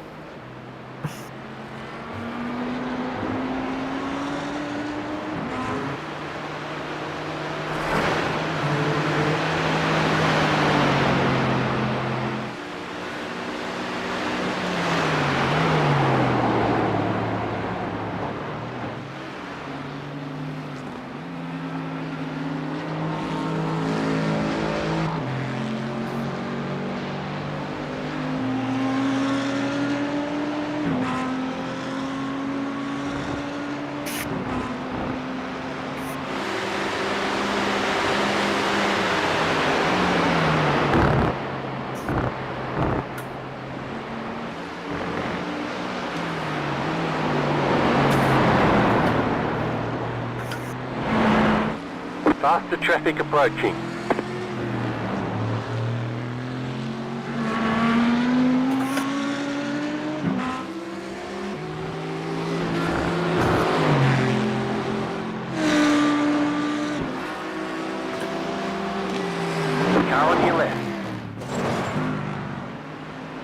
on the left.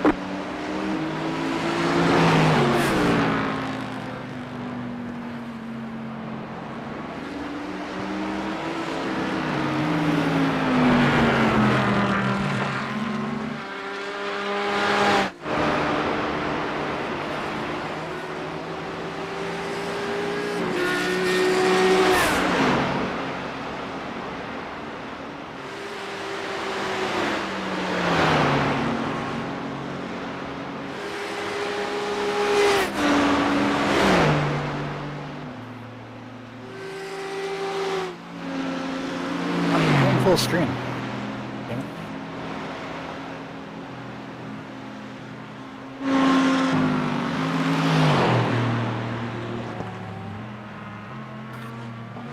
Oh, that's fine.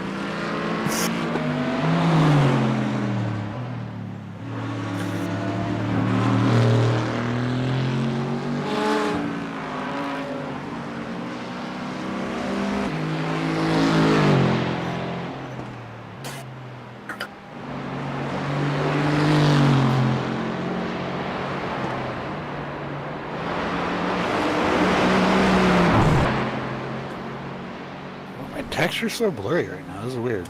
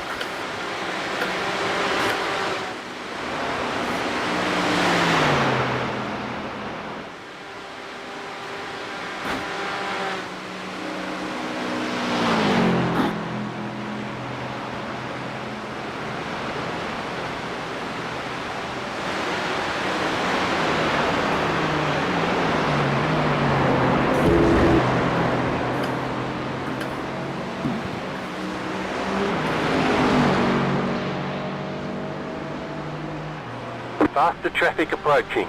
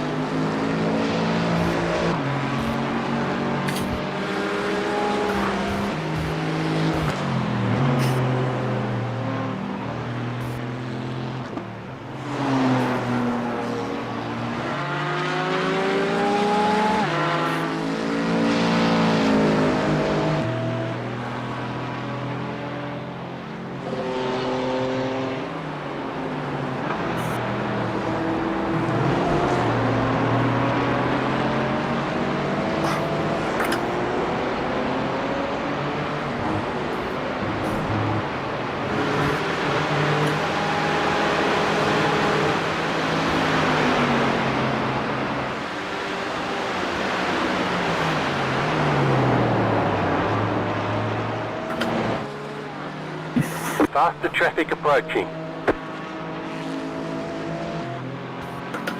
Left side. Keep to the right. Clear. That was brutal. Yeah, that was brutal. He almost hit you. Yeah. No, I did back out of the corner there. Yeah, he almost hit you at the right rear.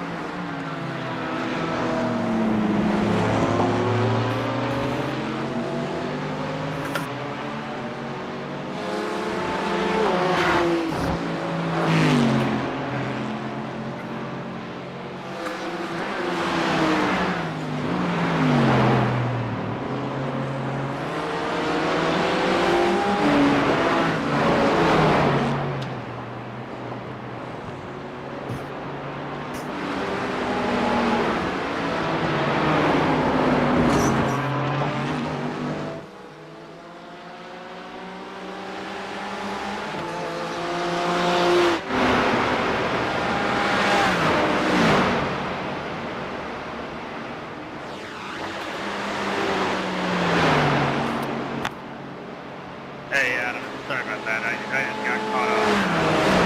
Right. My bad.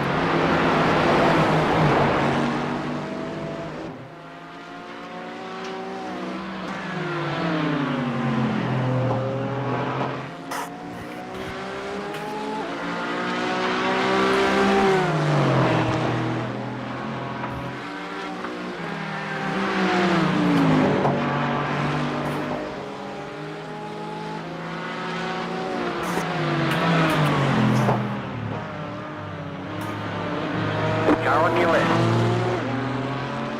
Keep to the right. Clear.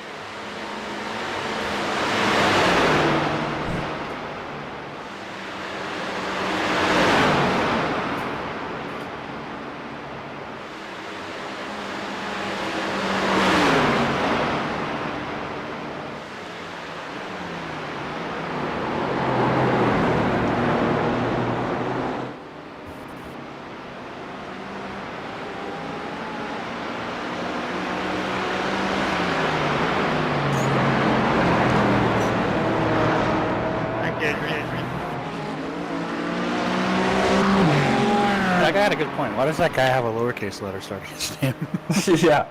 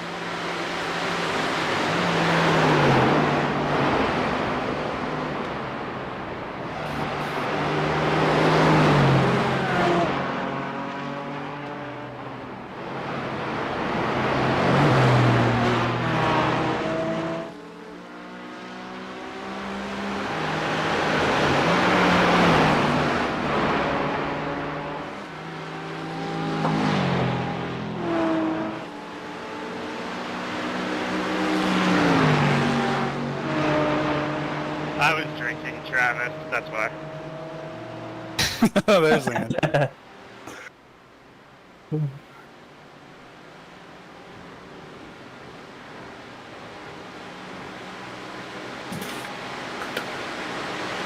Actually, that's against the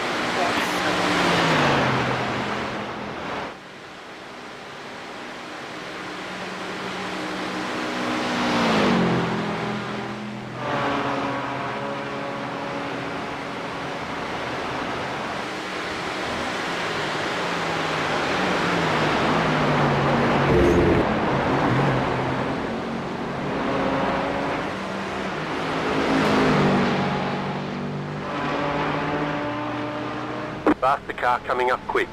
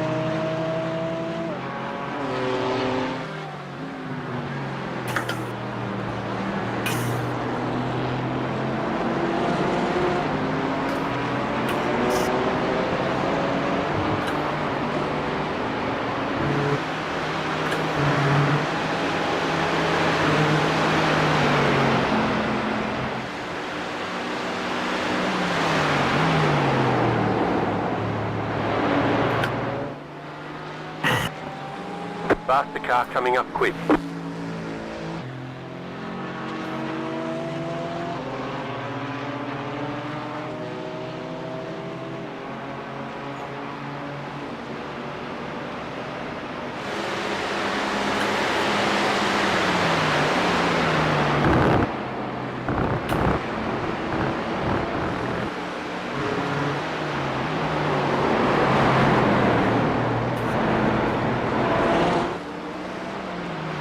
Faster traffic approaching.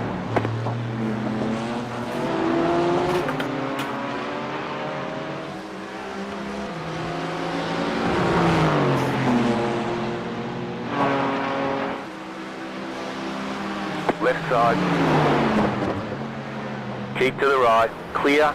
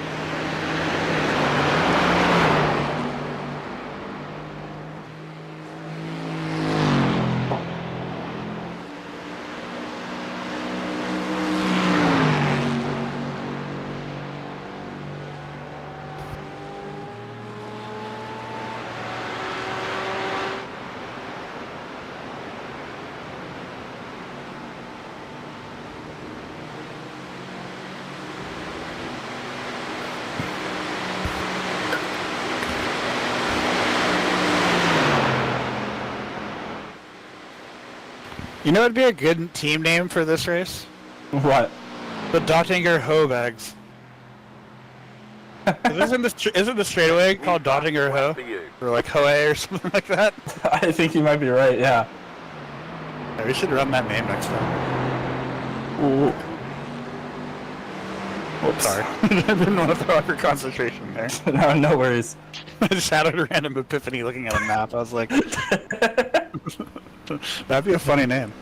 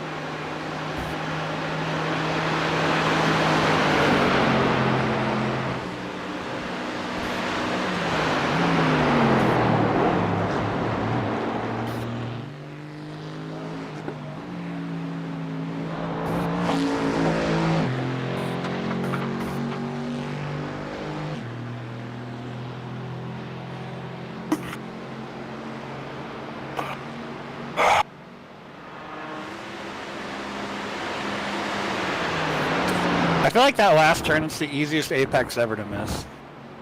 Oh, yeah. Yeah, You just no, I don't hate see the it. corner so much. Yeah.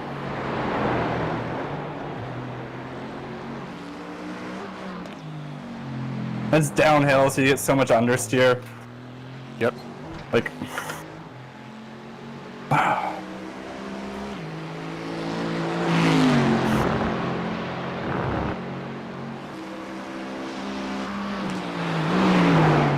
And you have to go right up against the pit exit wall as well. Yep. Yeah, it's easy to smack the wall.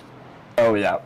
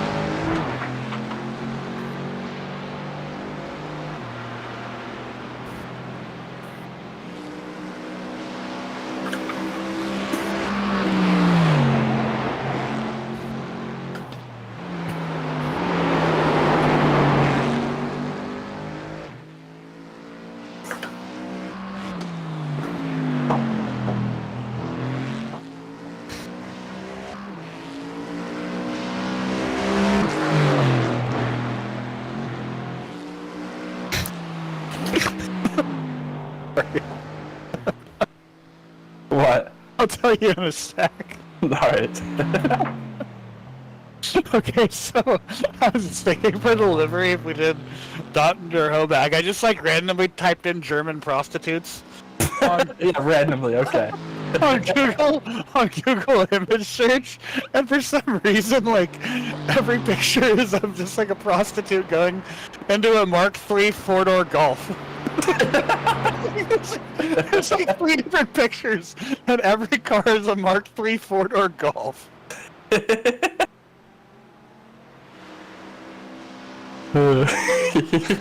That'd be such a gooby livery. Just like do those image shirts and just crop it and just paste it all over the car.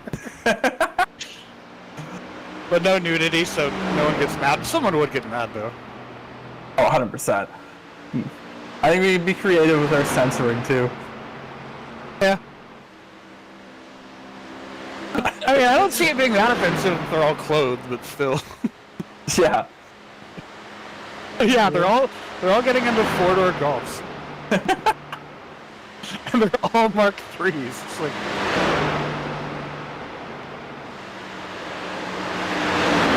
Oh, there's a Skoda.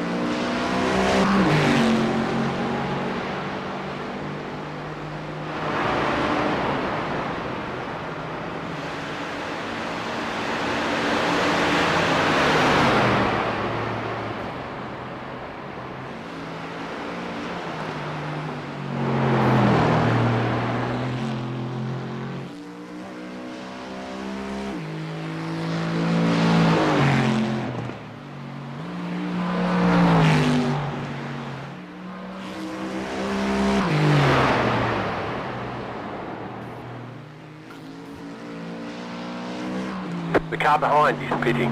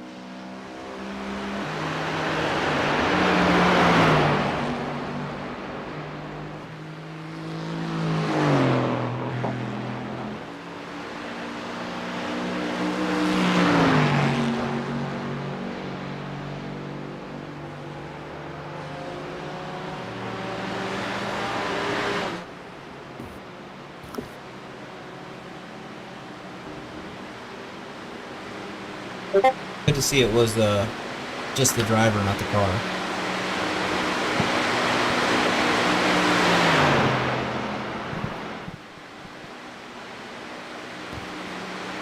Running 852s, you're smoking them, brother.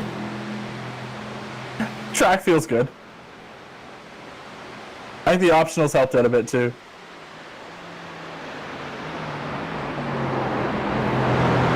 Even That's- with a whopping 20 seconds. That's our fastest times yet, man.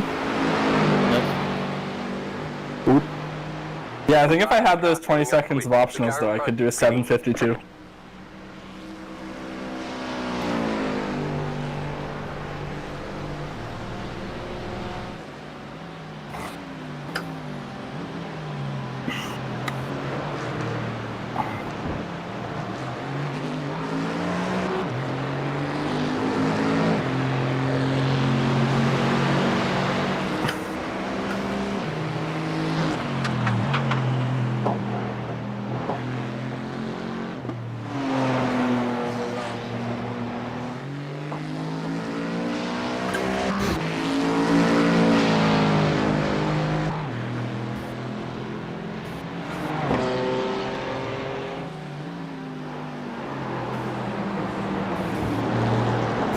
Faster traffic approaching.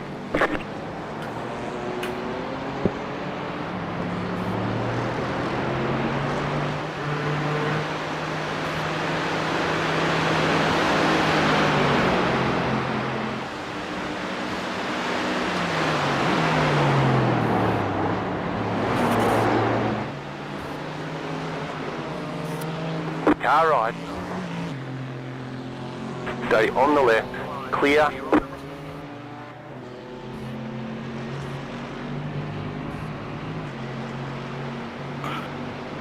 I think if he waited and went to the inside, that would have worked out for both of us. Yeah, probably would have been better. But he wanted to squeeze you on the exit. Yeah. Just happy you got by before the start of the North Life. Yeah.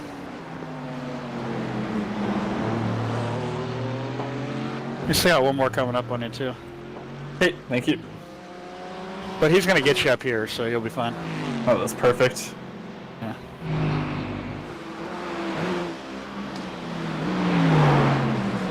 Car on your left. Here on the left.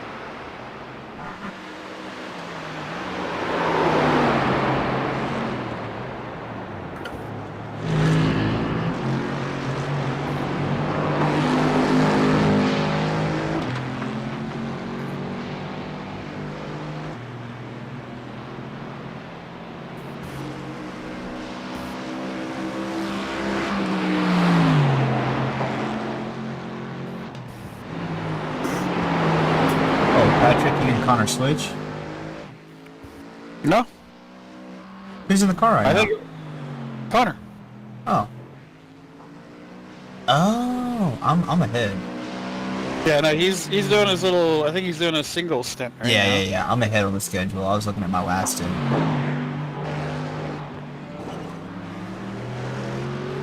You got a busy evening ahead of you there, bud. Yeah, I went ahead and went to the store there and bought a beer. That's what I'm done. So, Hey, in my 6 hours, I drove my G8 around, walked my dogs, played with my kid. It's not like it's been a completely wasted day. no, I went out. Like I said, I completely reorganized our like 12-foot by 8-foot shed. Yeah. And organized under our house, like reorganized our laundry room. Had dinner. Can't really say I helped with dinner because all I did was turn on the oven and stick some frozen samosas in the oven. That works, man. Pretty good too. Oh, I even cooked spaghetti.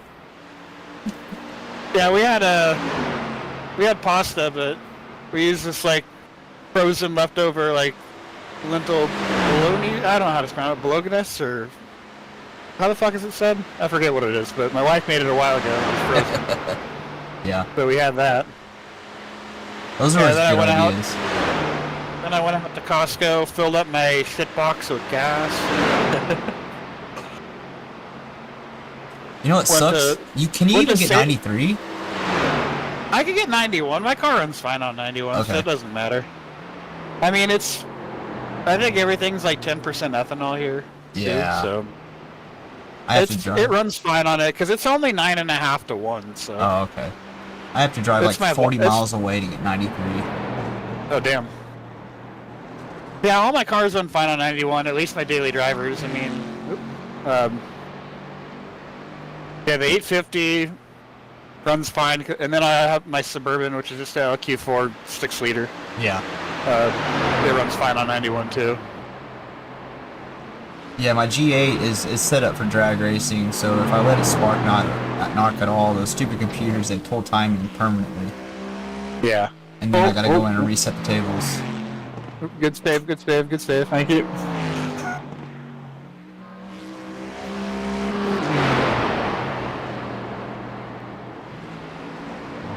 Set up for Yeah. drag racing, but I'm gonna put some coilovers on it and hopefully take it to Ozark International next year. Nice. Yeah, the Suburban right now, it's running okay, but when it's cold, it's got a lot of lifter noise. Typical. So, typical, yeah, so I'm debating starting to collect stuff to do, pull the manifold off, do like knock sensors, do lifters, do all that bullshit. What year is it? O2. O2? Oh, well, you don't have to worry about DOD. Yeah. So you got normal lifters and shit. Man.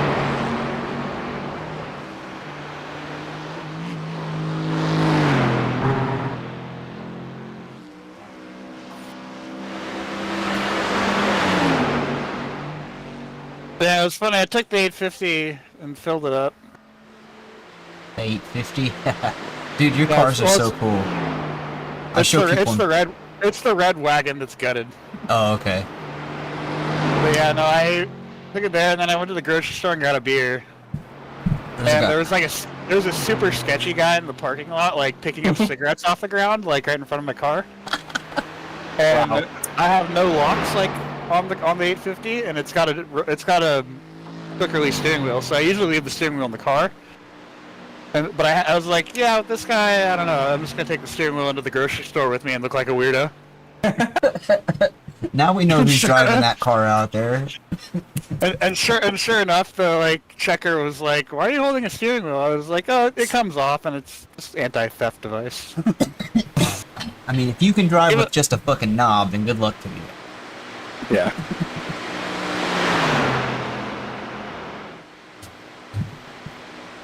Somebody did it to my friend's car though. Either they had another wheel with the same boss or something, but he had his parking in his driveway without a wheel, and it got stolen. Oh, fuck. Yeah. So I got a friend who's really big into VWs and like restore VWs and make them little hot rods and shit. And I showed him some of your Volvos, dude. And he's like, dude, those are really sick. I've never been into Volvos, and those are sick.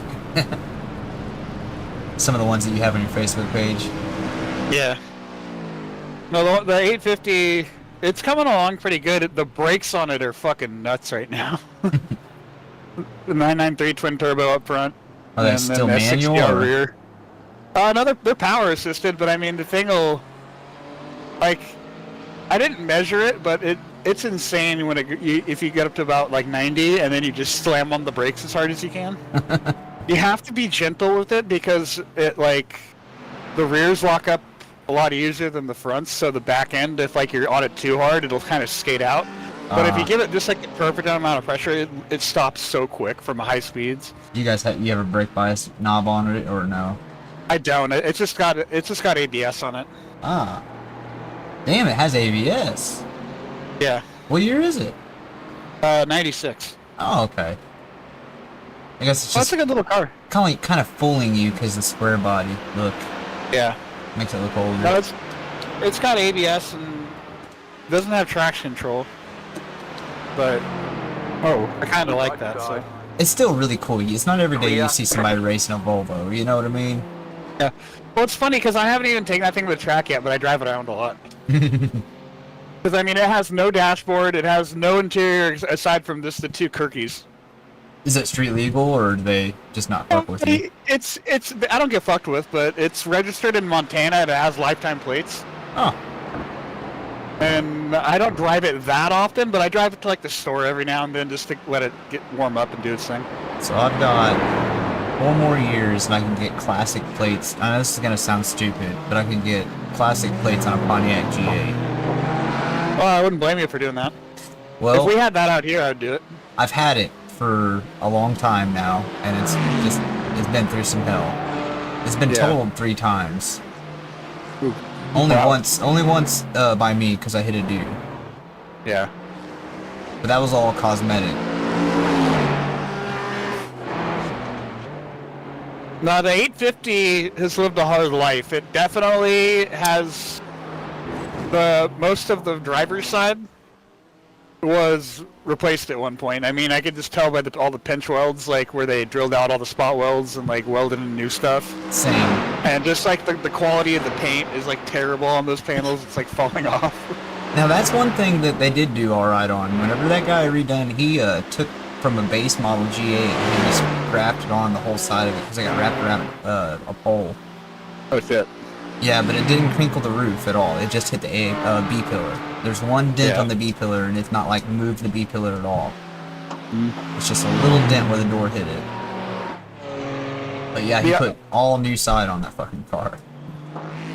Yeah, the other thing that's kind of funky about the 850 right now is I got to take it to a frame shop because the frame is a little twisted because I tried to put they're kind of solid. They're Delrin. They're like really hard. It's like a really hard material. Yeah. I did Delrin inserts for the subframe bushings, and so I dropped the subframe. I pressed all 4 in, and then like I started on one corner and I got the first 2 in, and then the other side just wouldn't line up at all. Oh shit. And so I ended up pressing them out, and I ended up putting polyurethane on one side, and I like took a pry bar and was able to like just get the bolts started on them and got them in. So it's like Delrin on one side and poly on one side, but it's tweaked over just enough where I want to take it to a frame shop. Yeah. At some point, it's not bad. It doesn't have any pull or anything like that, but it's definitely a little twisted. Yeah. It's got 300,000+ miles on it, so. See, that's how I feel like my daily driver, I bought it 2 years ago with like 86,000 miles on it, and it's got 180,000 on it now. And I feel so bad because I drive a lot. Yeah. I feel so bad because it's like, man, fuck, I still owe like $8 grand on this motherfucker. And it's just racking up miles. Yeah. I'm like, is it gonna have anything worth it left whenever I try to sell it? Why not? It's a 2017 Jeep Grand Cherokee Overland with a 5.7 in it. Yeah. It's not like my V8s.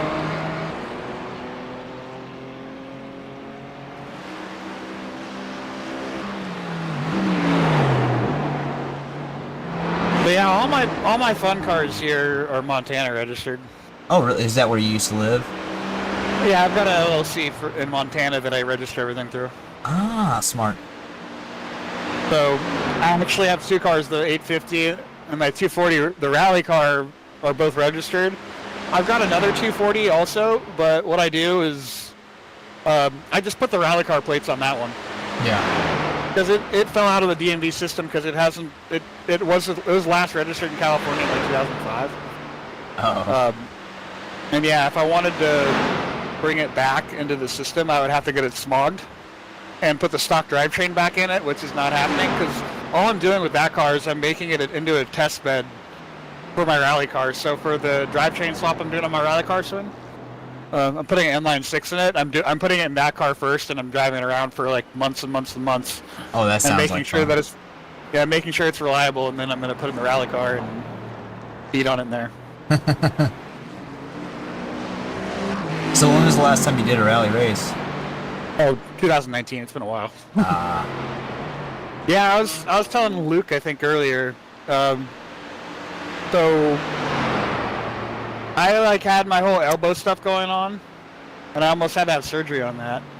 But then, like right as soon as like it started to turn a really good corner, I was like, you know what? I think I'm gonna do Olympus and the Oregon Trail rallies this year. Olympus was last month, and the Oregon Trail is this weekend.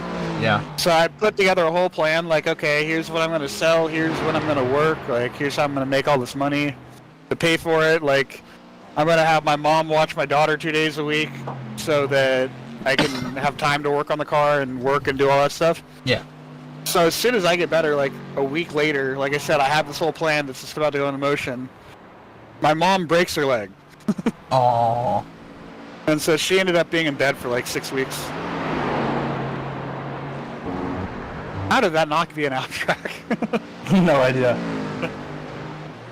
But yeah, she was, you know, as soon as she broke her leg, I was like, yeah, racing's out the window this year. Yeah, that stinks, man. Faster car coming up quick. Oh well, she's doing better. She also started having gallbladder problems while she was recovering, and she had to have gallbladder surgery last week at Stanford to get her gallbladder removed. So Damn. yeah, she went through that too. That's rough. But she's almost better again. So like I said, what my whole plan is I'm putting that motor in that car, and then over the winter sometime, if it passes all the tests of that car, I'm gonna put it in the rally car. Yeah. Car right. Clear on the right.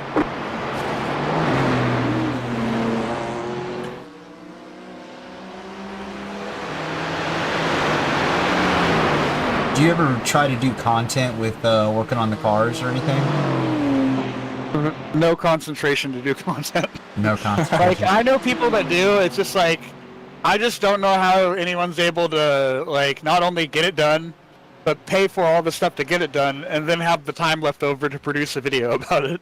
That's the hard part, is editing. Yeah. The time in editing, like some of these guys that do stuff and then edit it, and then like they sleep at night, like they astonish me. I feel the same way. Because every time I edit a video, it literally takes me 6 to more hours to do like a 20-minute video. Yeah.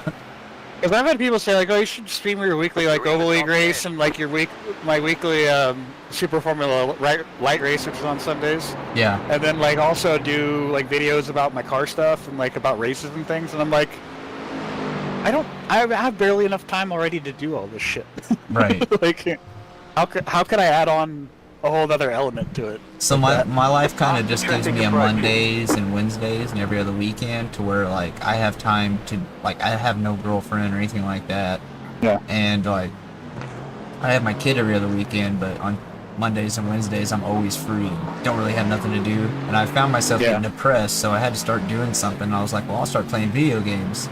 And I was like, okay, this is depressing. I'm 36 years old, or at the time I was 32 years old, playing video games a lot.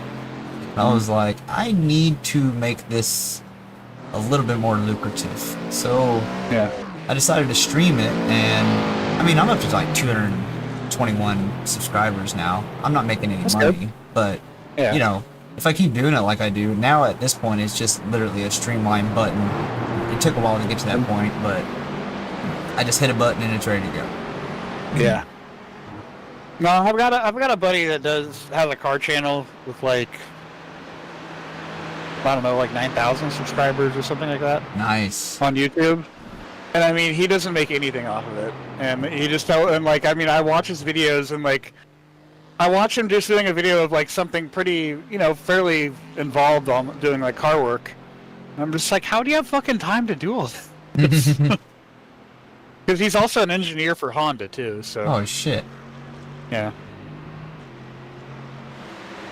My only caveat that I've had the past couple of years is I've been working night shift, and it just really doesn't work in my life. Yeah. But I think here in the next month or so I should have my new guys trained where I get off of night shift, the day shift.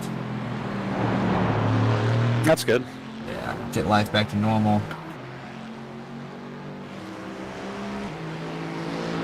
I've been off for 5 days though.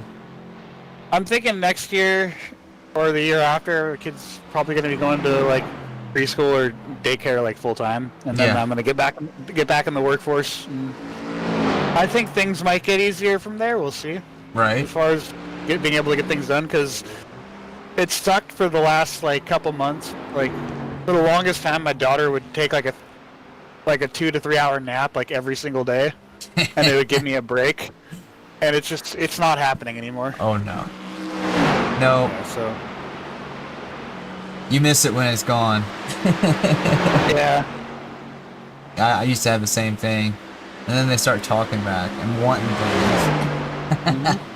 But it's fine. It's awesome, dude. Being a parent's so awesome. I can tell you love it too. It's a lot of fun. I'm going to actually hop off for a sec because, I mean, Connor's coming in. Going to box this lap, I think. Okay. Yeah, pretty sure he is. And, yeah, I'm going to go probably say goodnight to my daughter since she's probably going to be going to bed while I'm doing my stint. All right, man. All right, I'll be back in a few. Cool. Where do you work, Seth? Faster car Me, coming I up work at a quick. place called TG Missouri. It's a Toyota Gosai. We make car parts for everybody, actually. My department, I'm a maintenance technician. I fix shit. That's more or cool. less. I've been You doing must that learn a for... lot of stuff about cars that way, eh? Yeah. Well, I mean, honestly, just mechanics, hydraulics, pneumatics. You get an understanding of everything. And what I specialize in is actually automation. So we had I think it was the second biggest chrome plater in the United States that I ran. I ran the maintenance department of it for 3 years. And then I stepped down from supervising that to just be a maintenance tech again because I just enjoyed working on shit. I didn't enjoy the people part of it. Yeah, no, that's totally fair. But yeah, we got places all over the place. I think there's one in Canada. I know they're in almost every continent. There's a TG somewhere. But Interesting.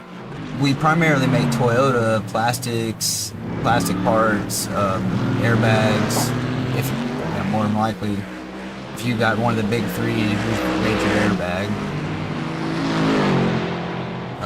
Is that a lot of injection molding then, or Oh, yeah. what do you do for plastics? Okay. So we have injection molding, we have die casting, which is a department that I work in, the stamping department, which makes all the brackets for the airbags, and then another department, the main department that I work in, which is polyurethane. We actually just put the plastic or the poly on the steering wheel itself. Interesting. That's cool. So we did have the coolest wheel that I seen us making. We were just making Mercedes AMG wheels for a while, but we were losing our ass on that, so we got out of that after about 3 years. It's amazing how many AMG wheels we fucking made. No fucking shit, bro. I'm like, who the fuck's buying 5,000 AMGs a week? Wow. Right. Yeah, I mean, you know what? I have been seeing a lot of them recently, and I think it's something to do with, like, it's almost like the M Sport models.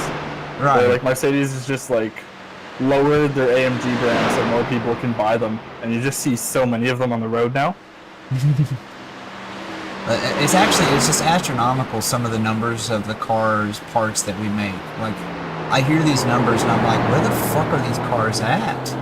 But then, you know, cash for clunkers, people started selling their cars and they got crushed. So now there's literally less cars to be resold out there and less cars in junkyards because they're all been recycled.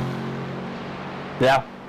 You can't go get yourself a 2000 Silverado out of the, or S10 out of the junkyard anymore, you know. You're just not going to find it. Oh, daughter's calling. I'll be back. Mommy!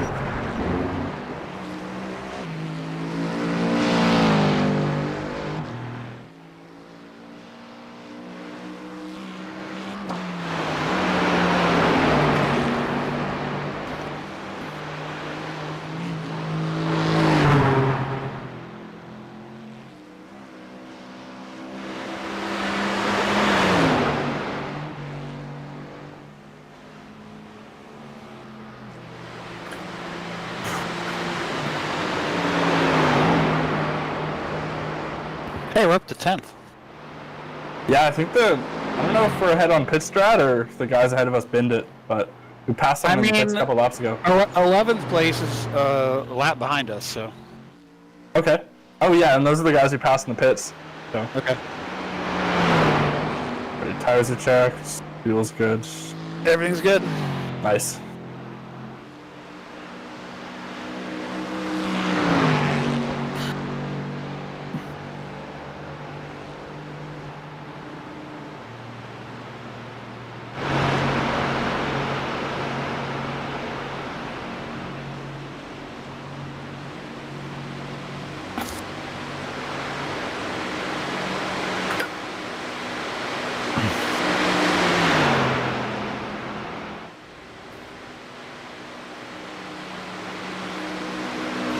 I'll go ahead and I'll take all that repair too, right now.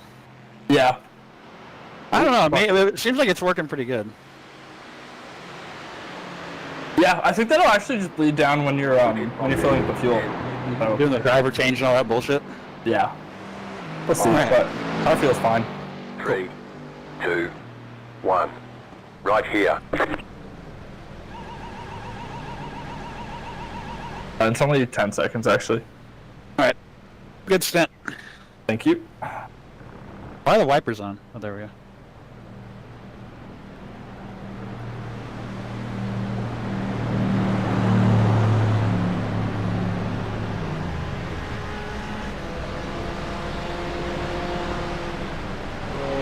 Back our Buzz Lightyear pit crew.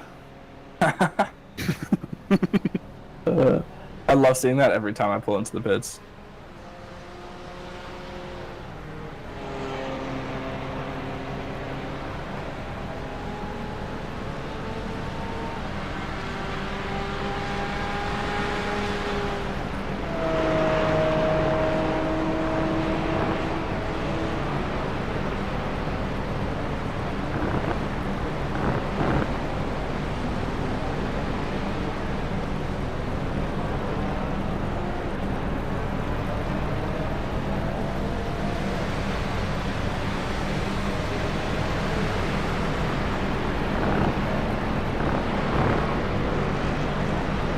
Faster traffic approaching.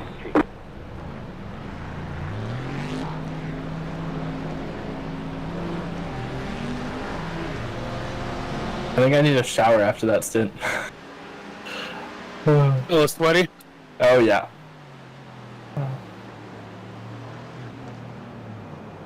I love cranking up my FFB, but it always means that I'm just sweaty after like an hour stint. Did you get a Simu Cube? I have the VRS. Okay, yeah, I've got a VRS too.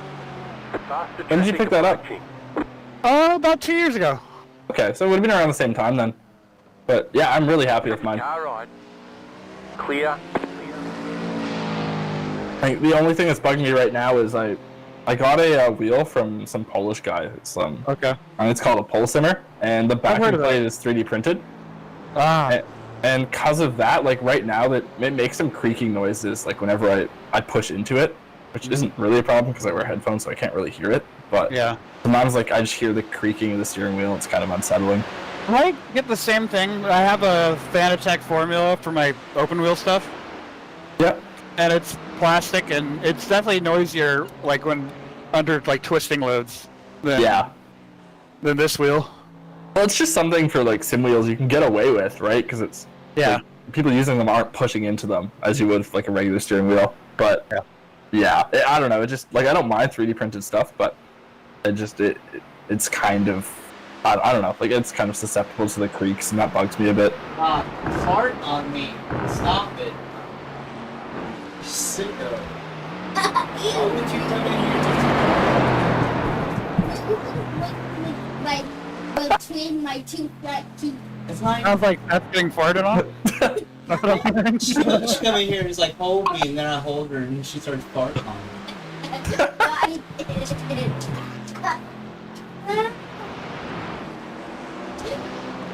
Kids. I love kids too. I don't.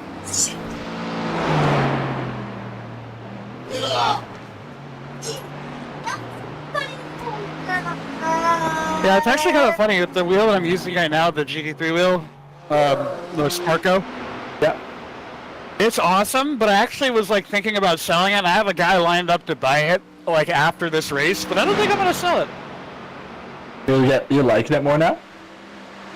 Yeah, I see its usefulness just because, like I said, I hate the feedback that I get on the Formula wheel. Yeah. Like the weird kicks and other shit that goes on when you drive a car that it's meant to run a bigger wheel. And everything about this is smooth because this is the second race I've used it in. I used it at Bathurst too. Okay.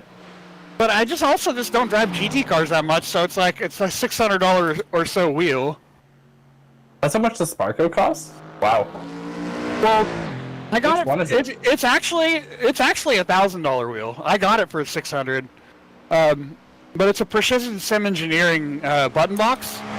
Okay. So it's a really high-end button box and like shifter module. It's a Sam Maxwell LED display, and then it's a custom-made Bike Sparko carbon steering wheel.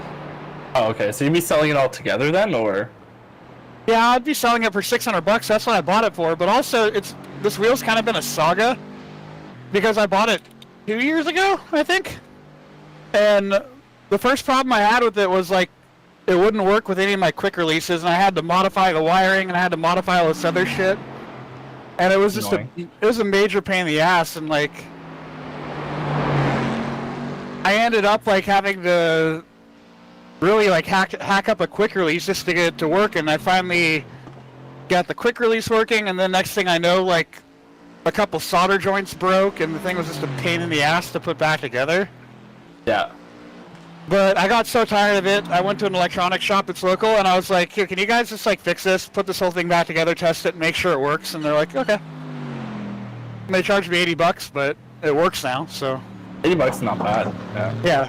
But like I think said, I'm gonna have to open up my steering wheel because some of the buttons are like they're kind of double clicking and they're iffy on like actuation and stuff. I don't mind soldering, but I don't know. I just don't really like the idea of having like a multi-$100 wheel and having to just like go hack at it by myself. Oh, totally. That was actually my problem. Was I was about to solder it, but all my soldering irons are all my tips and everything are for automotive stuff. So it's just like a lot thicker, or? Yeah, they're just way too big because like the solder joints that I needed to put the wires on are tiny. Yeah. Like itty bitty, and everything that I had was just way too big. And I just felt like if I tried to do it myself, I was gonna fuck something up. Yeah. Yeah, no, the soldering that they do is like, especially for electronics, is tiny too. It's all like, I think it's mostly automated, right? Like they have like automated soldering machines. I think so. Well, I talked to Sam, and he actually built the wheel himself. Because it's really funny, because I bought this wheel 2 years ago. Like I said, it's a Sam Maxwell display, but he actually assembled the whole thing with like support from Precision Sim Engineering and Sparko. He told me he sold 6 of them, or he built 6 of them. But I didn't know this guy before, and he was actually, I joined a league last fall for oval racing on Tuesday nights. Okay. And the race director's name was Sam Maxwell, and I was like, oh, it's just probably ironic that they have the same name as the guy who built my GT3 wheel, and it actually ended up being him. Cool. So I started to pick his brain more, and he actually had like all the wiring schematics for like the little circuit boards and all the wiring, because I had to take all that stuff apart to change the quick release. Yeah.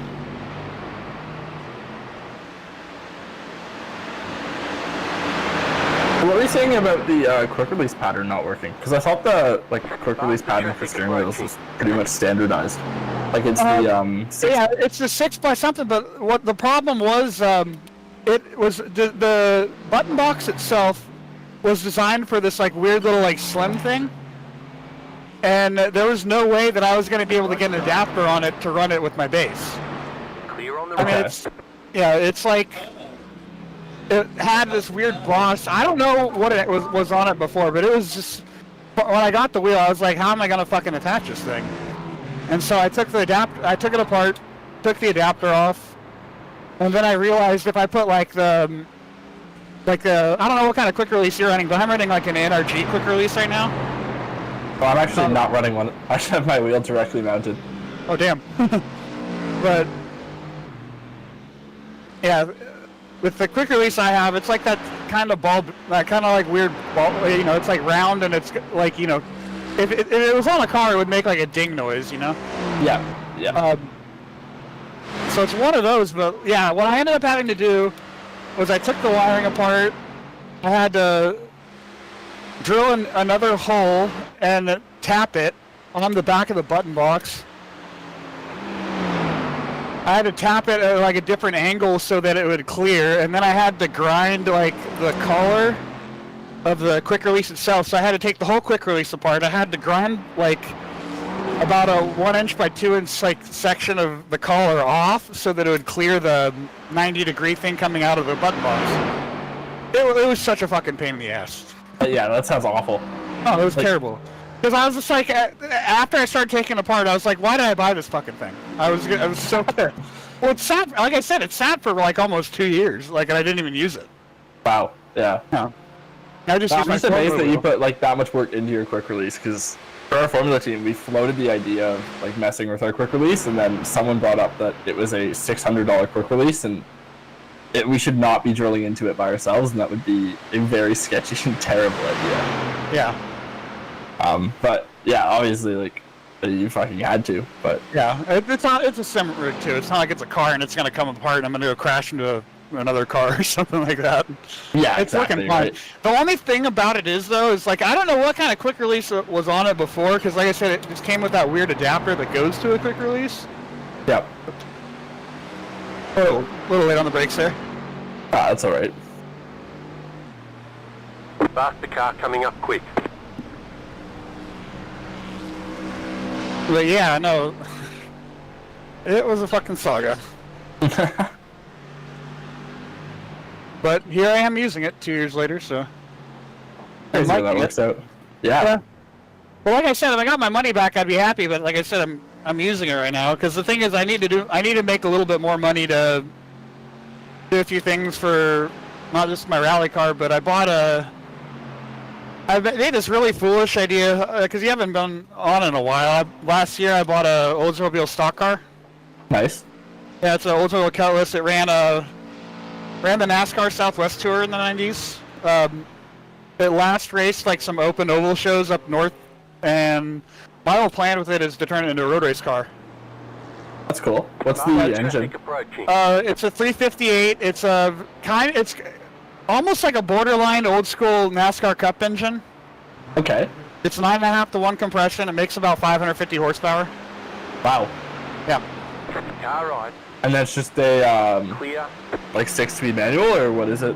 No, it's a T101A Tex Racing 4-speed dog box.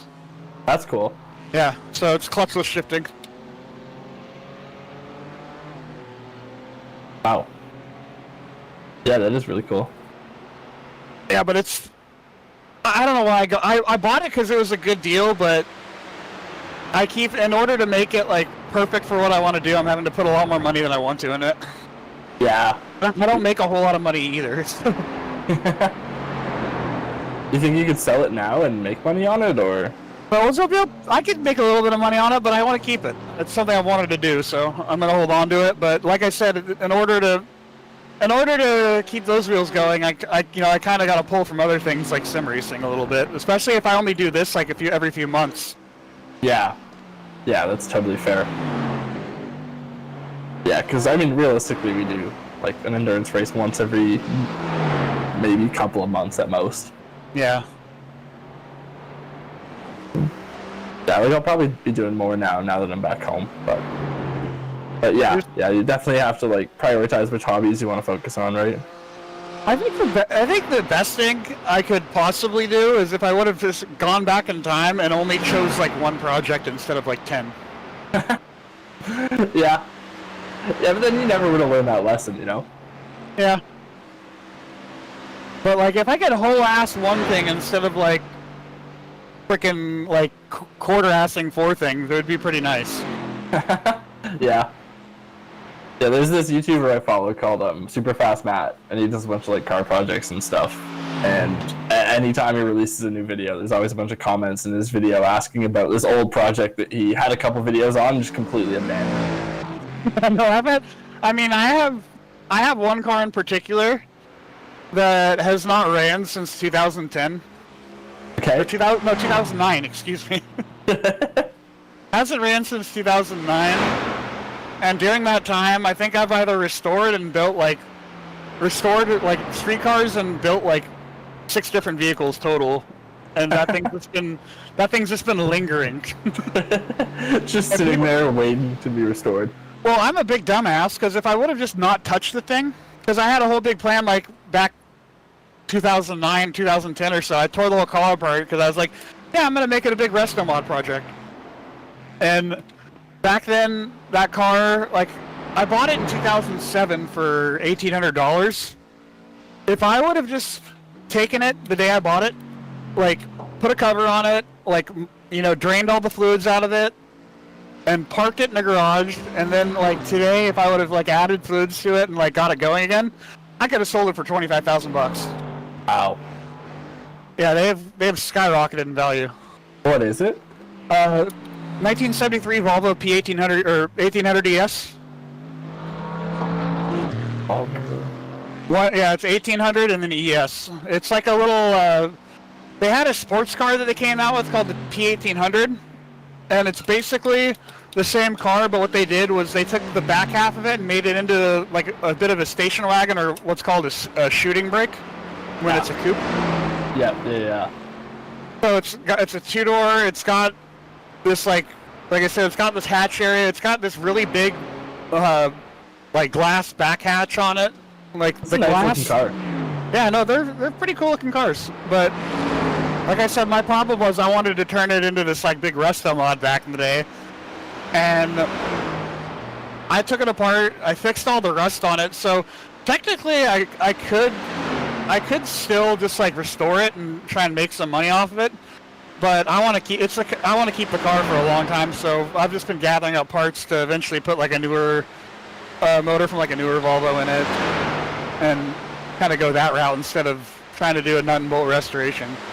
Yeah. Because my Which problem engine is, would you look at? Like if you were going to swap a newer Volvo engine into it? well, you want to hear the funny thing? So since 2009, I've had 4 different engines in that car, sitting in the engine bay of the car. I had the first motor I did was Car right. Clear on the right. first motor I did was from an '84 Volvo 760 turbo, and it's very similar to the motor that came. Not very similar, because the motors that came in the 1800s had they were overhead valves, so they had like a camshaft sitting inside of the like engine block, and it uses push rods and whatnot. The motor I put in it was an overhead cam engine, but it's still very similar, like size-wise. But what I had to do is since they did the overhead cam deal, it sits at in a 240 and a 740 at a 15-degree angle or so. And the early, like I said, the early pushrod motors, they sat upright. And so what I did was I used the oil pan from the pushrod motor actually bolts to the overhead cam motor. So I used the oil pan. I made a pickup that works with that oil pan for that motor, and I put it in. And I was just had it sitting there, and then had it sitting in there for years and years and years. And then I went back to the idea of I'm going to restore this car, and I put a pushrod engine in it that actually ran with a carburetor. The car was originally fuel injected. Right side. Clear on the right. Yeah, the car was originally fuel injected, so I put a carbureted motor in it, but the car was still in a million pieces with the body and no interior in it, but it ran. And so I took that motor out, and then I ended up so it's basically the same motor as the one that was in it before, except not upright. I had it in a slanted position, so I had some custom motor mounts that I found. Had the slanted engine in it, took that out, and then right now it's got a Volvo 5-cylinder kind of plopped in it. It's not really mounted. It's just kind of sitting. It's kind of sitting there. Yeah. So if I get it going, I want to have the 5-cylinder in it. That's cool. 5-cylinders are cool engines.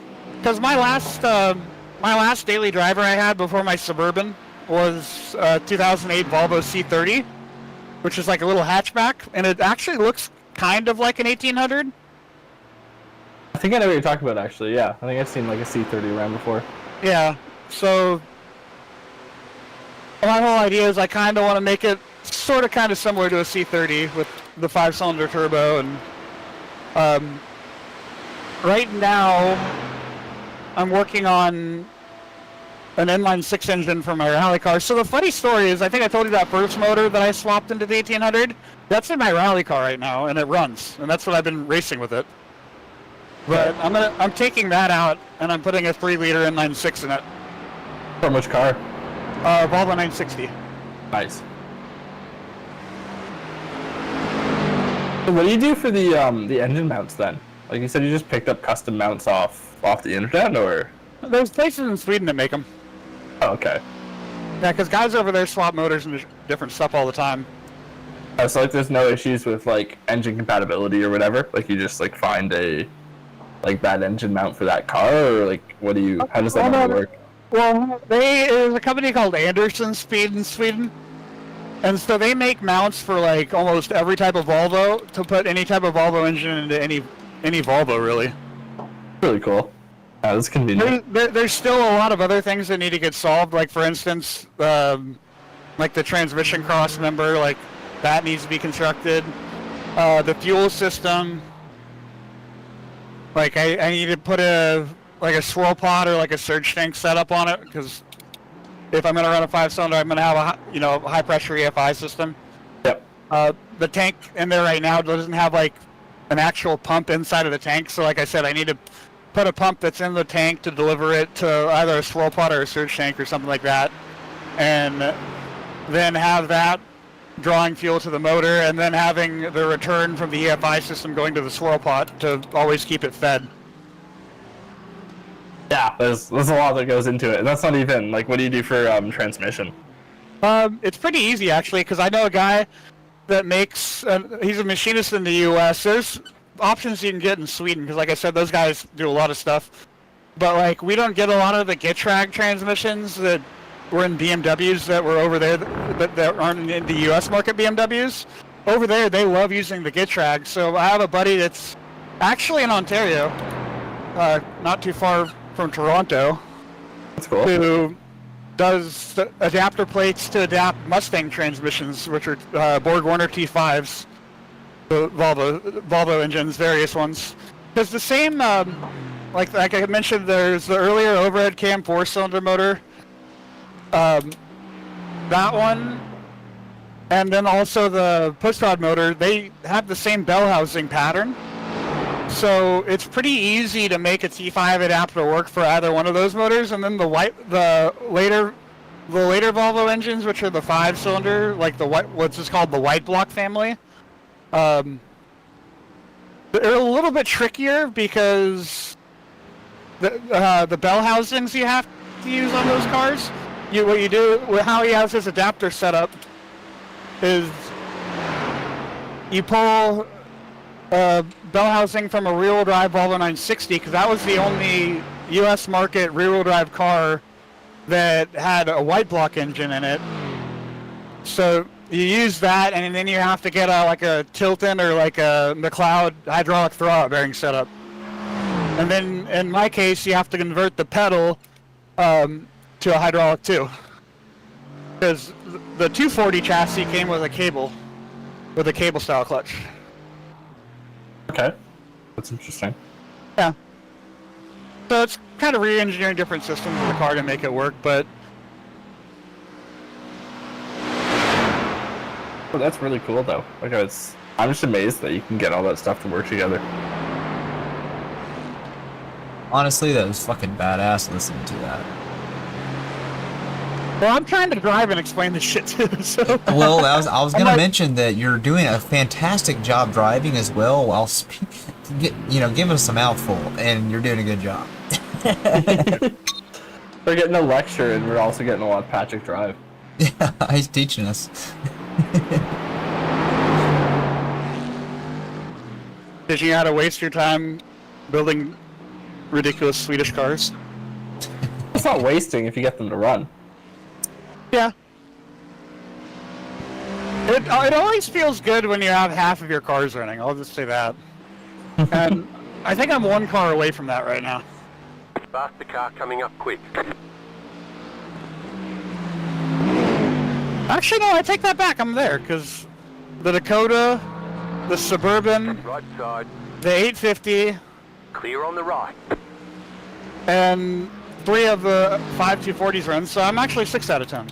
I just don't drive some of the cars often enough, so I wouldn't know. But still, when you have 4 non-running cars, it feels like a burden. Yeah, I can see that. But 4 out of 10, that's When you're 40 years old and one of them is like taking up space in your parents' garage, though. That's the 1800. Well, part of the reason why I keep holding on to the 1800 is because my mom really wants me to see me finish it. Because she really likes that car. She has like this, she like adores it. But it's funny though, because she loves it, but my dad hates it. Aww. He's not a fan of the shooting brake? Nope. My dad's, it's funny, he's a car guy, but he's not really a total car guy. He's never changed his own oil in his life. But like, you know, he'll research, he's always owned some pretty cool cars. Like, when the MOZA Speed 3 first came out, like, he was one of the first people to buy that car. That's cool. One of my buddies has one of those cars. Yeah, he's had a lot of, right? like, no, they're a 2.3 liter 4-cylinder turbo. Oh, okay. Yeah, the Speed 3s. Yeah, he had the dealer do like all their upgrades to it too. And he's had a few GTIs. Yeah, he's had a lot of different kind of unique cars. But like I said, he doesn't actually work on cars, so. I'll tell you what, GTR VR6s are insanely fast for what they are. They're quick, I'll say that. I have a buddy who's actually selling his, he's got a Volkswagen Caddy. It's technically a Mazda Miata, but it's a 1990, I think it's an early Miata chassis, so it's like a 92 or something like that. But he cut the body off and he grafted on the body of a Volkswagen Caddy pickup truck. And then he put a VR6 and made it, and it's in the chassis, so it's rear-wheel drive. It's a rear-wheel drive VR6 pickup truck. Oh, I bet that thing is insane. It's a little wild.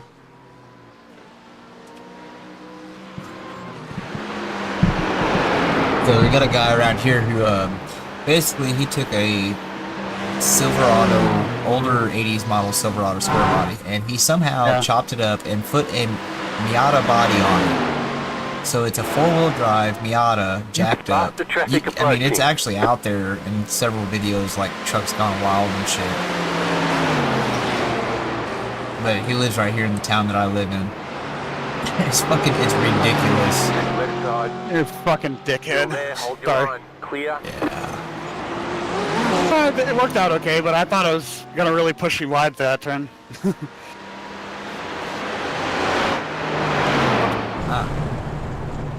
I got it. Push you wide through that one.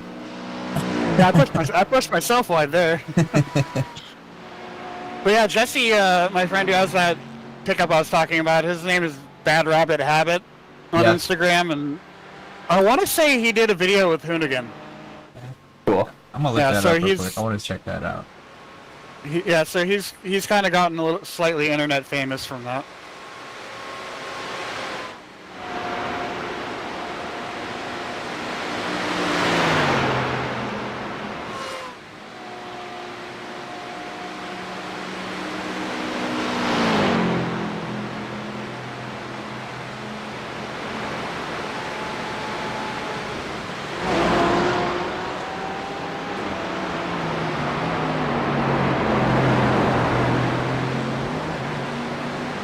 This is gonna be my best lap I've done. At least this race.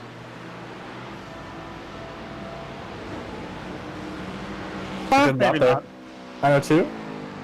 I think you've gone faster though. I have, but for some reason my delta isn't showing that. I think you had an off track. Finicky. If you had an off track at all in that, then it'll do that too. I noticed. Faster traffic approaching. Yeah. Because I'd really like to break in the 8s. I'd kind of like that. You did a 9-minute 1 in your previous stint. I did a 9-minute flat almost in my previous stint. There's Yeah, another lap you you did work on do there. a 9. Or like a 9-minute 31. flat, 0.1. Yeah, so if I could get an 8:59, I'll be stoked. Definitely doable. The track's a lot faster now too.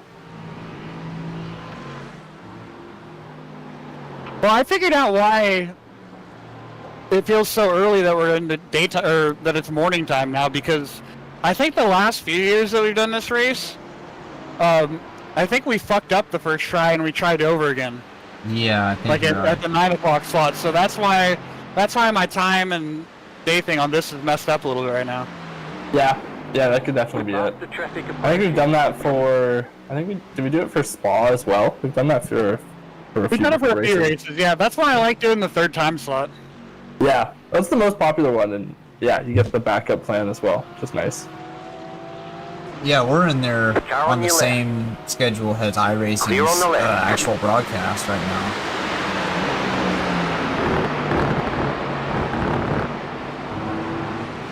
iRacing won't shut up about Verstappen. Of course, there was.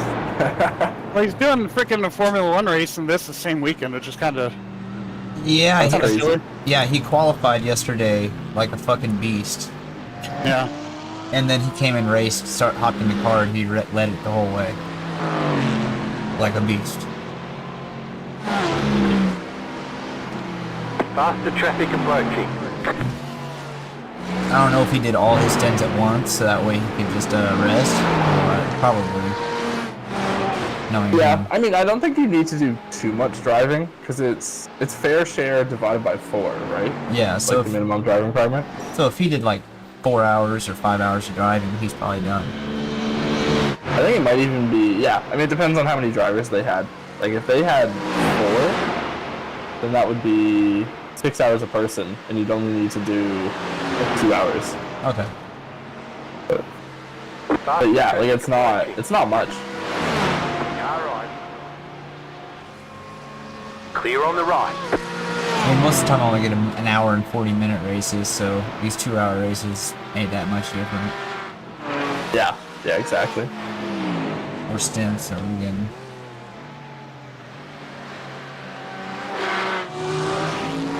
I guess when you're Max Verstappen, you can kind of tell your team like what you're doing in your first spare time. I don't think they're gonna argue with him. No, they don't have an option unless they want to ride Sergio Perez's Q2 exits.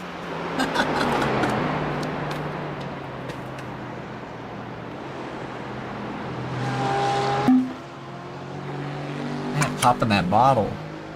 Sorry. They're fucking popping that bottle of wine or something there. That's not a bad idea.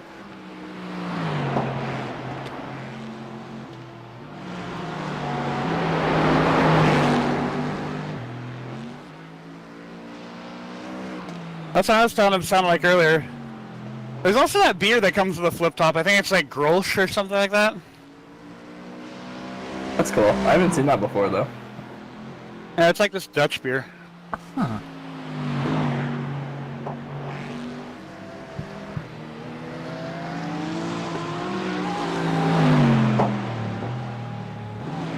Alright, let's see where motherfuckers are at.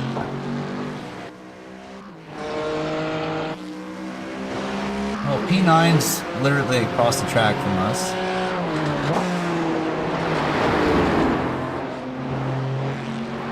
P11 is literally across the track from us. Okay. Baptiste, calm down, buddy. You don't need to be flashing. Wow, that's the first time I've... man. Relax. Wow. That's the first Nancy we've had. I'm not gonna call him a Karen, I'll call him a Nancy. What happened? He's bitching about somebody flashing.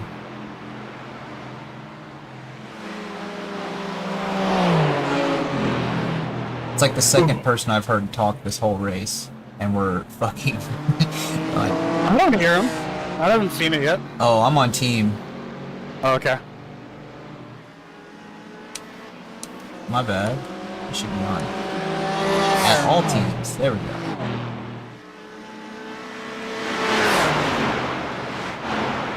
That's weird. Why did I hear that guy?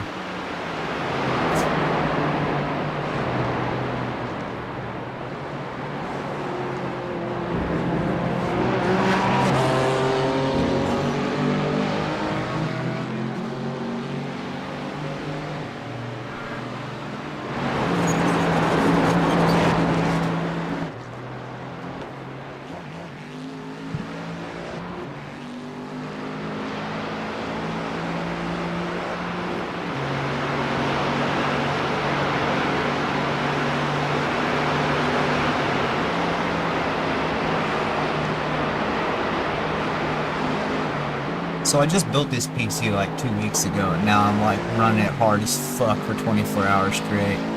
Ought to give it a good test. But yeah.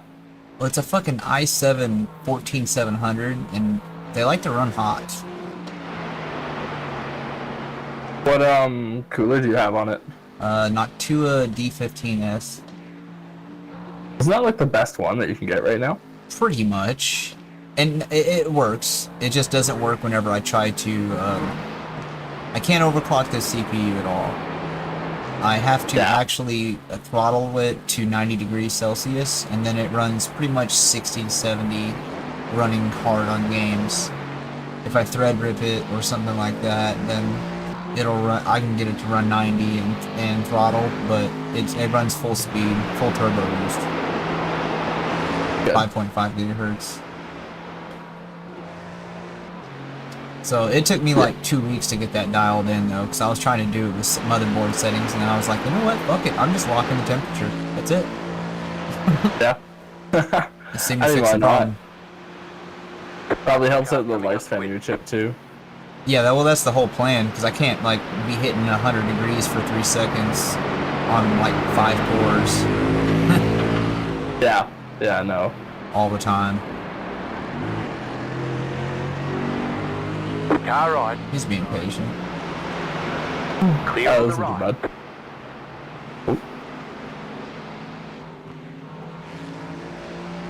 But no, it's Well, I'm been running really good. gonna call it right now. This is gonna be an 8-minute lap.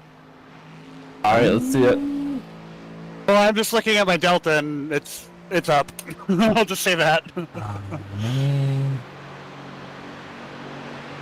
I think it's up enough. If last time it was 2 seconds quicker, this is gonna be good. Hell yeah, For me, at bro. least. So it just means I'm gonna dial it back after this. Because there's no way I could do this lap again. I've been kind of nailing this lap so far.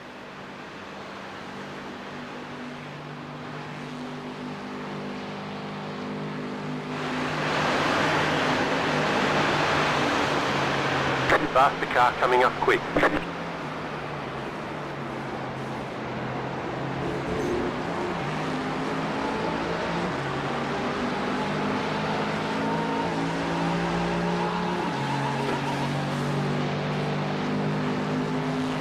Nice. Wow. Oh, that's Good lap, nice. Patrick. How many more laps I got on fuel? You have 3 more, including this one. How do you look that up, Connor? The fuel? Yeah, I can't see I'm it. on the fuel tab. Faster traffic approaching. The black box. Oh, I didn't have the black box up.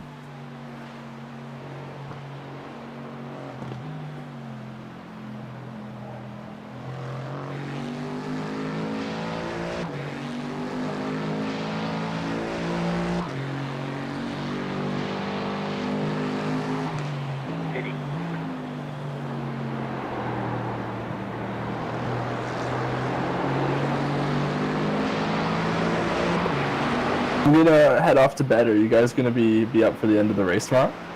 Yeah, I'm gonna get up at 8:30 so I can try to be there at the very end. I might still be in bed. Alright. Let's see you around then, Patrick, if I don't see you tomorrow. Alright, sounds good, Connor. Good to see you back. Likewise. Alright, see you guys. See you, man. Alright, take care.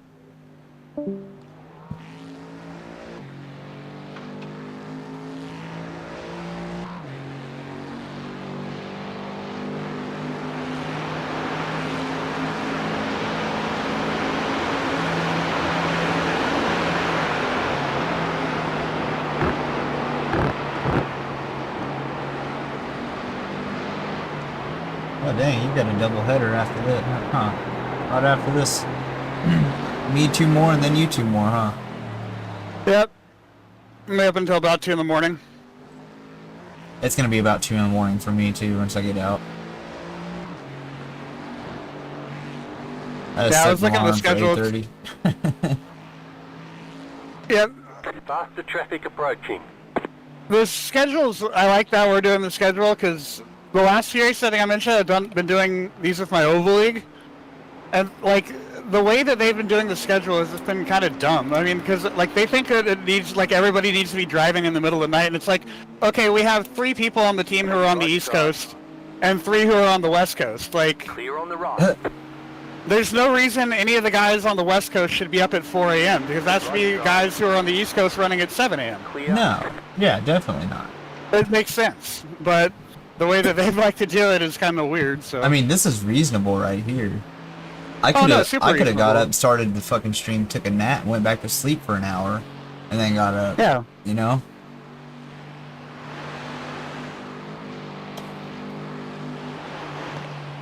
I just But haven't I'm done not that. really. Go ahead. That's the thing is I'm not really the manager of that team, so I don't really have say. But it's kind of funny though because I'm their Smurf. Because anytime I do a race with them, it's like a 1.2K start to field. Oh. So you, Yeah, you really I took boost pole the this year. field.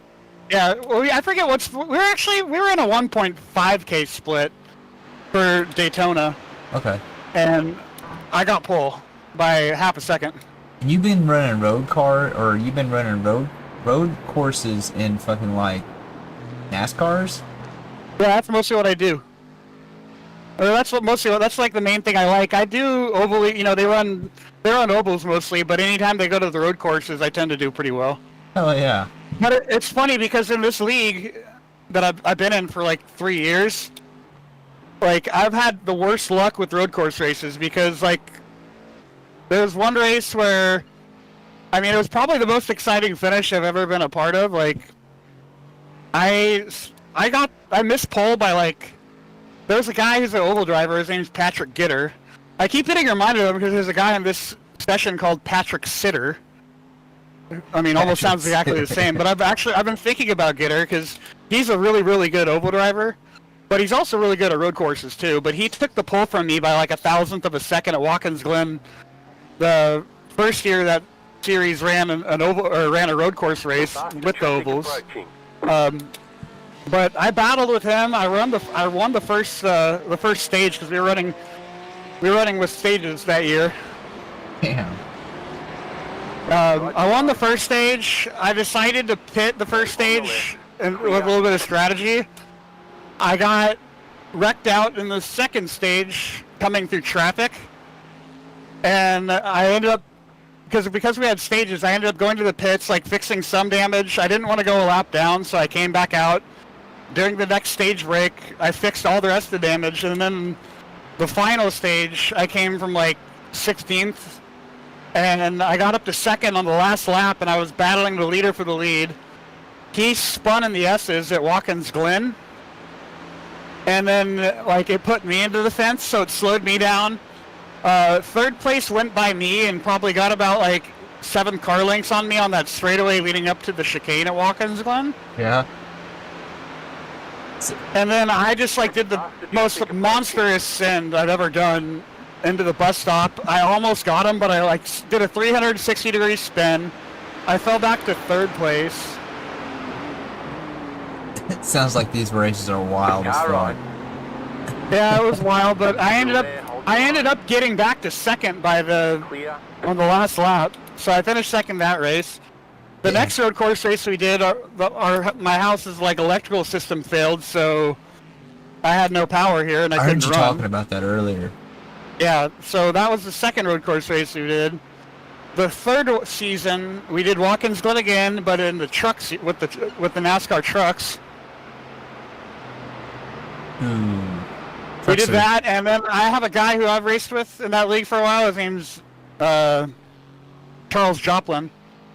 He's a pretty good road course racer, but like he's also a very much an oval like track hothead guy. Yeah. So I got the pole by 1.5 seconds that race, and the very first lap coming into the S's, I misshifted from second down into first on accident. Damn. And yeah, so I had to basically come to a complete stop to avoid blowing the engine. I fell back to like fourth or something on the first lap. And instead of being patient, like I was just like on a mission, so I passed 2 more cars and I got up to Charles's rear bumper on the last turn on the first lap. I got up to his bumper and I accidentally just gave him a little bit of a tap. Oh no. And it hooked, and and it moved him over just a hair, but it slowed him down. And he straight up just fucking hooks me on the straightaway. Just He totally Dale fucked Earnhardt up your the car. ass. He Dale Earnhardt me, and then like we're kind of friends. And he came up with all these excuses like my steering wheel disconnected. I would I've seen him intentionally wreck people before, but he's cool with me. Yeah. But he tried to pull off these excuses like, oh yeah, my steering wheel disconnected right there. I was like, bullshit, it did. It's like, watch the fucking replay. You're telling me your steering wheel disconnected, and then you just went full throttle and then full left right into my fucking bumper. Did he wreck out too? No, he kept going, but then what happened was I got fucked over. I hit the wall, and then the guy who was in third place came over and fucking totaled his car into me, and so we both had to tow back to the pits. Shit. And there were no stages that season, so we were both fucked. Aw. But what Charles did though was he wrecked us both because he's like big rivals with the guy who was in third place. He Yeah. parked it. Like he didn't want to race anymore. Oh He shit. quit. So I mean, he didn't go on to win. So maybe it's kind of believable, or maybe he just quit out of guilt. Like he just like did that. But yeah, he totally fucked me over. And this is a And so championship series that you guys are running, right? Yeah, it's a broadcasted league that we do. It's So I think I've That- seen the ones it's you weird, shared. yeah. There's the ones that are on How to Suck at iRacing. That's the iNation league. That's the league I'm in. Yeah. Those ones aren't crazy competitive because usually on the oval side of things, the strength of fields are like 2,600, Oh, okay. and I typically can finish top 5 in that league on oval. I haven't won an oval race in that league though. Yeah. I've gotten second like 5 times at ovals, but I still haven't got a win. Huh. But I'm in this other league called Slingshot Racing League, and fucking that league is hard. Like, there are like 7 guys in that league who are like 5,000-6,000 iRating on oval. Holy shit. Yeah, and all of them also try and do road to pro, so they're also they don't have the road iRating to really show for it. Yeah. But they put in their work on road courses and stock cars. Like in that league, if I can get third in a road course race in a stock car in that league, I'm lucky. Huh. And the road to pro, like, how many people can they, like, how do you even get into that? You gotta have that high of an I rating or what? You gotta have high rating to get into the qualifying splits, and then you gotta do well in those races. Oh, okay. So it's an invitation only type of thing. Yeah. It's really, really hard for the NASCAR road. Now to the pro. road course doesn't have any shit like that. Or do they have that for the pro license? They kind of do. I mean, they were doing the the Dallara IR01, like the fake Formula 1 car that they did, or Yeah. fake IndyCar type thing. They did a series like that with the IR01. There's actually a good video on YouTube. There's that DJ EJ guy. I think it's Justin E's the guy's name. I think I know who it He is. put out a really good video about this guy who only had like I think a 2,500 I rating, and he qualified for that like pro series. Oh. Wow. Yeah, he's like the lowest I rating to ever qualify for a pro series. but- I've watched that video and how the dude that wasn't supposed to be there came up. Exactly, yeah. And he ended up actually winning the Daytona, didn't he? I don't know if he won Daytona. Well, there was another story though about an oval guy, but this was, like I said, this was on one of the like pro series that does road course stuff. Oh, okay.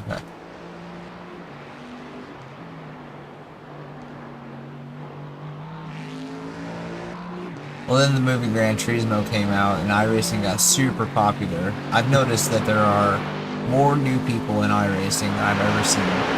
And some of them have just ran up the iRating and safety rating somehow, but don't really have the, I don't know how to say it. It's the wherewithal to know what the fuck's going on around them. Yeah. Like, yeah, they're fast, but they don't know. Faster traffic approaching. Yeah, how to fucking pay attention. Car right. Stay on the left. Clear.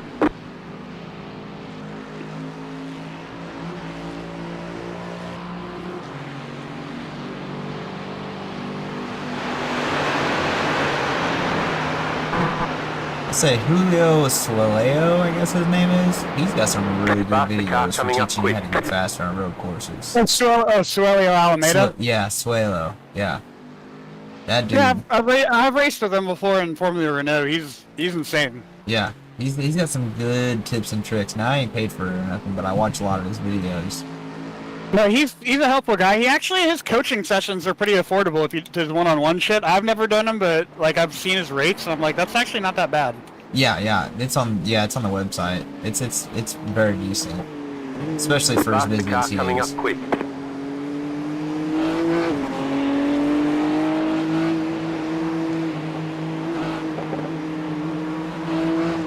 Car right. Keep to the left. Clear. I think I just let him go right there. Yeah, he was being very patient. He almost didn't want to go.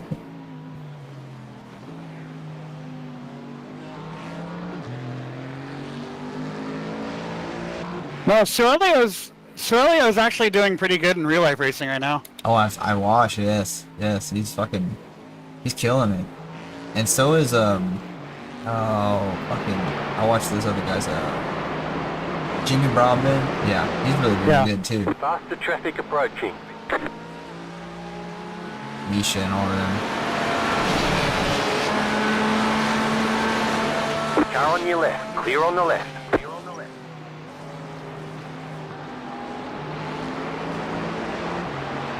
But yeah, like I was saying, the Gran Turismo movie made like what a lot of people went out and bought them stuff. And then did you hear about what happened with Fanatec? Yep. Yeah. Well, they kind of fucked themselves up with Black Friday last year. Well, yeah, I guess they did. It was like Red Lobster with their all-you-can-eat shrimp shit. They just sold more than what they owned. Yep. But I don't understand how they. I don't understand the fuck up there. Like, just put the money into the production and get it done, but they didn't put the money in production. Apparently, they put the money in their pockets. Yep. And I think that's where the problem exists. And now Corsair's gonna buy them out. It looks like. Yep, Corsair, and they're gonna be one powerful company. Corsair's actually located not too far from here, so it'd be kind of, if they moved indoor AG over here, that'd be kind of cool. Isn't the Fanatec headquarters not very far from Santa Barbara? Oh, Santa Barbara is about 5 hours south. Oh, okay. Their current headquarters is, they're in Southern California, but like I said, of course, Corsair bought them and moved them up to the Bay Area. That'd be kind of, maybe be a neat job to explore. Yeah. Definitely.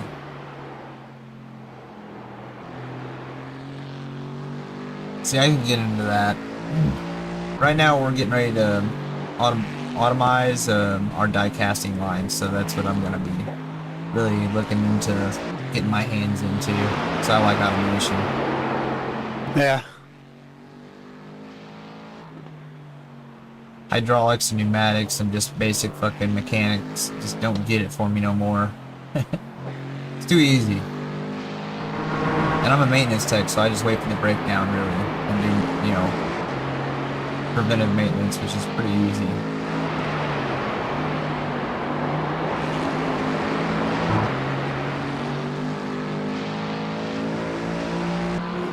But I got one more lap after this to fuel, right?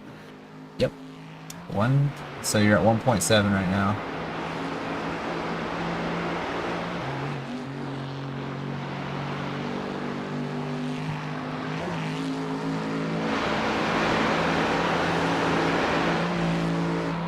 I think this is my cleanest stint ever at the Nürburgring so far, too. Good. Knock on wood. I don't want to fucking jinx myself here in a minute. See, I said that last time, too.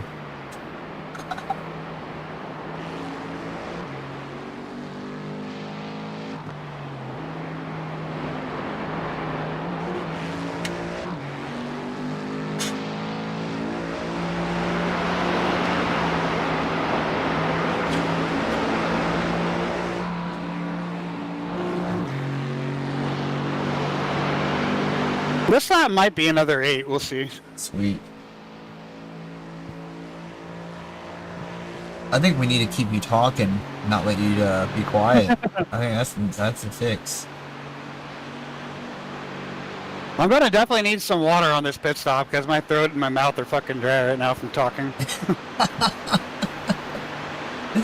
I bet.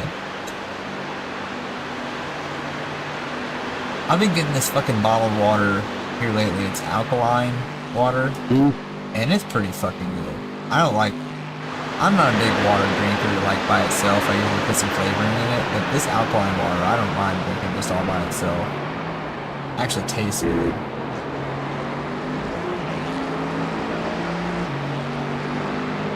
Yeah, I just got some sports bottles with tap water in them next to me, so Yeah. that'll do good.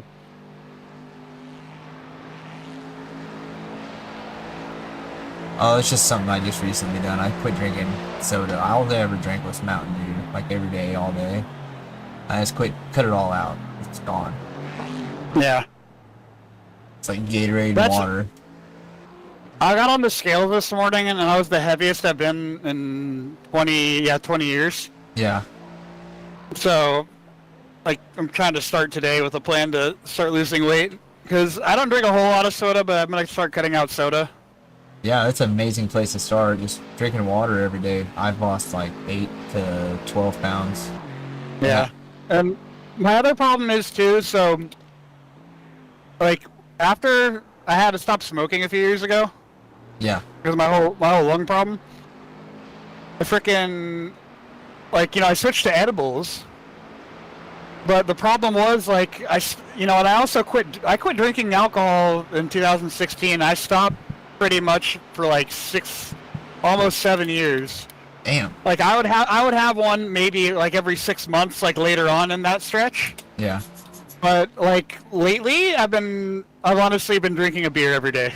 Yeah. Like a tall can every day. A beer every day isn't that bad.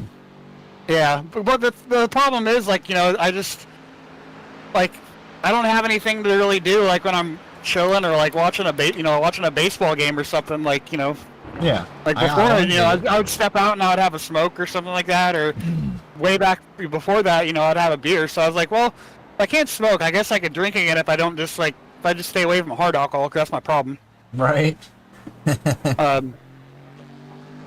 So I just told myself, like, yeah, I'll stay away from hard alcohol. I'll just have one beer a day. I can't have more than one.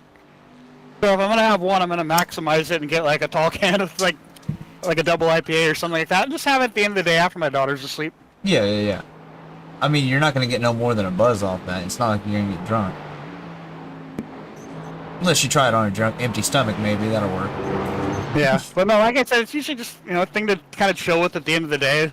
Instead of, like I said, having an edible and then just, like, waiting 30 minutes and then it happens. Right. I see, edibles always fuck with my stomach, man. I wish they didn't.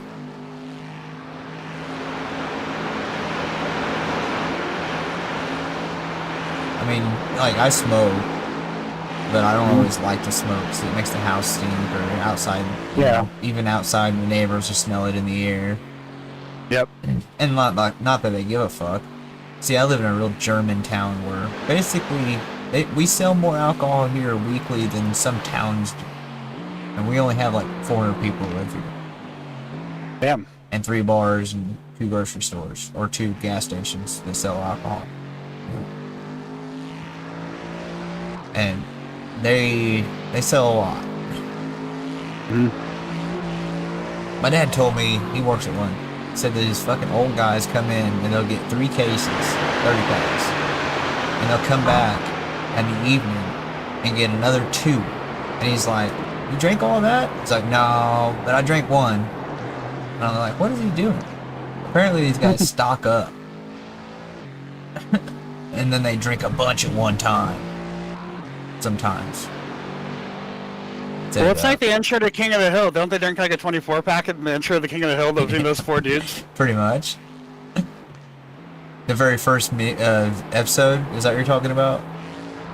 I forget it was the first episode, but just like their intro, you know, they're like it's like, you know, fast forwarded. Oh yeah. It shows them like starting out with like a, you know, like a 30-pack or like a 24-pack, and then by the time they're done fast forwarding through all the shit that's going on throughout the day, the whole package is done, and then he throws it in the trash can and shit. That's true.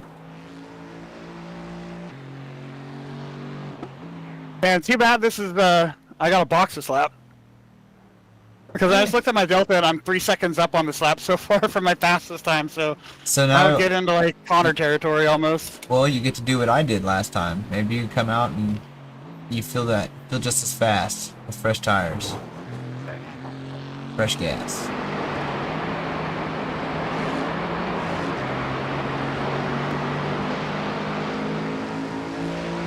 I had to dip down a little bit back there because I kind of pushed onto that curb and had to check up a bit. Yeah.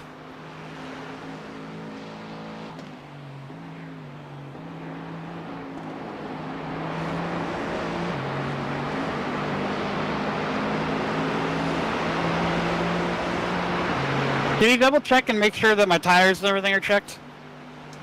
I'm looking at it right now. Yep. Yep, everything's good to go. Cool. And we ain't got no damage, so we ain't gotta worry about none of that.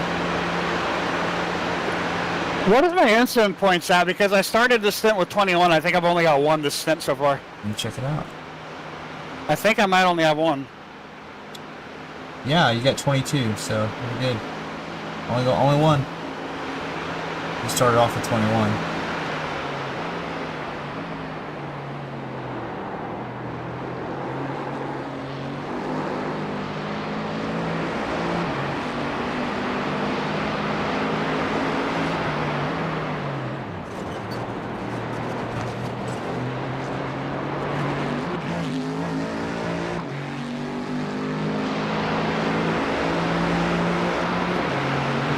This is actually the most chill Nürburgring 24 that I can. I mean, the ones that I've watched never participated in, and then last year was insane for me. This seems chill to me. I don't know. Well, I'm trying to recollect last year. Didn't last year like start off pretty good? It started off great, and then we started wrecking in the night. In the night, I think 3 of us totaled the car. Maybe even 4.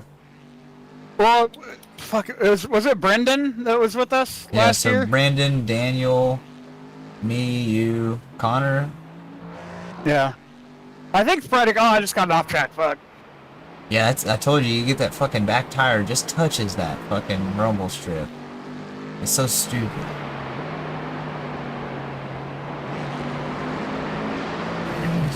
But I want to say that I just remember it getting really bad. Like, we had one guy wreck, and we're like, okay, it's not that bad. But, like, I don't want to knock on Brandon publicly, or Brendan, because we're streaming, but, like, I just remember he had problems just getting 1 lap in without completely totaling the car. So he had to get his minimum drive laps, and then just split because he was spending so much time. Right. In the pits. I mean, I was in a similar situation to Brandon, though, because I had just learned that track that 2 weeks prior to the 24. So I was in a very similar situation. I think my last stint I redeemed myself quite a bit. I think I had a clean stint. Finally. But I know I had to repair the car twice for 20 minutes during my time racing last year. Yeah, no, I definitely know that I did some damage last year. So at this point, we basically, was it 10, and then another 2 minutes is what I added onto it a while ago. So hey, do me a favor, can you check and see where 10th place went? Because I thought we were in 10th, but now we're in 9th. Oh shit. All that talking. Like, are they a lap down from us, or is 10th on the same I'm lap? checking where they're at. Okay, so they are quite a bit behind you. They are on the same lap as us. We're on the cusp of 2 laps down. God damn, actually 3 laps down, because that one guy's number 1's just fucking an alien, dude. He's the only one that's on 7 laps down. Then we got 4 of them that are 8 laps down, 3 of them that are 9 laps down, and then me, us, and the team behind us that are 10 laps down. Pit box in 10. Well, that was kind of sick. I still pulled an 8-minute lap that last lap, I think. Fuck yeah, man. 3. Even like slowing down for the pits. 1. Right here. Yeah, so this Mayo guy is pretty quick. But I think you're gonna get out of pits before he gets there. Let me see how many laps he got. Did Miles the leader? No, he just got in the car, so that's why he's on his out lap. He's coming up to the straight in just a few seconds. I'll let you know when he's on the straight. Yeah, I'm not too worried about him. So, if I got 28 seconds so far, so I probably got about 10 more seconds of the pit stop. Okay. Yeah, so he'll be mid straight. You should see him in relative soon. Yeah, the next person, my relative, is 15 seconds back. Okay. Yeah, I see him now. He's 36 seconds back right now. Alright. He's been running about 850s. So about what pace Like you've been running? 850 flat or like 859? Let me see what his last laps were. His last laps, oh shit, 850 flat. He's pretty quick. Yeah, he's fine. So yeah. No worries, we've caught up to him a lot though. Like, this was a bigger gap. This was a 4-minute gap during my stint. So this is huge.